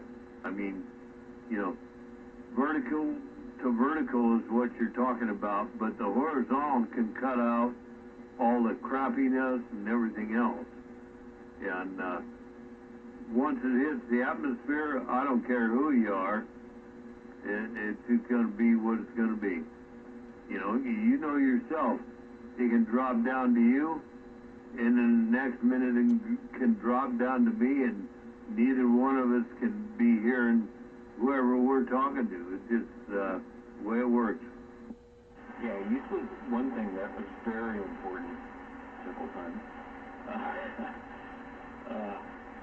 The whole interference thing. Anybody can put up an A99, a ground plane, any kind of vertical antenna and hit the atmosphere and come back down somewhere else. Very few people put down, a lot less people put down horizontal beams. Therefore, their signals are slimmer and get less interfered with. There's not as many of them.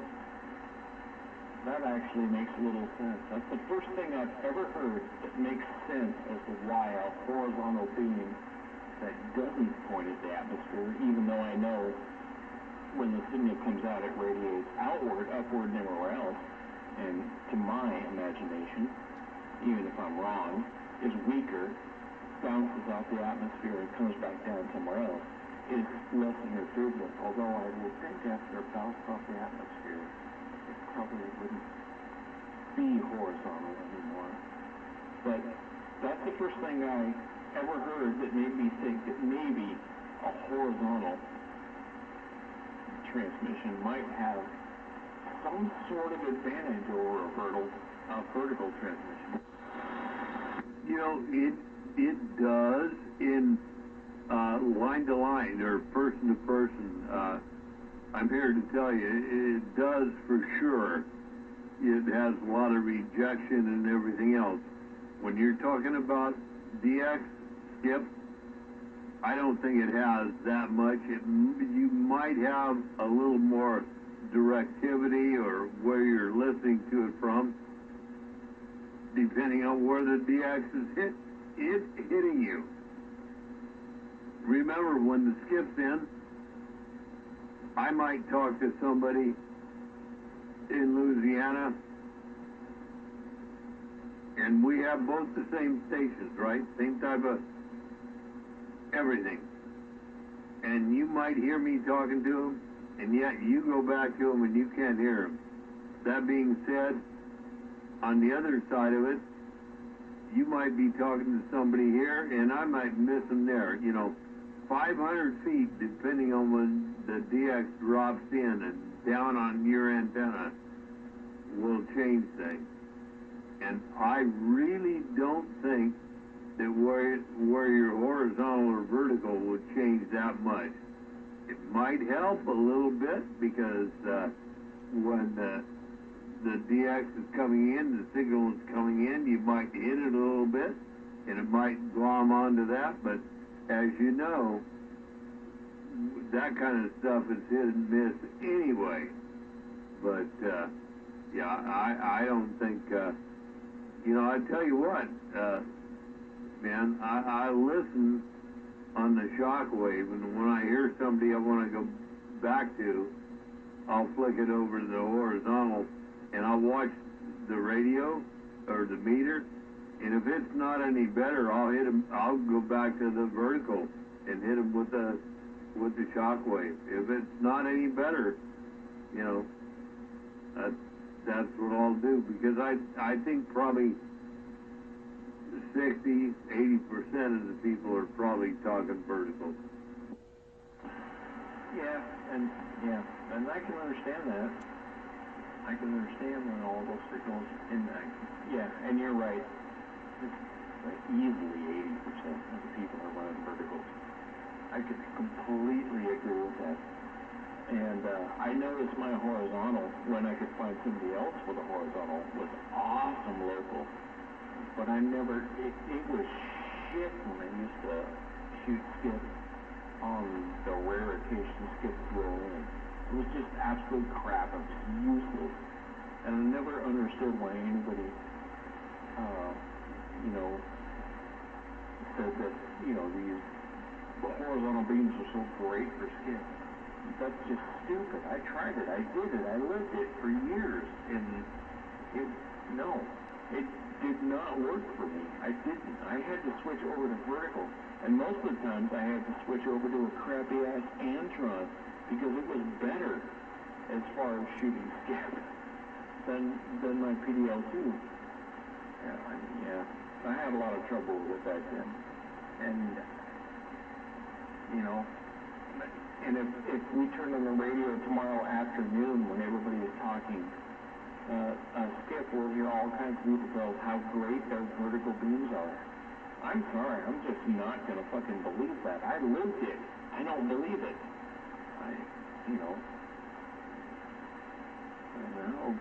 What are you going to do? Everybody's got their own opinion. No, you're right. You're right there. Everybody's got their own opinion.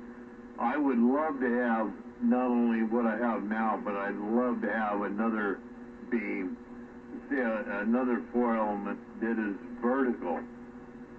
I guess I could spend the money and have the rotator that does that, but that's a lot of money. But that being said, back in the day, 1970, 71,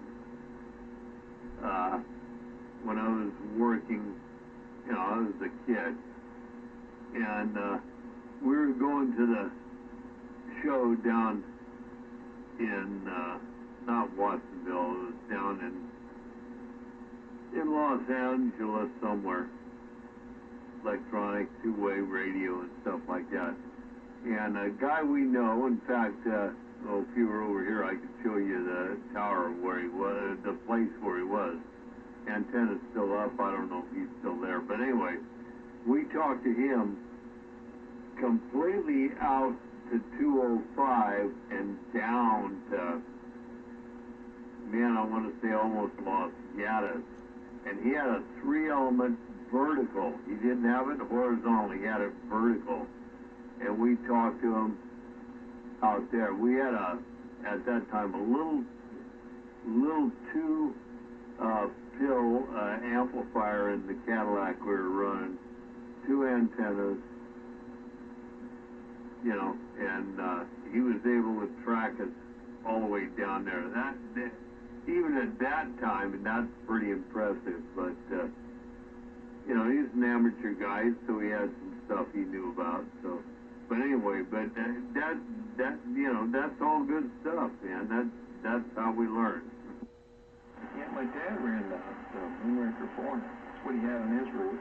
Put two of them up. Storm blew one down, put a second one up. Storm blew the second one down. A lot of neighboring people bought him a third one. He never blew up, but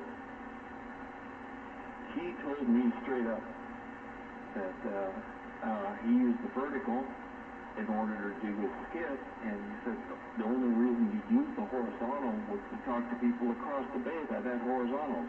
They would go horizontal to horizontal, they'd cut through all the vertical crap. And that was exactly what I found when I ran the PDL-2. Yeah, so what he was telling you, the same thing I was trying to allude to, or maybe I didn't express myself that well, but yeah, horizontal to horizontal, it's pretty cool stuff, you know, and whatever you're on, but it's a dedicated horizontal. I mean, I don't know about the PDL-2 or stuff like that, you know, that's interaction. You got a lot of other stuff around there, so I'm not sure about that, but that being said, don't matter. Your dad had it right, and like I said, this guy, they used to call him garbage can back in late 60s, early 70s, and he had a 3-element beam. That's all he had, 3-element, probably was a frickin' Mako, and just kicking butt all over, but it was vertical, it was not horizontal. And so there you go, because everybody's talking vertical, right? And in skiff, it don't matter. Like, if you look at some of the stuff the amateurs talk about and have proven, once it hits the atmosphere, whichever, there's F layer, D layer, all this, once it hits whatever it hits, it don't matter. It don't care whether you're horizontal or vertical. It's going to just drop you down somewhere else. Yeah, but what's more likely to hit it? That was my point. And I never understood why something that travels, not necessarily, but travels along the curvature of the Earth. It's not like it's a hammer wheel or anything like that. But it travels along the curvature of the Earth. It's vertical. Why would that be better than something horizontal that is directed at the atmosphere and comes back down? I've never been able to understand that. No one's been able to explain it. You got close by saying, well, everybody runs vertical. That's true. You know, probably 90% of the antennas out there are vertical. I wouldn't be surprised by that at all. Therefore, they muddy the shit up. And I know horizontals travel through them. That's not a problem, but when you're talking skip, when shit travels and bounces off the atmosphere and comes back down, whether it was horizontal or vertical, it doesn't matter because it hit the atmosphere and came back down. It no longer matters whether it was horizontal or vertical. Yeah, you got it. That's just it. It doesn't matter. You might have started it off horizontal or vertical. Doesn't matter who's hearing you. That being said, sometimes, and this is just recently, right? Because I just had my horizontal up. Sometimes I can do better on horizontal than I can on vertical. And I attribute that to my radio being able to discern the noise difference, and I think that's all it is, because I can make the vertical sound just like the horizontal, but the transmit changes. So, you know, I'm not sure how that works 100%. I don't know. I'm just, like all the rest of you Hanyaks, I'm still learning, but it's interesting, man. Maybe one of these days I'll figure it out and let you guys all know before I'm gone. I attribute it to all something we will always be trying to learn. I attribute this particular thing to DBI gain. I think your horizontal has a hell of a lot more gain than your vertical. That's just my guess. Wild ass guess, but I'm fairly sure that you have a hell of a lot more gain, DBI gain through your horizontal than your vertical, and I think that's why it helps. And I think that's why most people think they're better for shooting skip, but I don't know. Yeah, well, Mako, if you look them up, they give you comparison on a 3-element beam from horizontal to vertical, and you're pretty much damn correct. But there is a difference, but not that much. Yeah, it's a wild ass guess, but it's a fairly educated guess. I know enough about this kind of crap to be dangerous, but not enough to actually make any kind of rational theory. But yeah, I think it's DBI gain. I think if you buy yourself a massive 4-element vertical beam and transmit to it your 14i DBI gain through that thing, as opposed to your 6 or 8 DBI gain through your vertical, you're going to be hitting the atmosphere with more signal.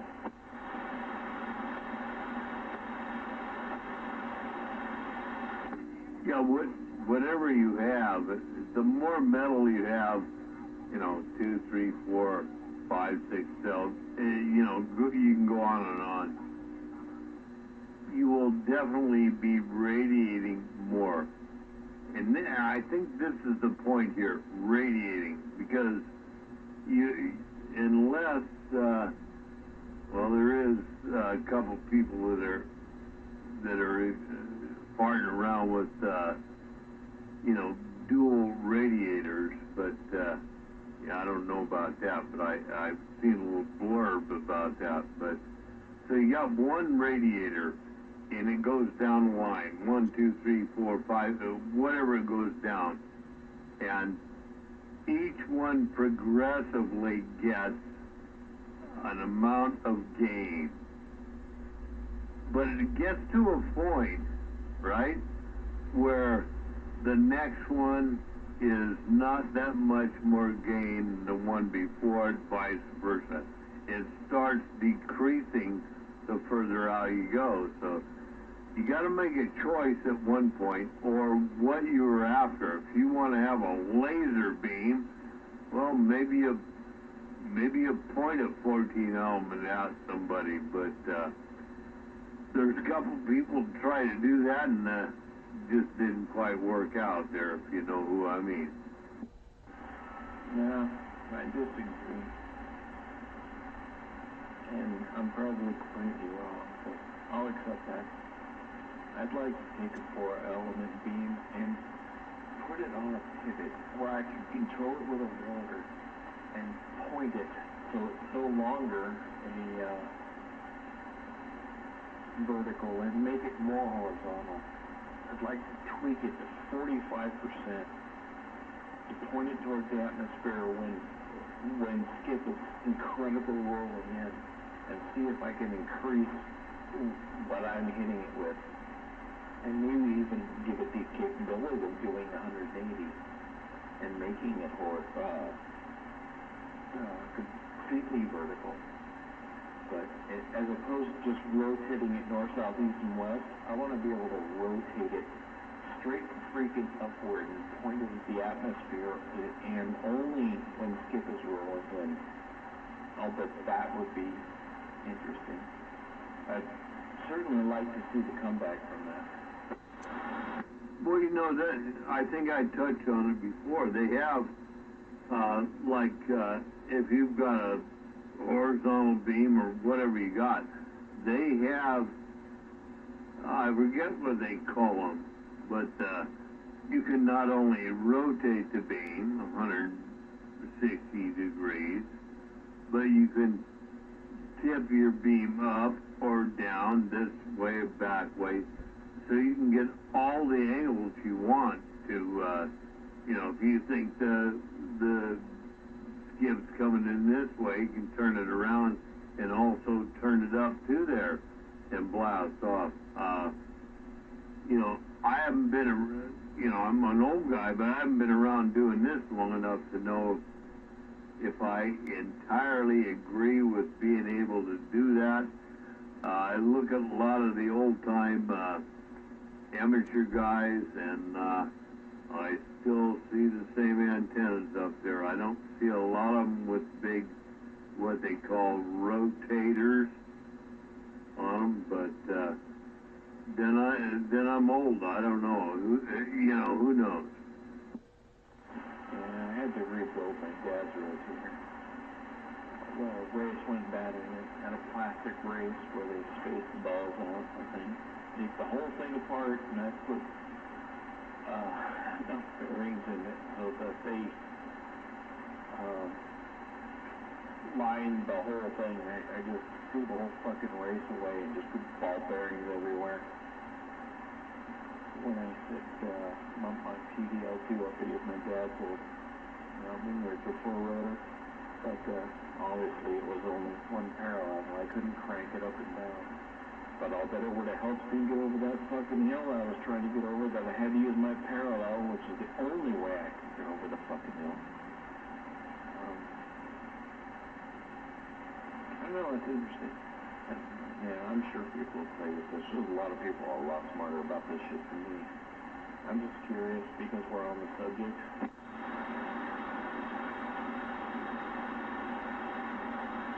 Well, I'll tell you what, I guarantee you there's a lot of people a lot smarter than we are. That's why I'm still learning, but, yeah. Maybe some day we'll find out or figure it out. But anyway, damn it, boy, didn't you just pee? I think I gotta pee again. I'll be back.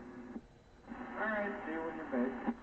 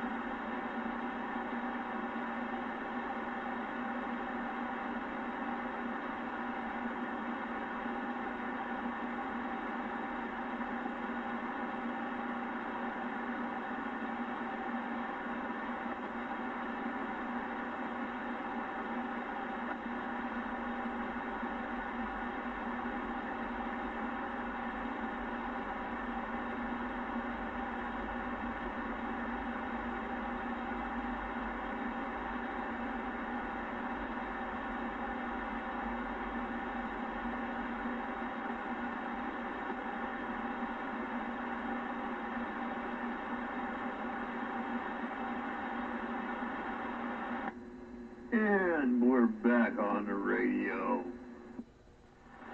I was surprised you still wanted to talk to me. Yeah, you know, when you get older, it takes you a while to eliminate.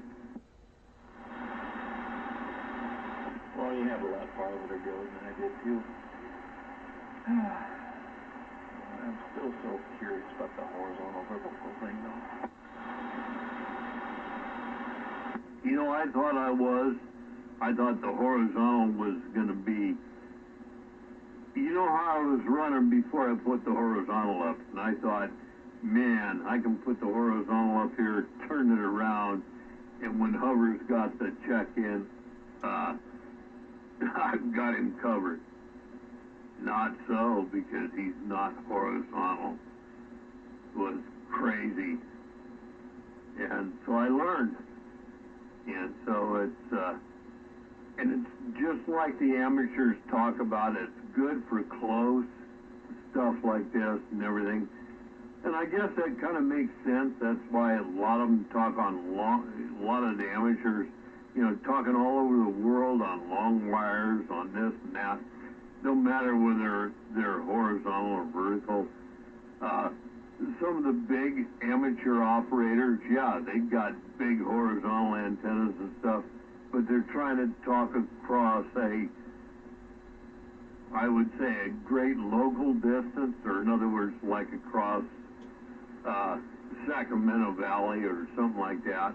You know, I haven't got that quite figured out yet, but I know damn well that I love the horizontal, the one I have set up here, for certain times and certain things, but at other times it gives me little or no advantage at all. And that goes back to the fact that a good Omni has, you know, radiation in all directions, and if you set it up right with the right, you know, power out and the right receiver and everything, ain't gonna be too bad. Yeah, and with my PDL2, I could just turn it around and shut off half the bay. Entirely.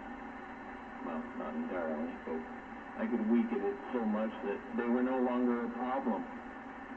That's where the backside comes in.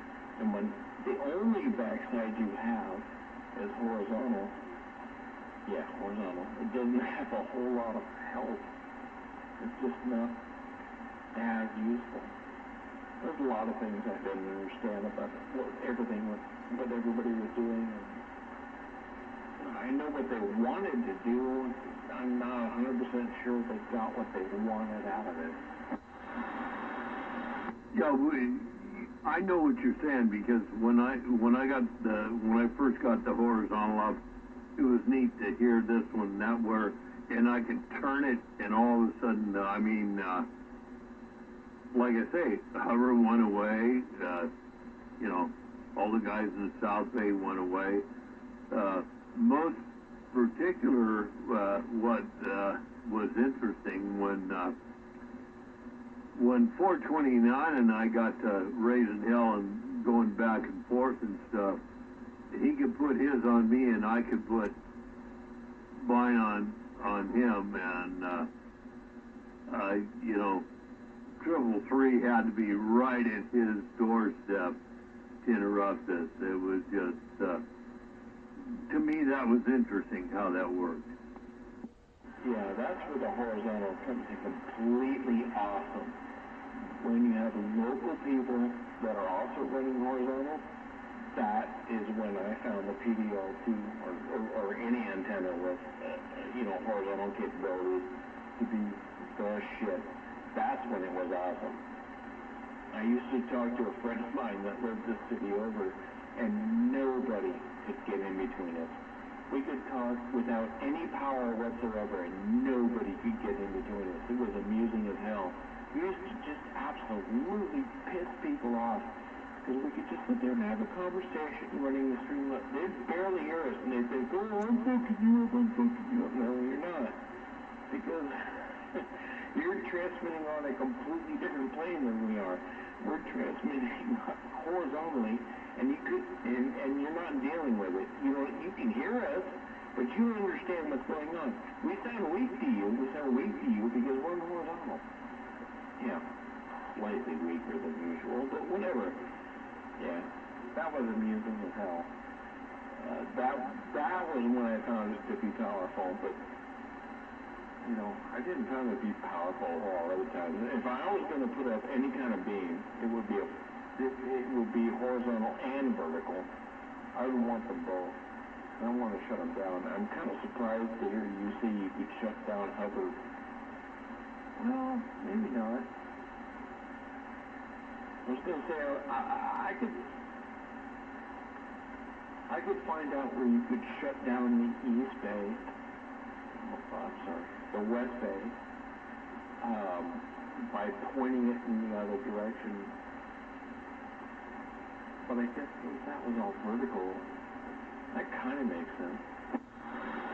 No, you misunderstood what I said. I said in the beginning, I thought I might be able to do that, and that was, you know, if I could do that, okay, Ray. But I found out I couldn't do that.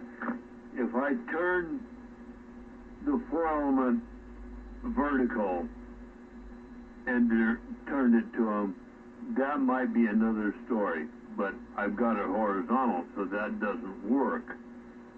So, that being said, that statement I made is, it's got no validity at all. But there are some people out there that might want to go, you know, if I had more area, I'd definitely put up another tower with a vertical. Yeah, and the only reason I don't do a quad or something like that, you know, multi-vertical and horizontal, is because I haven't found one yet that can handle power, so that's the way that goes. I can't help you with the power handling requirement. Maybe you're just using more power than ever is needed, but I don't know. That's for you to decide. Since you already got it, I can understand why you are where you are. But I had low power, so I just ran a PDL2 and I could just turn the backside to anybody I wanted to shut the fuck out, and they would be gone. I mean, the DVI gain from people on the backside of my little PDL2 would be gone entirely. Well, not entirely, but it would be so low it was disgusting. You have to have a way of shutting out the horizontal folks as well. Yeah, you know, I think 460 had one of those, not positive. You guys might even talk about it. And then I listened to 429 and the one that he's on, well, he's actually got two. He's on one right now, and how that thing has talked over the years, no matter what you think about it, horizontal, vertical, whatever, just how it's talked and what's going on and what he's done to it, maybe that's what it's all about, you know. How can you tune this to that, or, you know, get your radio and all this tuned to your antenna and vice versa. I know there's quite a few different things. That being said, I'm trying to run down a path that makes sense, because the people have been there before and they've made these mistakes, but it does get crazy. I just don't get this. What's the DVI gain on your vertical? I think it's like 5.5. Alright, that's shit. You can get 8 or more on some other vertical, like a 2-element or 4-element vertical. So why not just get rid of that fucking thing altogether and just get a vertical and horizontal that you can switch back and forth between the two? No, I thought you were talking about my shockwave, the vertical I have now. I think it's 5.5. It's a 5/8 waveband antenna. Might be more, might be less. I don't know. But for right now, that's the one that I've got some thought behind. So do some research and figure it out. But like a Moonraker Ford, I think is a 14 dBi gain antenna, and I think it's half that for a 2-element. And I realize they don't exist anymore. My information is so old, I'm so sorry. But there's got to be someone that makes something like that. But as opposed to running, and I know how powerful, how much power it can handle, you can find something else that can handle power that's far more. What's his name? There's some guy that's trying to, that had a glowing red hot antenna or something somewhere. What the hell is he using? Find out what he's using. He obviously knows what the fuck he's doing. He didn't back when the antenna was glowing red hot, but just get yourself one beam. Make it vertical and horizontal. That, I don't know. That's my opinion, what you need to do, but what the fuck do I know? When you develop that one, you let me know. Even if it's only got 10 dB gain, I don't care. You can do vertical and horizontal at the same time without having to spin stuff around. I might have to be interested. You see, that is the biggest thing. From what they tell me. But what you're talking about, the other, it makes, from what I have learned and find out, it makes no difference whether you're vertical or horizontal. When you're on the DX, it comes in, it goes out, but it comes down wherever it pleases, so you got no control. Yeah, you have to learn these things the hard way. And it's all about the DBI game, you know. And beams are awesome. They are absolutely awesome. They are incredible. And you have everything set up to do it so well. I just want you to get a good one. That's why. I love my PDL2. I almost never used my ground plane. I had them both set at the same time. I almost never used my ground plane. A ground plane, I forget what the fuck it had. And my stupid little 2-element beam, while it was very efficient, it was extremely efficient. Its DBI gain was way higher than my PDL2, or way higher than my ground plane. It wasn't that great. But if you're going to go ahead and put up a 3 or 4 element beam, put up a horizontal and the vertical beam at the same time, one single antenna, and the adjacent side rejection will be ridiculous. And then there's the other way to go with the Anovo antennas, which they take all that into consideration. That's why they build the ones they do. But I know what you're talking about, man. And it's just crazy because you look at one way. If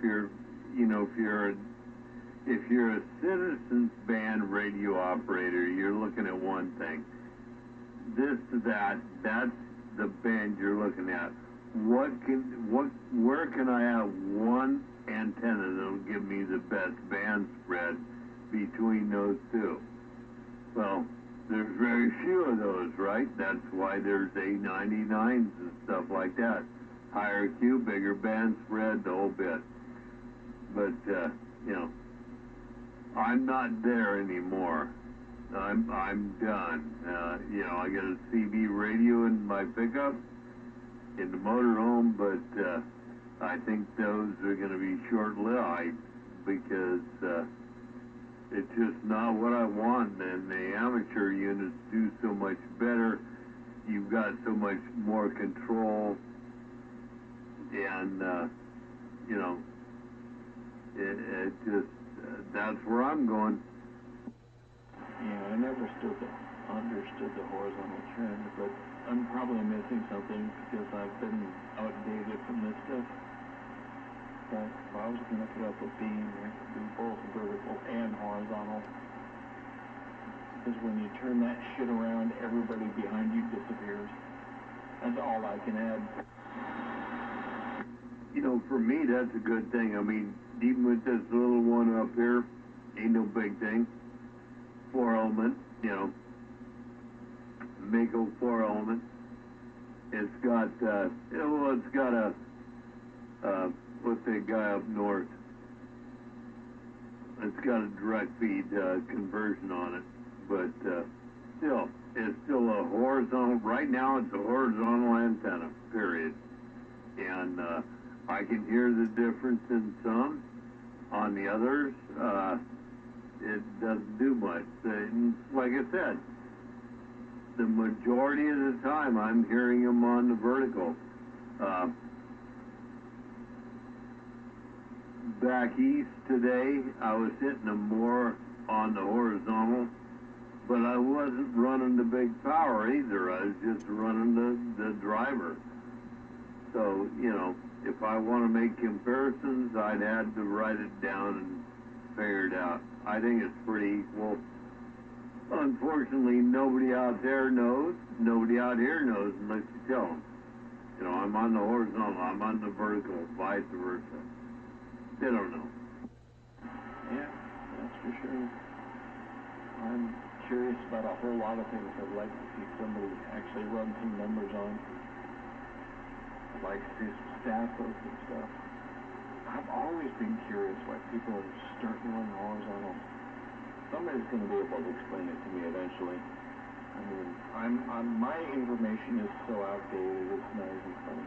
And what I know is so outdated, it's not even funny. So I'm just curious why what's going on is what's going on, but I just sit here and be curious. Well, you know what, man? I think you ought to be the one to do it independently, to seek this information out. And, you know, you can throw it out to us goofy bastards out here, but you might be the one, man. Because I know you know your stuff on the computer, but, yeah, I wouldn't even know where to start, dude. Yeah, you start with something that handles the same amount of power, and I just make it into something that resembled a Moonraker 4. Well, a 4-element being something that had horizontal and vertical with extreme adjacent backside rejection. Yeah, that's what I'd be aiming for. That's what I would want. Well, if you're developing it, that is your choice.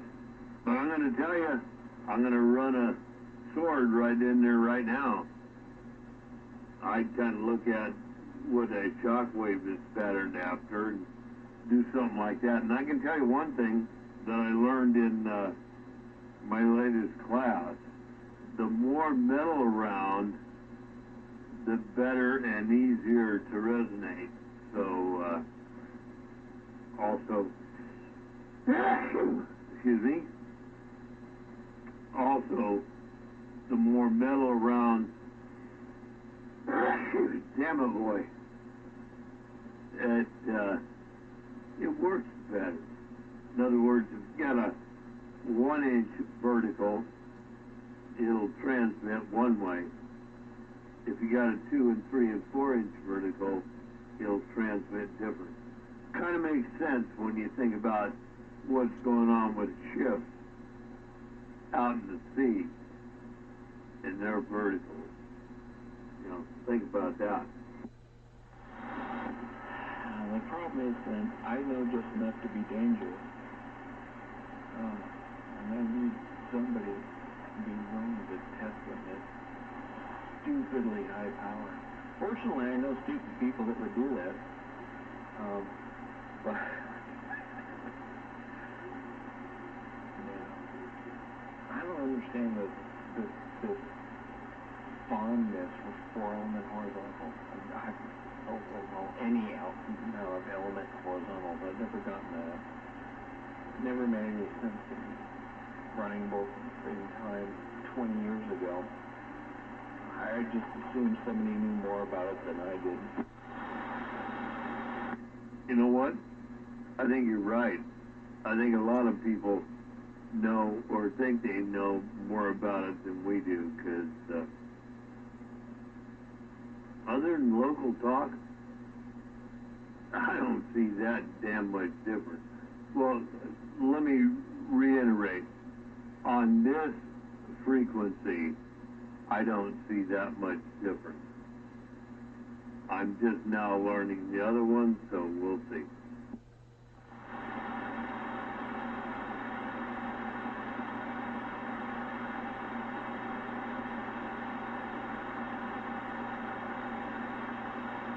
Or should I say this band, not this frequency?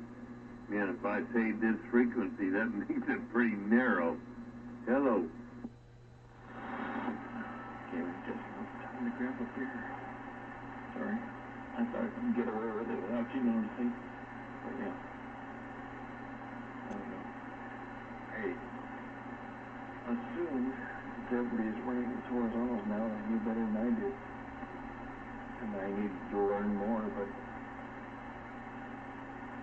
seems to me if you're broadcasting the majority of your signal across the curvature of the Earth, that you're not transmitting it up and bouncing it off the atmosphere, which will help you with skip.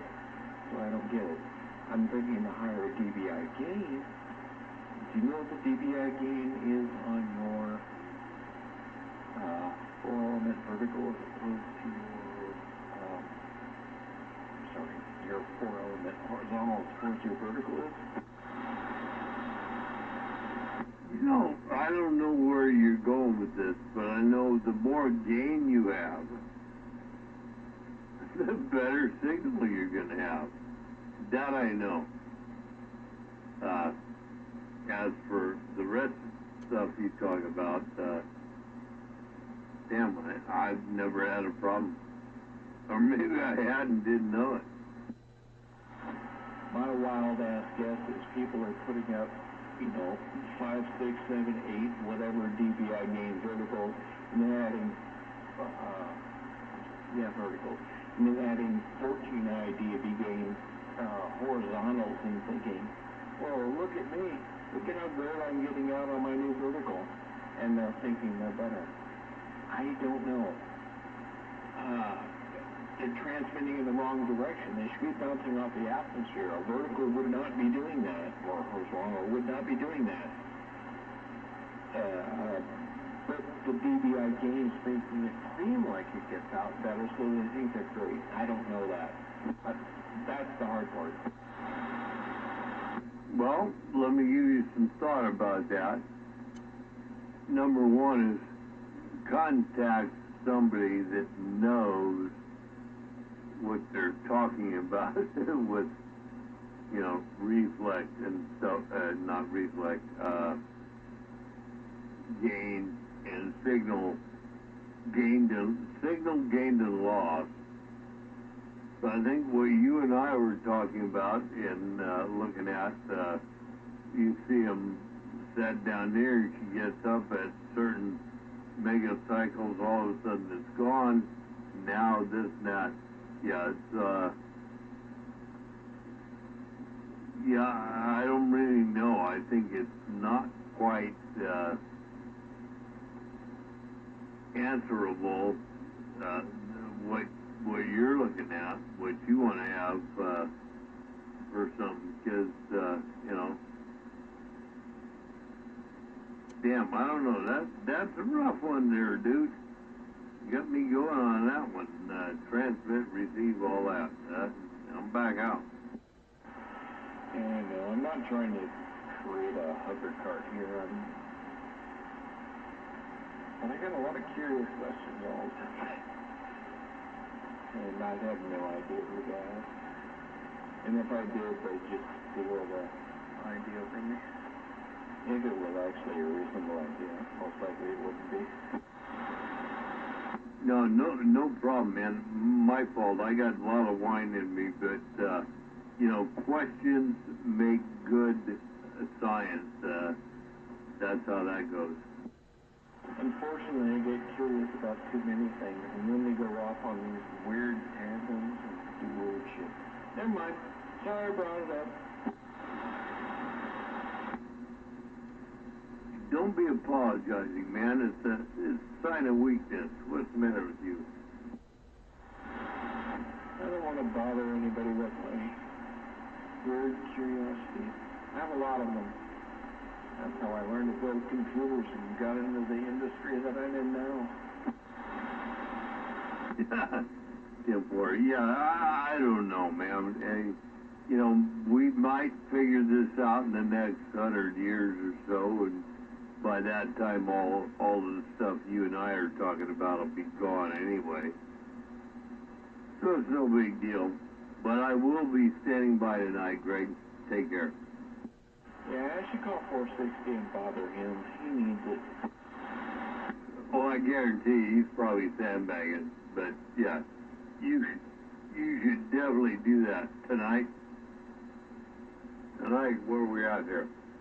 Oh, damn. Tomorrow, tonight, tomorrow, today.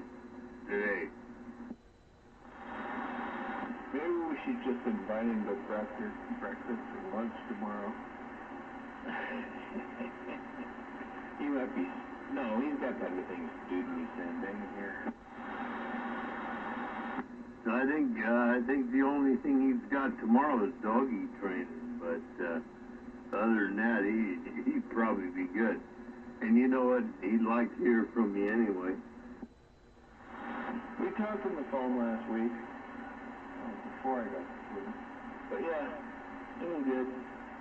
It'd be good to see you guys all again. Yeah, for sure, man.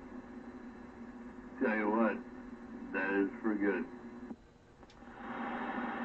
Gotta drag him out here and get his opinion, because he'll know more about why these horizontal antennas are so great for pointing upwards at the atmosphere. He'll be able to explain that one pretty quickly. I don't know about that. He's a business owner, his own thing, but he's getting lackadaisical, man. He don't want to do nothing right now. I mean, don't want to do this, don't want to do that, but that's just what I'm seeing. But that being said, he still takes care of his stuff. Yeah, it's hard to run a business. It takes a hell of a lot of time.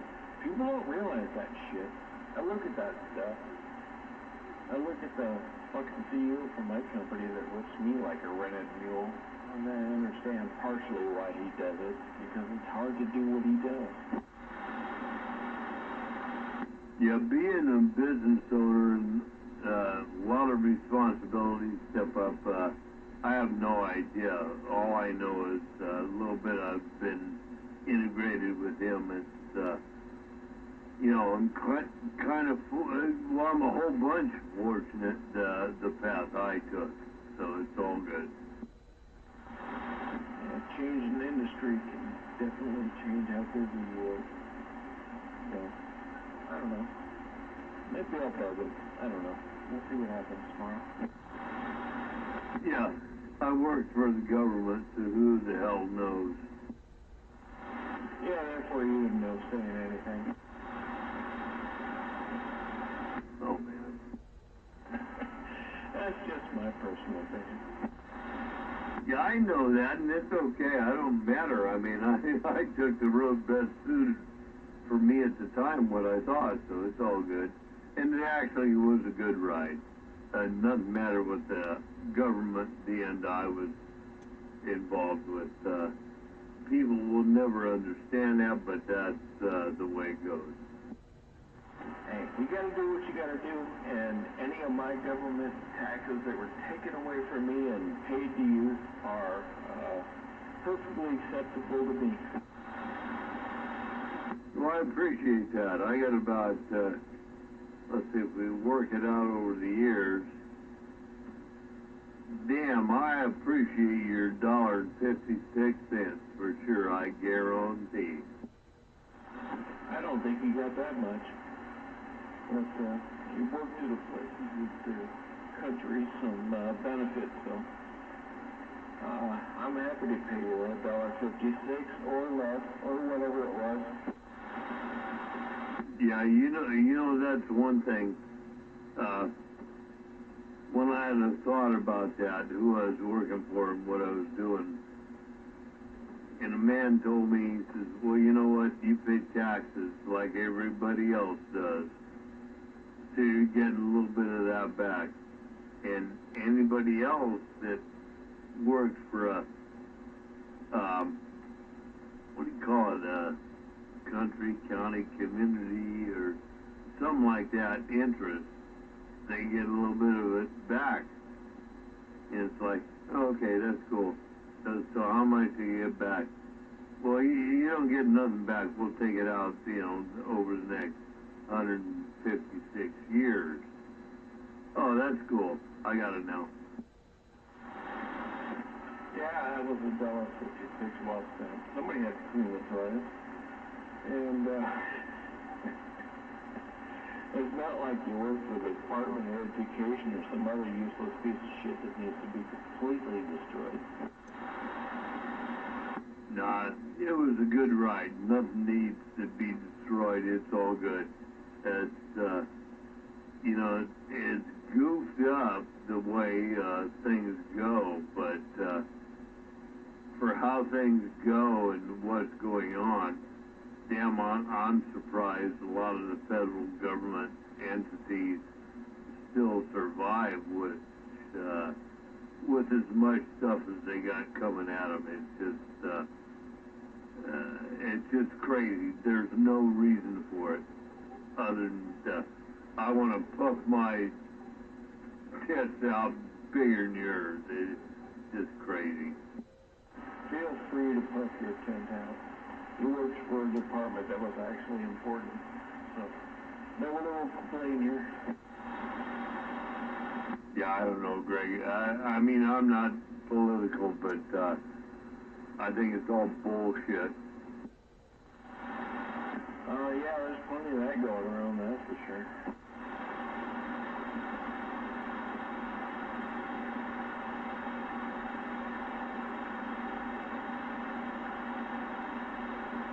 You know what the hell I'd love to make it across the bay tomorrow?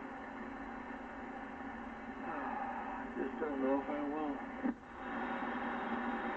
Well, if you get over here, I'll be here. I'll be watching a football game or two, or sitting out here on the radio trying to stir up some trouble like I normally do. I don't even know how to get to your house. Although I know how to get to 460, so I'll just jump through a window and wake them both up and,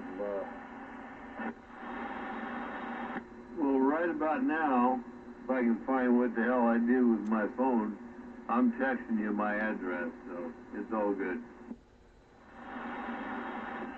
Alright. You can figure that out. Maybe I'll find a way to jump through some windows tomorrow. You have single pane windows, right? Do what? You have single pane windows, right? Isn't double panes or a window or a bitch jump through? I have no idea what you just said. You gotta speak into the microphone or slower or something. No, I was just joking. I was saying that I would jump through your bedroom window when you least expected it. Would amuse me quite a bit, but no, I'll knock on the door. You know what? If you could jump through my bedroom window, oh man, You must be a pretty muscular son of a bitch. Or stupid, one of the two.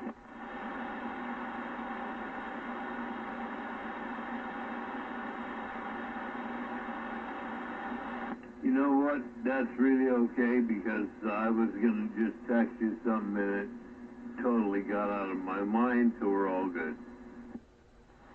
That's probably the best. Hey, drag 559 along if he wants to get up. You know, either I've had way too much to drink or something's happening with your radio because I'm having a hard time understanding you. Can you still understand me? Yeah, vaguely. You're still speaking English. I was just going to say, drag 559 along too if you want to. He put his 45 in my face though, I'm going to kill him. So you decide whether you want to invite him or not. So you just said something about if I want to. I don't know what you're talking about me if I want to. I was going to say, bring 559 along. Wouldn't mind meeting him too. Yeah, I guess I had too much wine, man, 'cause I ain't understanding you for hell and high water. You know the guy that lives near you, 559? Do we know him?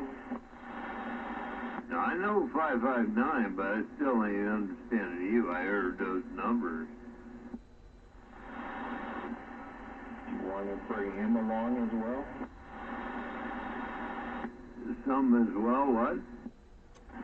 Do you want to bring 559 along as well? I don't know, where are we going as well?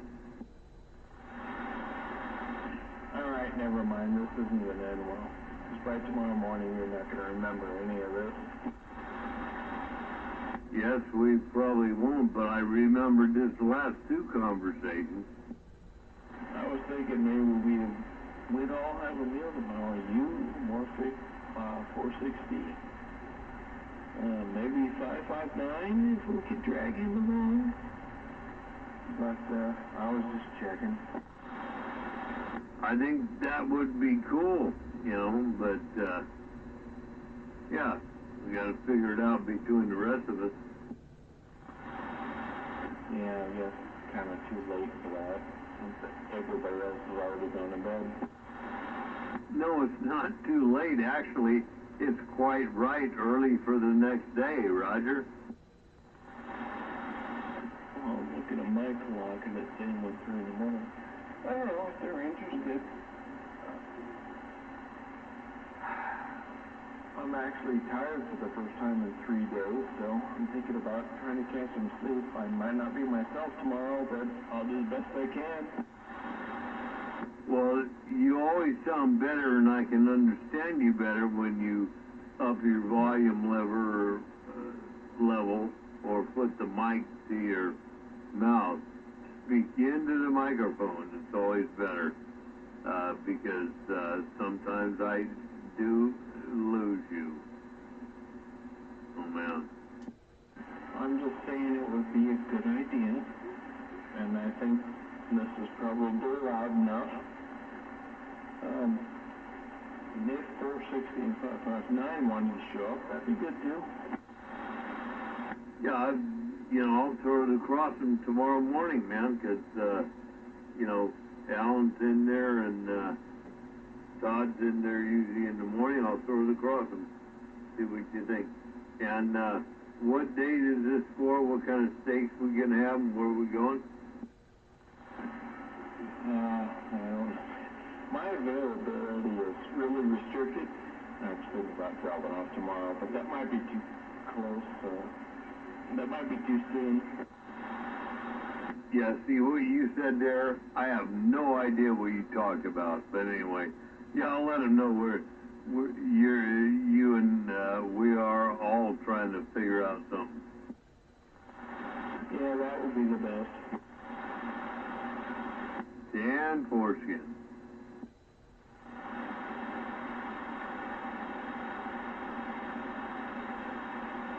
Yeah, I don't know what happened there. All of a sudden, your audio just went mushy. I couldn't figure it out. Usually, you're clearer, if that's a word, than hell. Anything going on tomorrow after that, it will definitely have to be a weekend. He said nothing going on tomorrow, something about the weekend. I mean, that's all I got out of you. It's crazy. Let me retune this damn radio. Maybe I got something wrong here. The radio. It's not the radio. I don't have anything going on tomorrow. After that, weekends are usually free.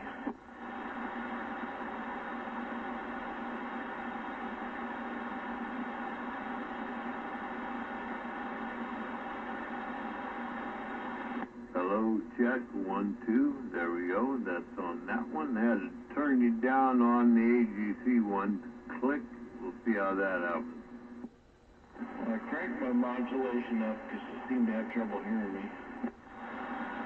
No, I didn't have trouble hearing you. You had plenty of signal, just understanding you. But remember, I got some hearing loss, so not contributing it all on you, but I got you now. Alright, I was just going to say, tomorrow I don't have anything going on, and I'm usually available on the weekend.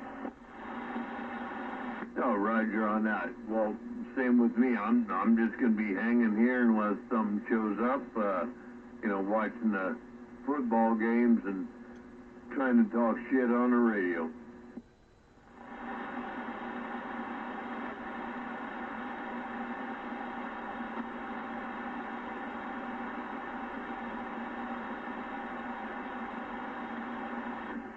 Got some text here. I'm just trying to figure out if it's one of these. Nope, that wasn't what I was thinking it was. Yeah, see right there, I heard you talking but couldn't put it together.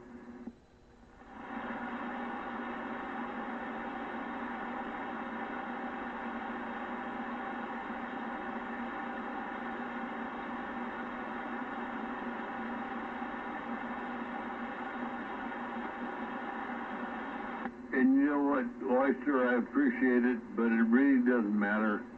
I gotta go in and take a leak and see a man about a horse, and maybe if I'm lucky, I'll come away with a bear. We'll catch you in a few. I'll keep back out. Alright, see when you're here back again.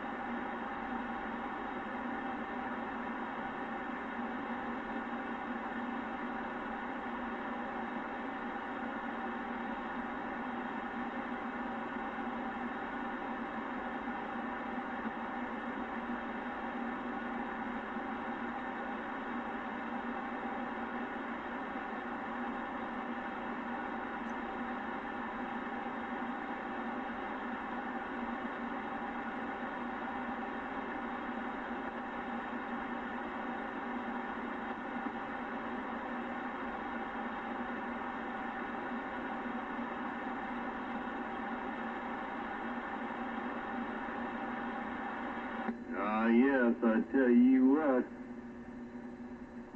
I think you all got down.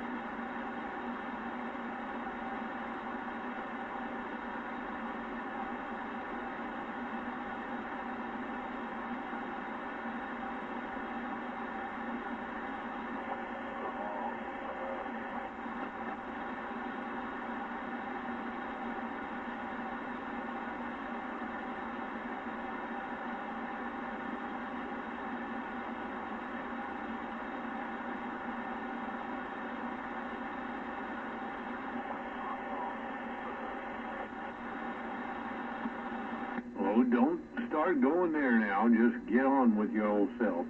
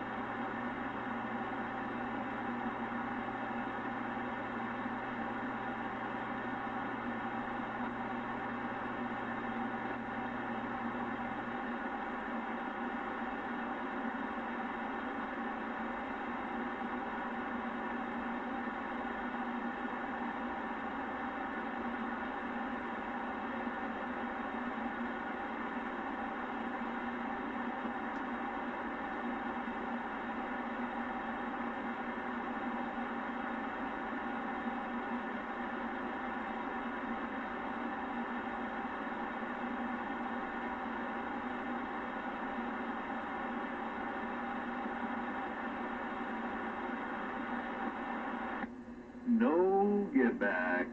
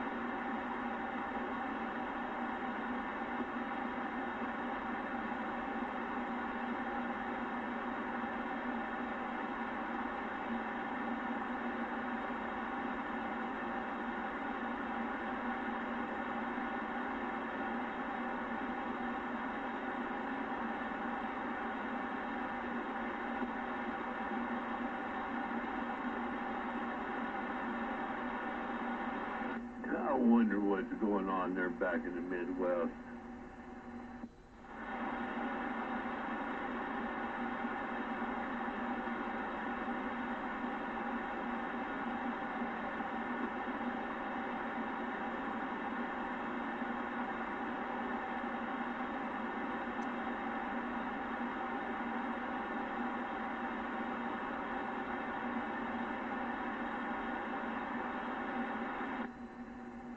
Honky on the left coast out here just waking up trying to figure out what's going on.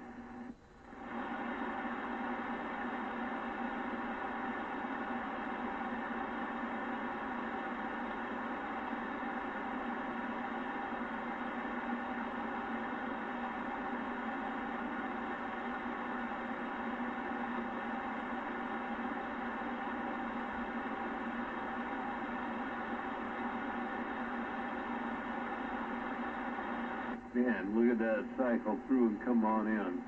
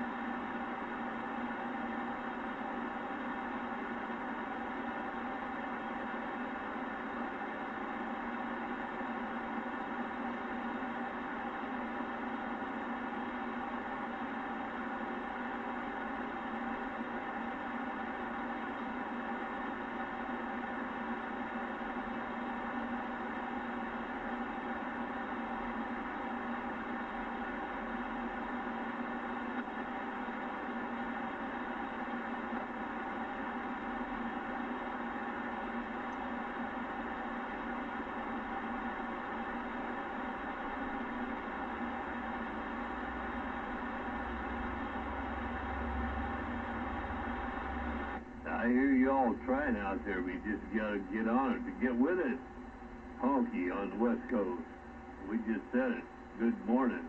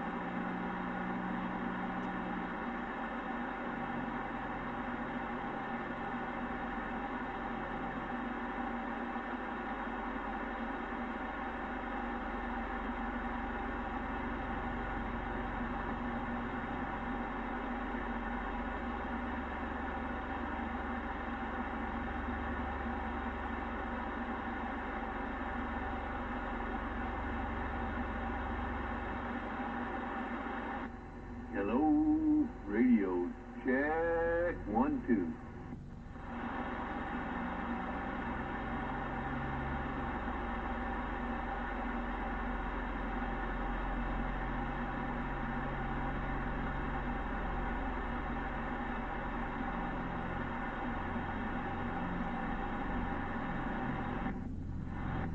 Or maybe not so much.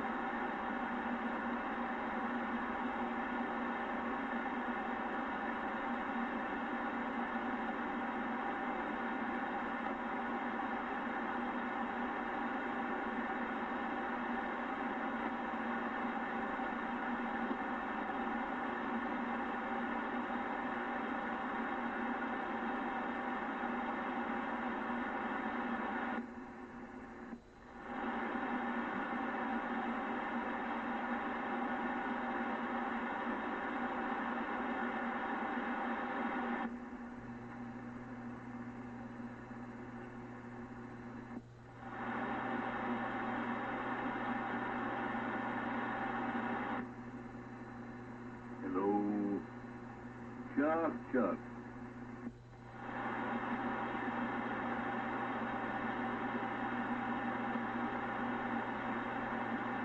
I heard you queer you, but not enough to get near you.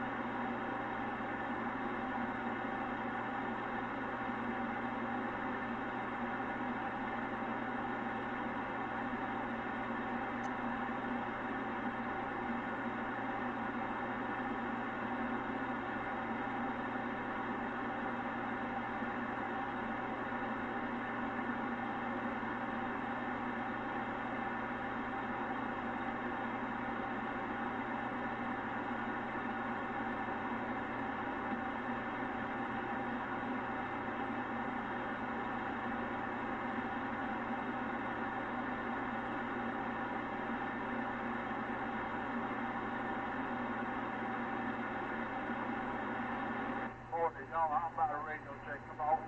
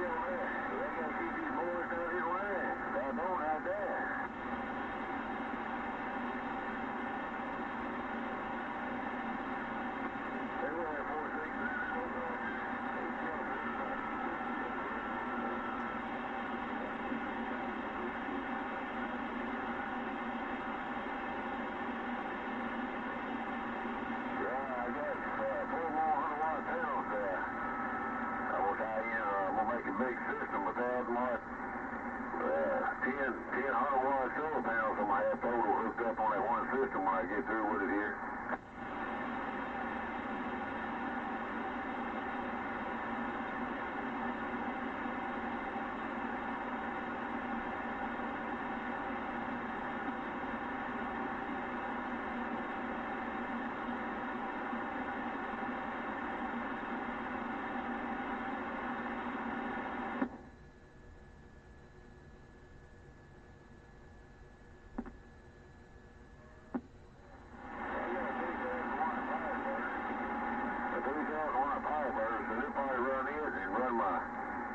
If I need to run my 8-pill, 10-pill Texas Star system here, it ought to run it too. So, you know, I have enough power to run my 3,000-watt inverter on my Texas Star 8-pill here.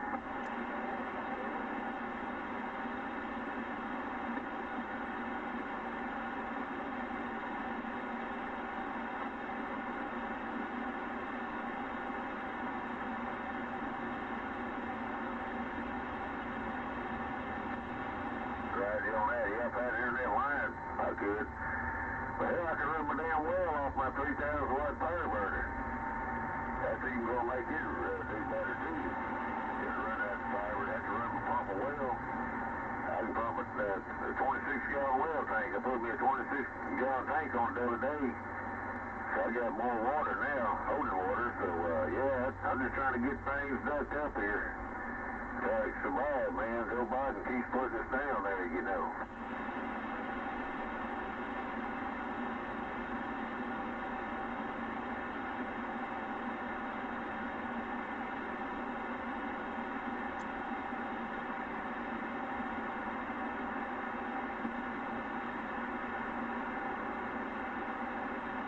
Well, what's that now?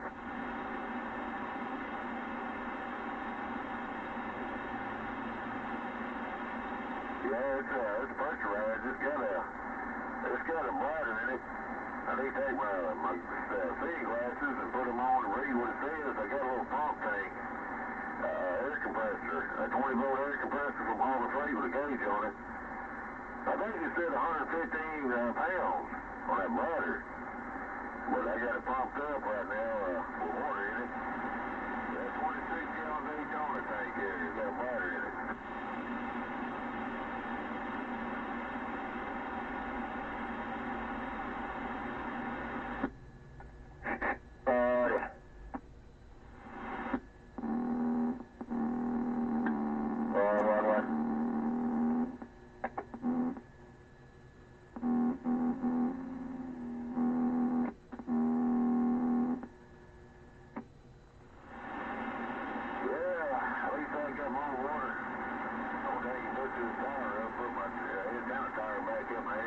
Get this antenna off the ground and get up higher in the air. Put feed on that pressure, get the well wrapped up, my tower wrapped up, and my solar power bank system all hooked up, wrapped up, and all in there. And just try to keep busy, man. Just try to keep yourself motivated. Get people stuff done when they need, and trying to survive, man. The damn taxes went up outrageous.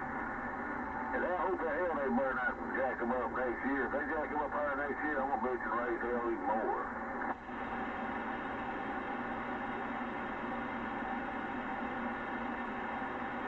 This goddamn Democrat and Joe Biden, I'm about ready to go up there and just kill them all.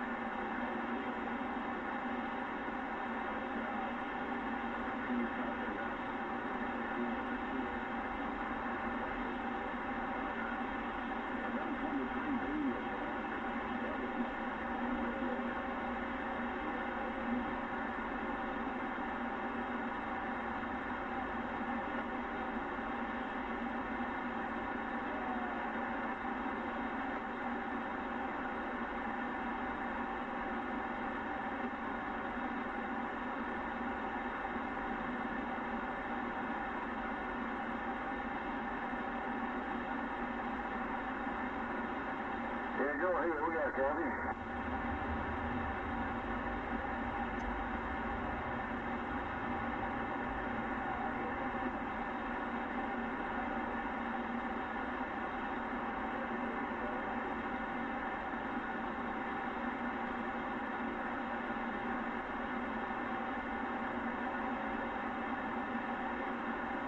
You said with the big old field capacitors?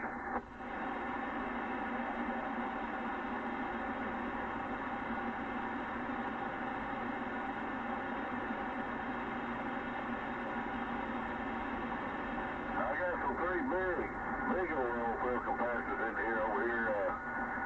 These some bitches here big as a 24-ounce beer can. I got 3 of them DC capacitors.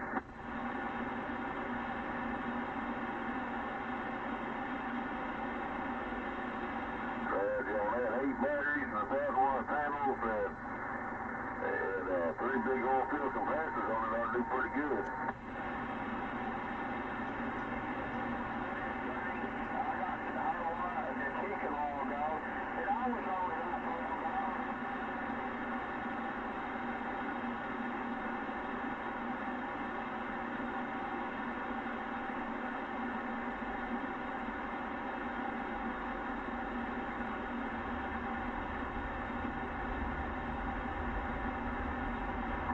On that. Yeah, we'll try to go with 8 batteries or more. I'm just going to steadily add and build at a time on it there, and steadily build at a time. I have to put so many panels and controllers. There's so many panels and controllers there, it can only handle so much wattage, so I have to add more panels and controllers as I go down the line there. Eventually I'll have it. I have to have me 100 amp DC panels to be good, man. If I get to about 80 to 100 amps, hell, I can pull down on batteries and 100 amps to keep them masses up there. You know, if I pull down hard, within about an hour long, and pull off on them and let off on the batteries, that's something to pull them up there. You know, won't run them down, they pull them up 100% like it ain't nothing.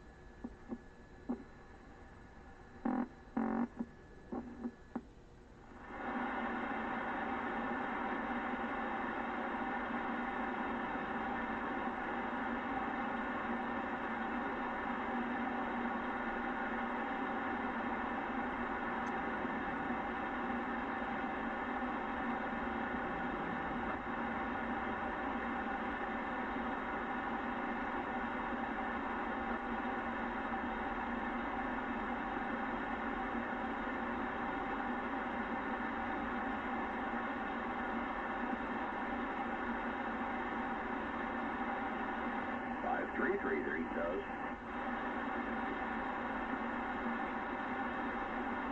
Hello, West Coast. Sounding good to the gateway.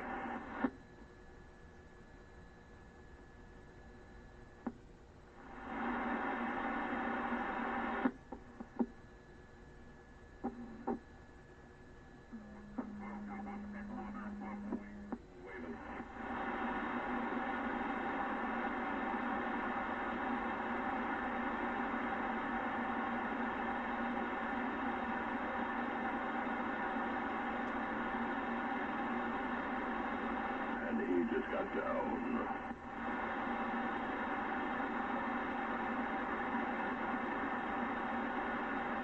They're everywhere. They're everywhere.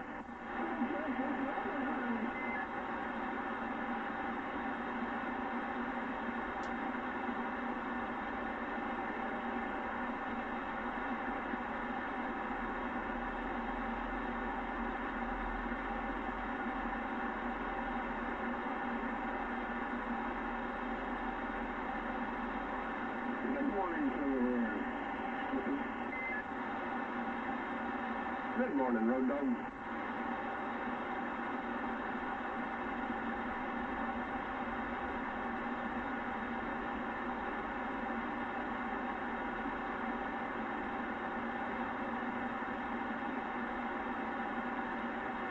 Finally got this thing working last night. Yeah, sounds good. No squirrels or nothing.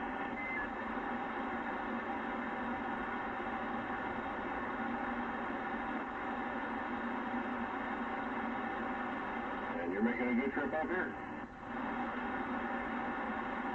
533 St. Louis, Missouri.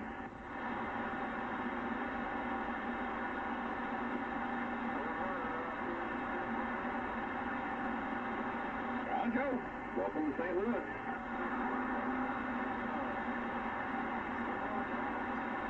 Sounds good. Sounds real good.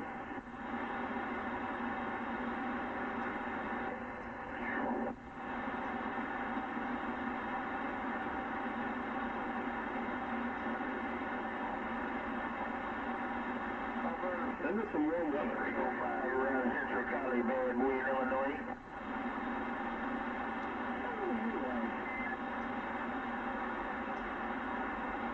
Hello, 42. I just wanted to weigh my 41. See if this old radio was working.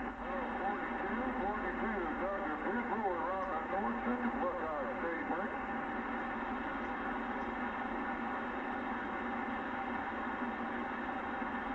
Hey, 42, you enjoy your day too. Have a blessed one. I'll see you.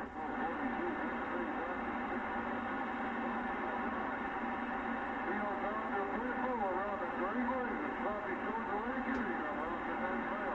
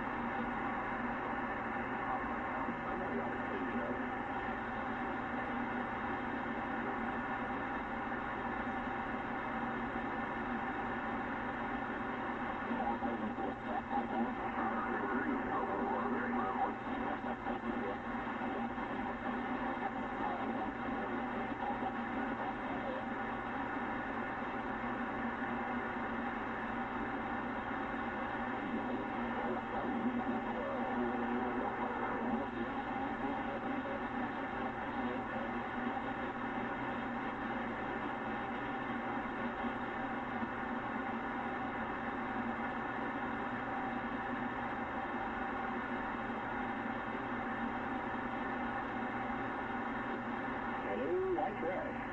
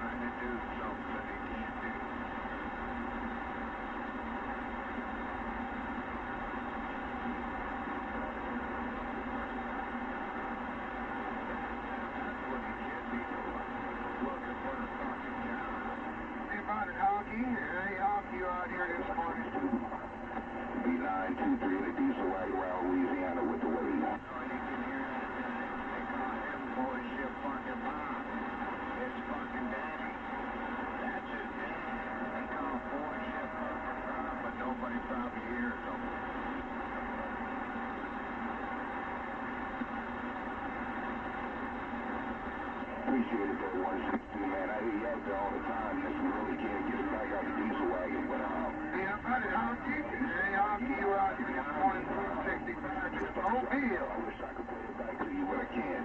Take care. God bless. Scooby-Doo 162. 923 is getting on. I'll see you.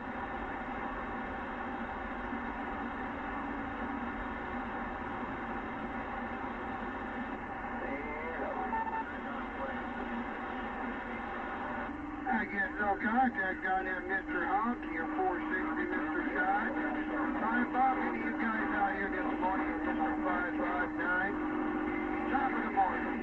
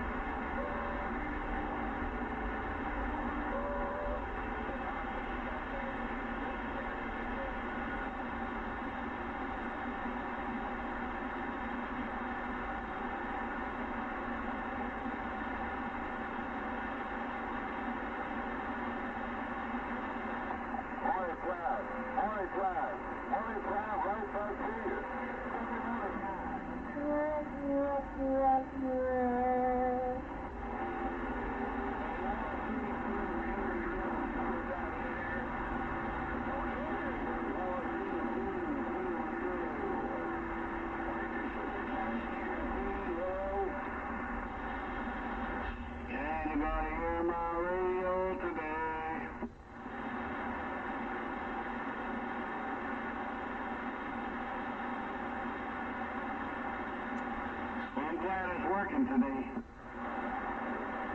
Well, there's your answer, fellas. The Scoop is going crazy on every channel.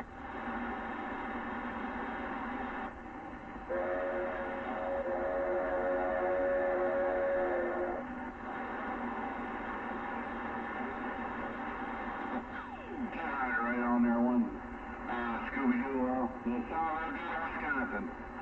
Good morning time to you. Scooby-Doo knocked out in the cold Great Lakes of Wisconsin, and it's getting on down.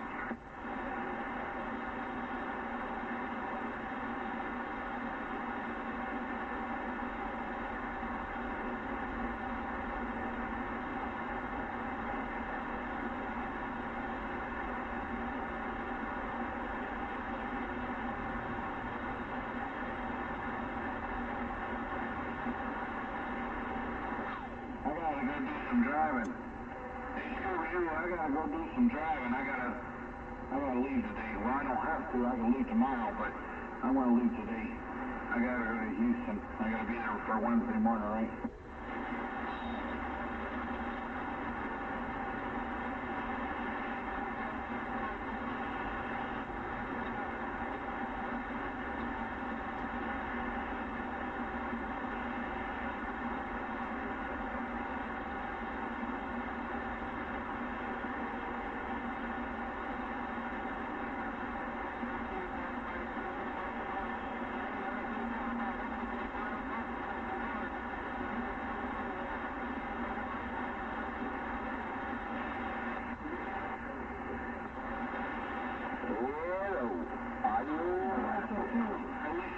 snowing. It was snowing in central Illinois yesterday, I guess. And Gold Valley's down there in Missouri, so it should be all cleared up and clear driving for me on the way down.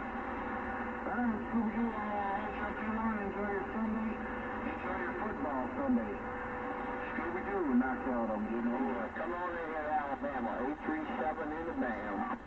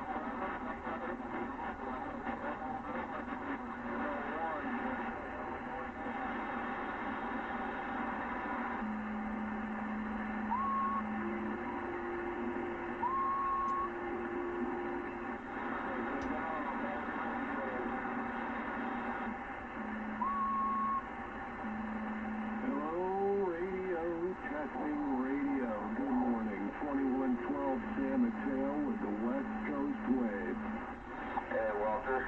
Morning. SWR check here. Flat match. Yeah, what's going on, Rich? Yeah, pumping, man. Skip is rolling right now. And we still got that pipeline to Alabama that's still coming in. The band is coming in right on. Cold out there this morning. Very cold out there this morning. 44 degrees. Raging cold for us people here in California. Californication. Sunny California, that is.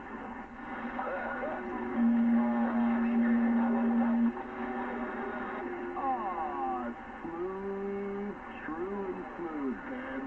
Nice. Alright, cool. Like it.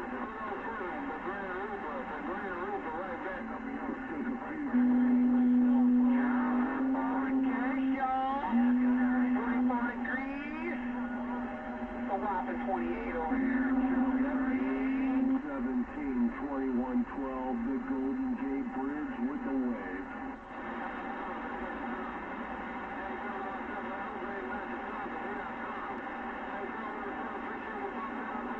Mud ducking and bird plucking. No get back. 21-12, good morning. Hey, Walter, you know those assholes over at Guitar Center? They won't even lower my bridge for nothing. I mean, the guy wants $130-something to do a, what do I call it, a service on it. I just bought the fucking thing. They should have done that for free. That audio. Yeah, it's an intonation adjustment, You can kind of do it yourself, Rich, but, it'd be good to use, like a feeler gauge, to measure the gap on spark plugs. Make sure that they're even. You can set the action yourself, but, it's just two adjustments on the bridge back there. Yeah, and one on the neck where it goes into the body. But supposedly the guy was saying, it's hard to push down. It's perfect. Leave it alone. He had me back to guitar. That's all I say. You know what, you fucking A-rap piece of shit? Yeah, no, usually you don't need to adjust the top by the tuning pegs unless, there's that rod in there, unless, you drop the guitar or something, or you smack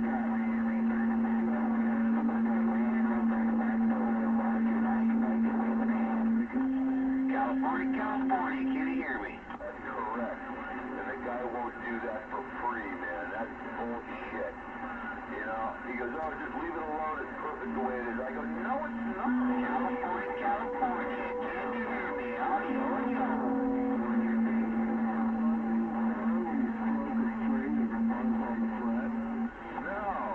No, it's too far away from the fret. Yeah, well, I would just probably tighten them up and again use a feeler gauge and, so you're equal on both sides, both adjustment points. That'll level out that bridge unless your neck is torqued, like I said, from a hit or something.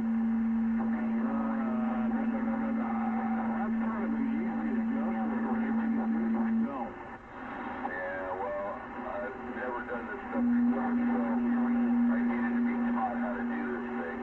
And the guy down at Guitar Center won't do it unless I give him money for it. That's a bunch of shit, dude. This thing is still under warranty. They should do this for me for free. Just kind of bring it down a little bit. What is it, if you don't mind me asking? The Fender acoustic bass. You think one of the field one? You copy that out there in Skipland. I bought a Fender acoustic bass. Oh, that could be it, yeah. I went with, they're called big batteries, those Tyson 8 batteries and everything, because it's like no drop, man. Yeah, I'm kind of disappointed. I love the guitar. It plays great up near the higher part of the neck. But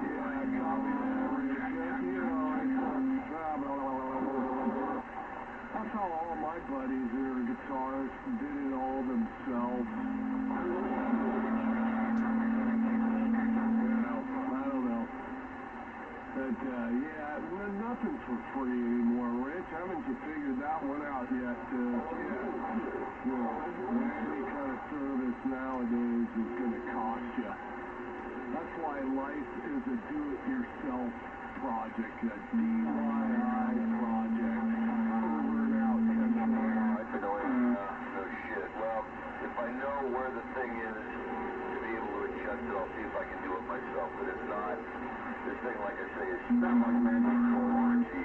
They should have done this to the customer satisfaction. You know, I'm putting out money like this, man, to have something that's still tight.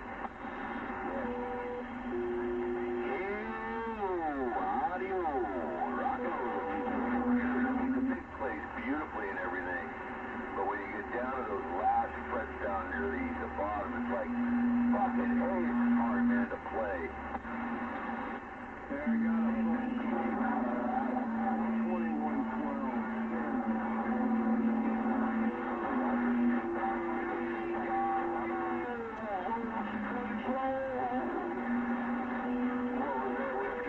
'Cause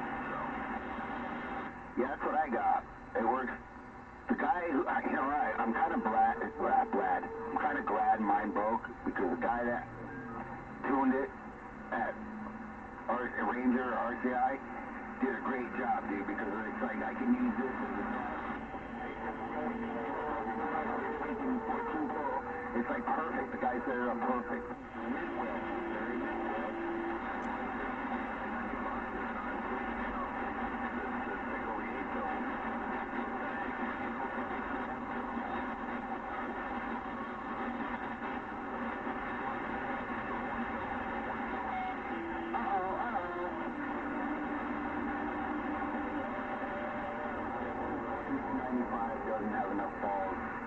The only radio that likes it is my Maritime, because it doesn't need that much. But it is, even when I turn the switch on in the back, like, you know, central counterpart, and my 2-coil goes into my big box. But, even when I get into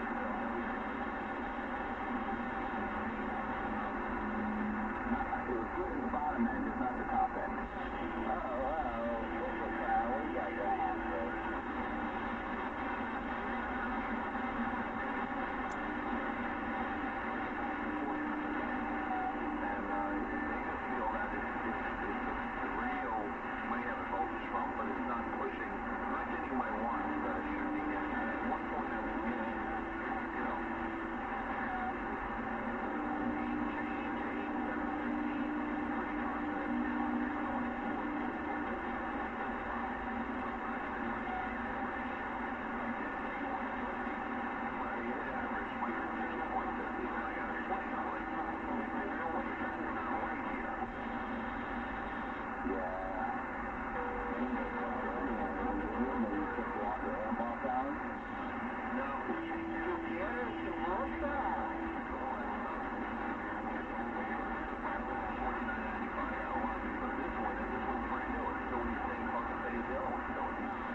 Alright, so you know it's not the radio. Right.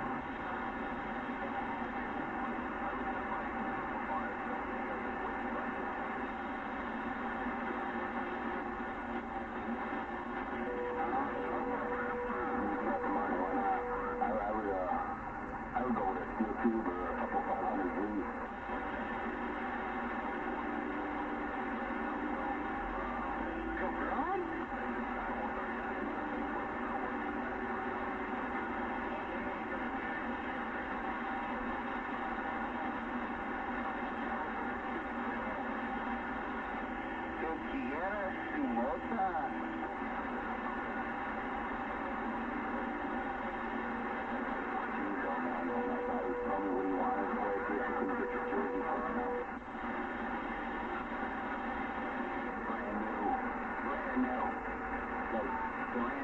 I even called that boy because I wanted to know like how they run it, what they suggest, and they're like, "Was that thing after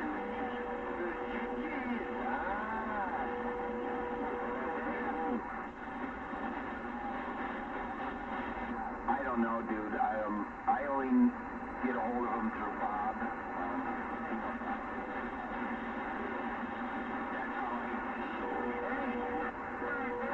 But I'm sure he's got a lot. Last time I knew, he had a lot of stuff. I mean, he was texting me. Thought I had was mobile, and he couldn't tell it because it was so big. And when I saw it, I was like, I'll build a power supply.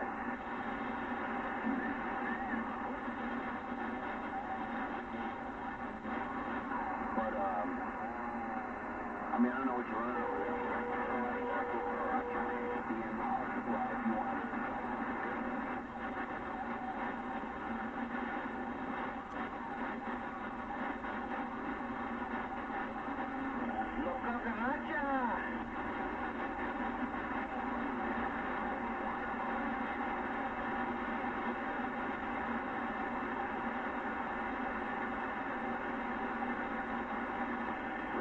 What? Yeah, no doubt.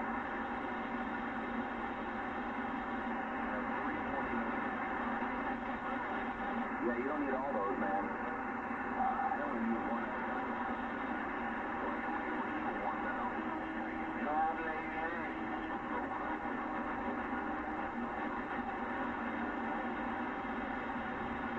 Yeah.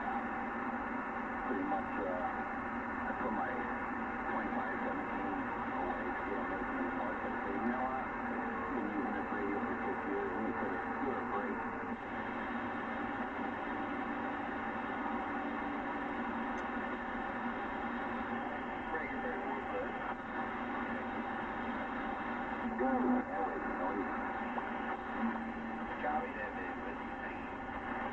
It's still noisy though.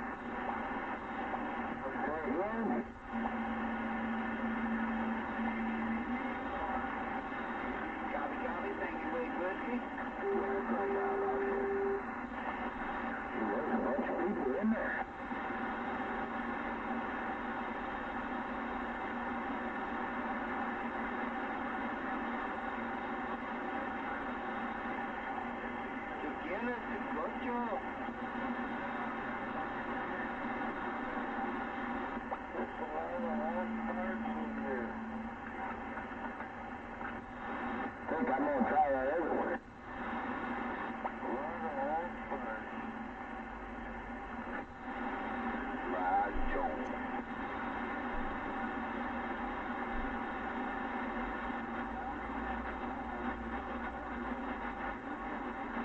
A lot of hot parts in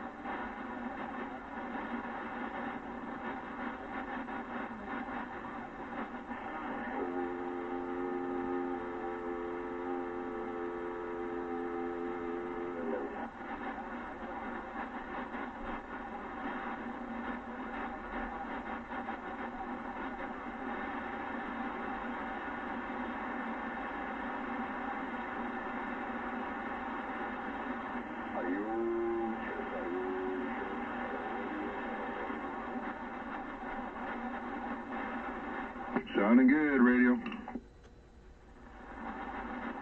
That almost sounded like Cruz.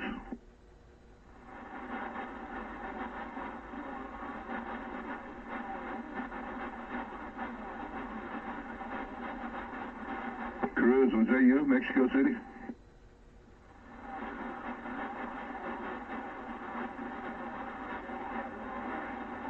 Hey, good morning, 837. I thought maybe I heard that Mexico City tuning up there for a minute. Top of the morning to you out there in the van. Nose figure getting down.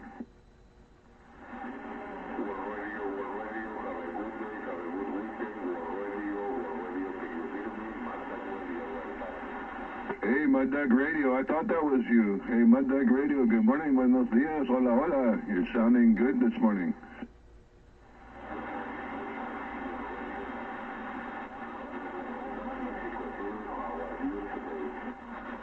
Okay, Mud Duck Radio, have a good day. Muy claro, muy fuerte. Todo bien aquí. Sounding good. We'll do it again. Mud Duck Radio, Mexico City. 559 nose picker. World Radio 559, getting down.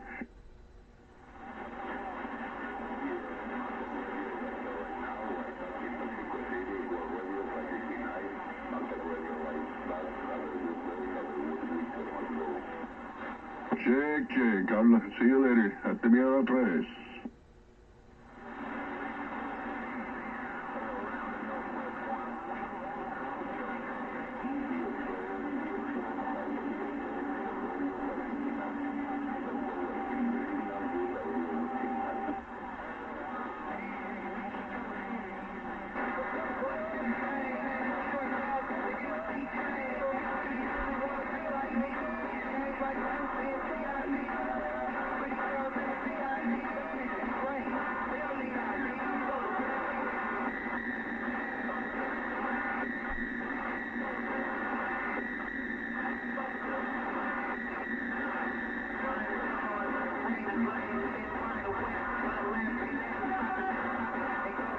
Well, that sounds like shit.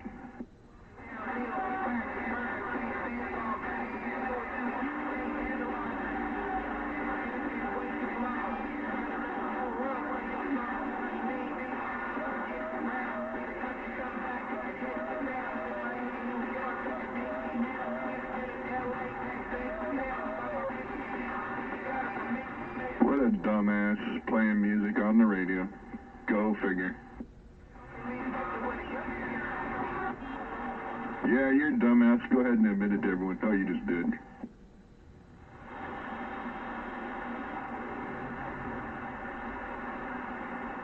It's a statistical fact those people that play music over the CB radio have small penises. That is all.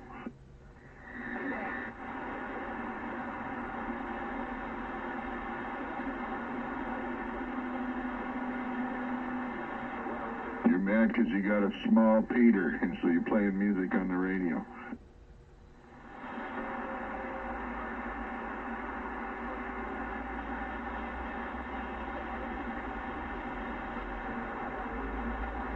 All the micro dicks will come out of the woodwork now.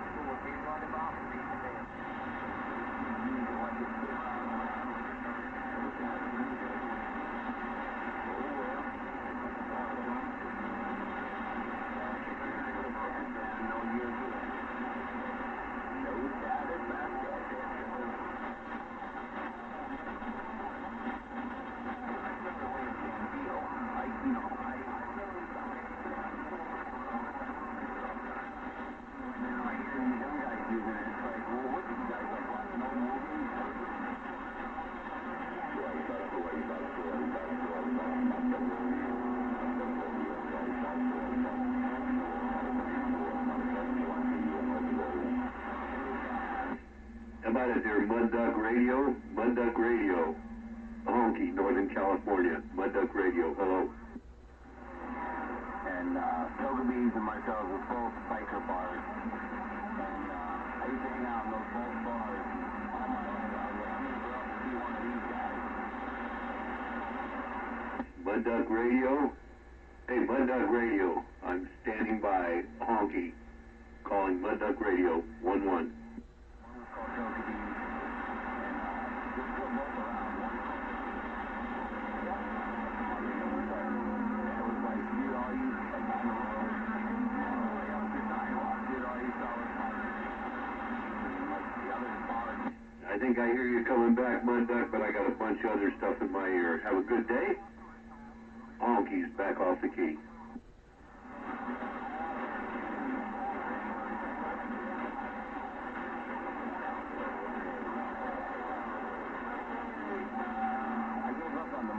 I'm not gonna lie. After my heart attack, I'm like, I don't want to do anything dangerous.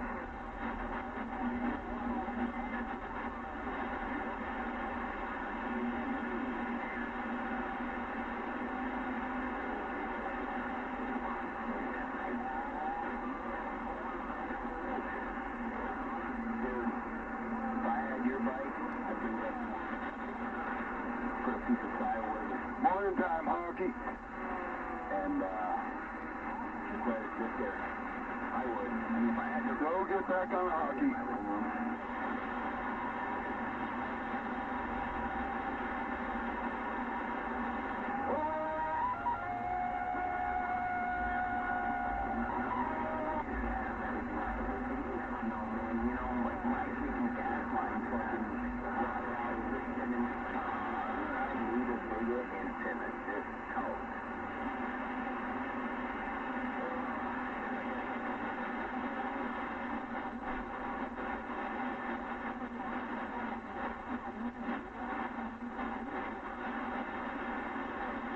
Alright, brother. I thought you were right on. No doubt about it. Hey, Nitro, I heard another station out there, and they thought they needed a bigger antenna, but they didn't. Sure didn't. And I was here to let them know. Squeeze that shaman and talk.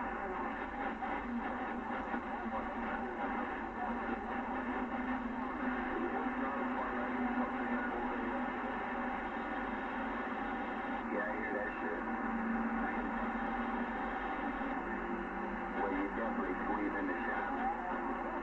No doubt about it, and it's definitely working here in Shutdown. That's a fact. So wave all that good bliss, and you enjoy your day.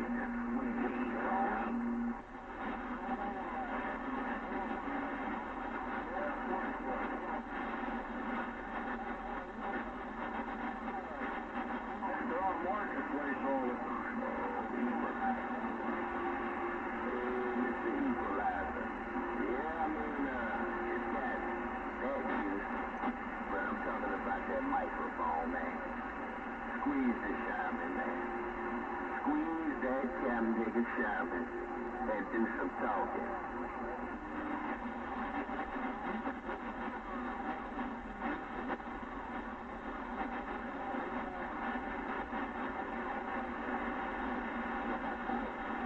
Y'all bunch of mud ducks.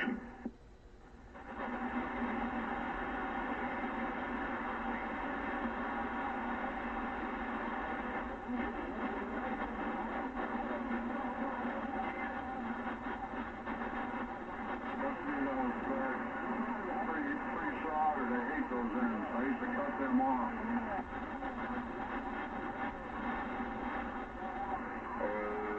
Equalizer. It's still working.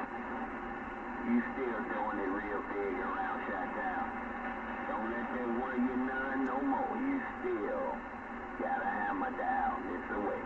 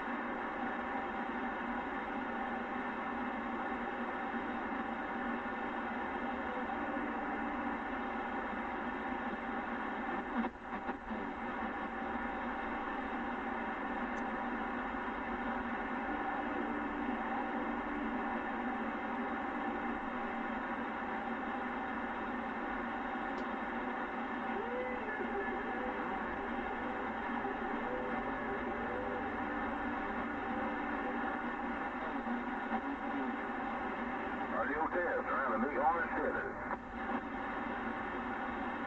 Radio test on the receive, I'm getting down. Radio test on receive, I'm stepping. Radio test on receive, I'm stepping.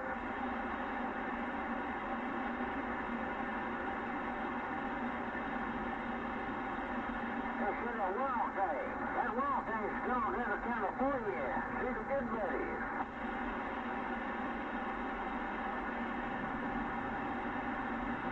That morning right back at you. I got 400 watt panels to put together here pretty soon to wire them up. I want to have me a 1,000 watt solar power system on 8 batteries there, right here.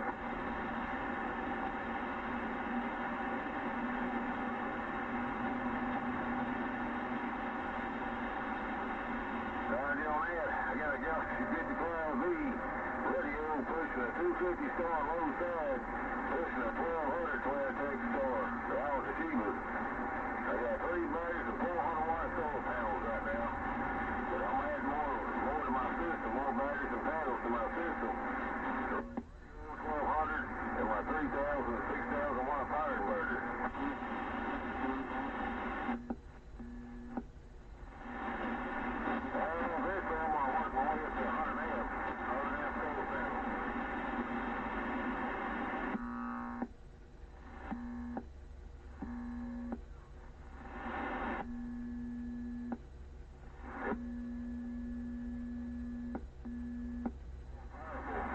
What the what?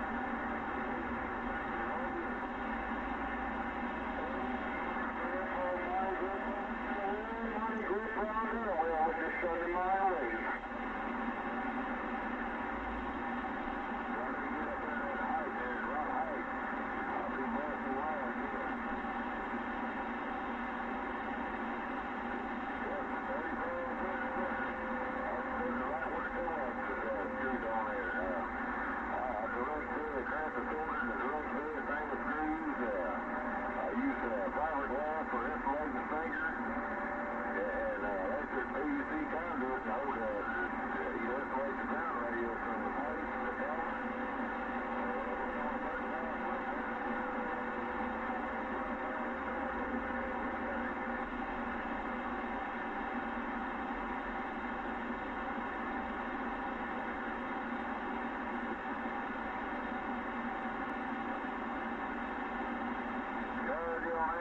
Like I said, running 400 watts, Harbor Freight panels. I got 4 of them hooked to Harbor Freight controllers.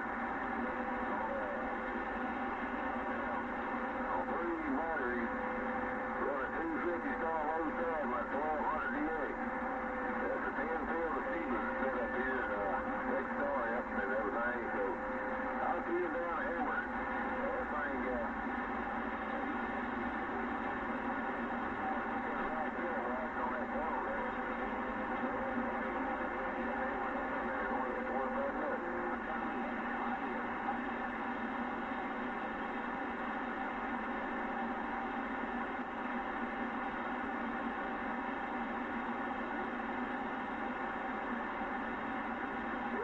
on that. Yeah, you get up there to third, second wave and all that stuff there, but ooh, man, like I said, I'm building me a solar power station that's what's running.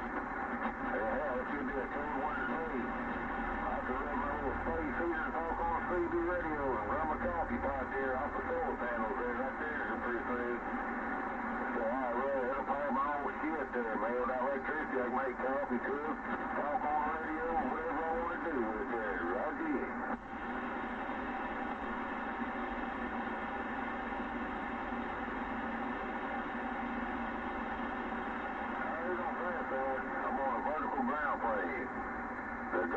close at 45 degrees. I'm just talking on Stardust and no pesticide here, but I did have a beams. Matter of fact, my tire and beams up a tree right now. Got Hurricane Laura wiped out my tire and beam. But yeah, like I said, I had the beams there. Beams ain't a problem to build. I get the material. I can build you a beam and point it and blow your eardrums out. You can't hear me at all.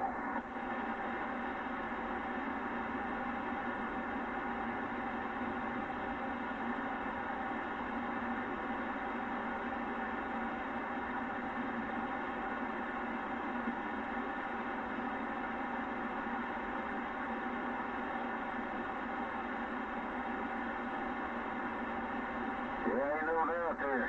I can build a beam there. I can build a beam, ground plane, and talk on 2 pieces of wire. That's the trees there. That's the trees. And everything. You sit there and hammer down on that son of a bitch there. It won't burn up. Won't waste your nature. Just make it downright straight through. 16 with hammering on that. As much as you want to run on the watcher.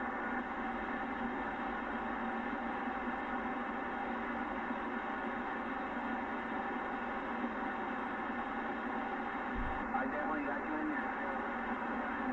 Milwaukee.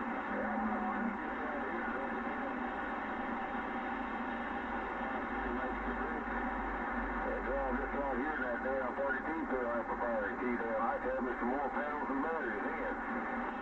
You say how many? Where you at? 316, 316. Milwaukee was Drop the hammer down. I want to drop the hammer down there and blow them off the map there. I like to take Joe Biden and blow his fucking head off of my radio. 316 gone.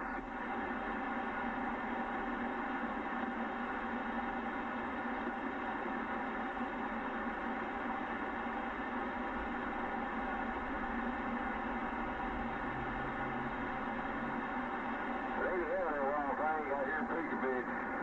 Old Peekabitch up there on the west coast, up there in Washington State. They call him old Peekabitch, talking shit all the time there. I believe he is a Peekabitch there. You know what I'm saying? I don't know anything about him, man. He just, you know how the west coast people are from the west coast.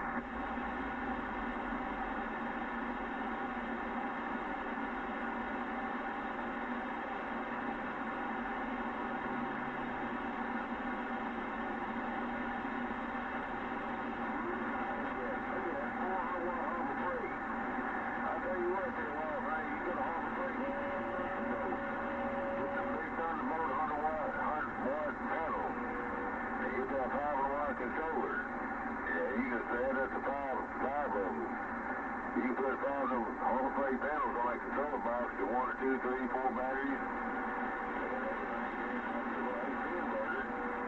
And you be able to run and get your own AC power, you know, your own electricity.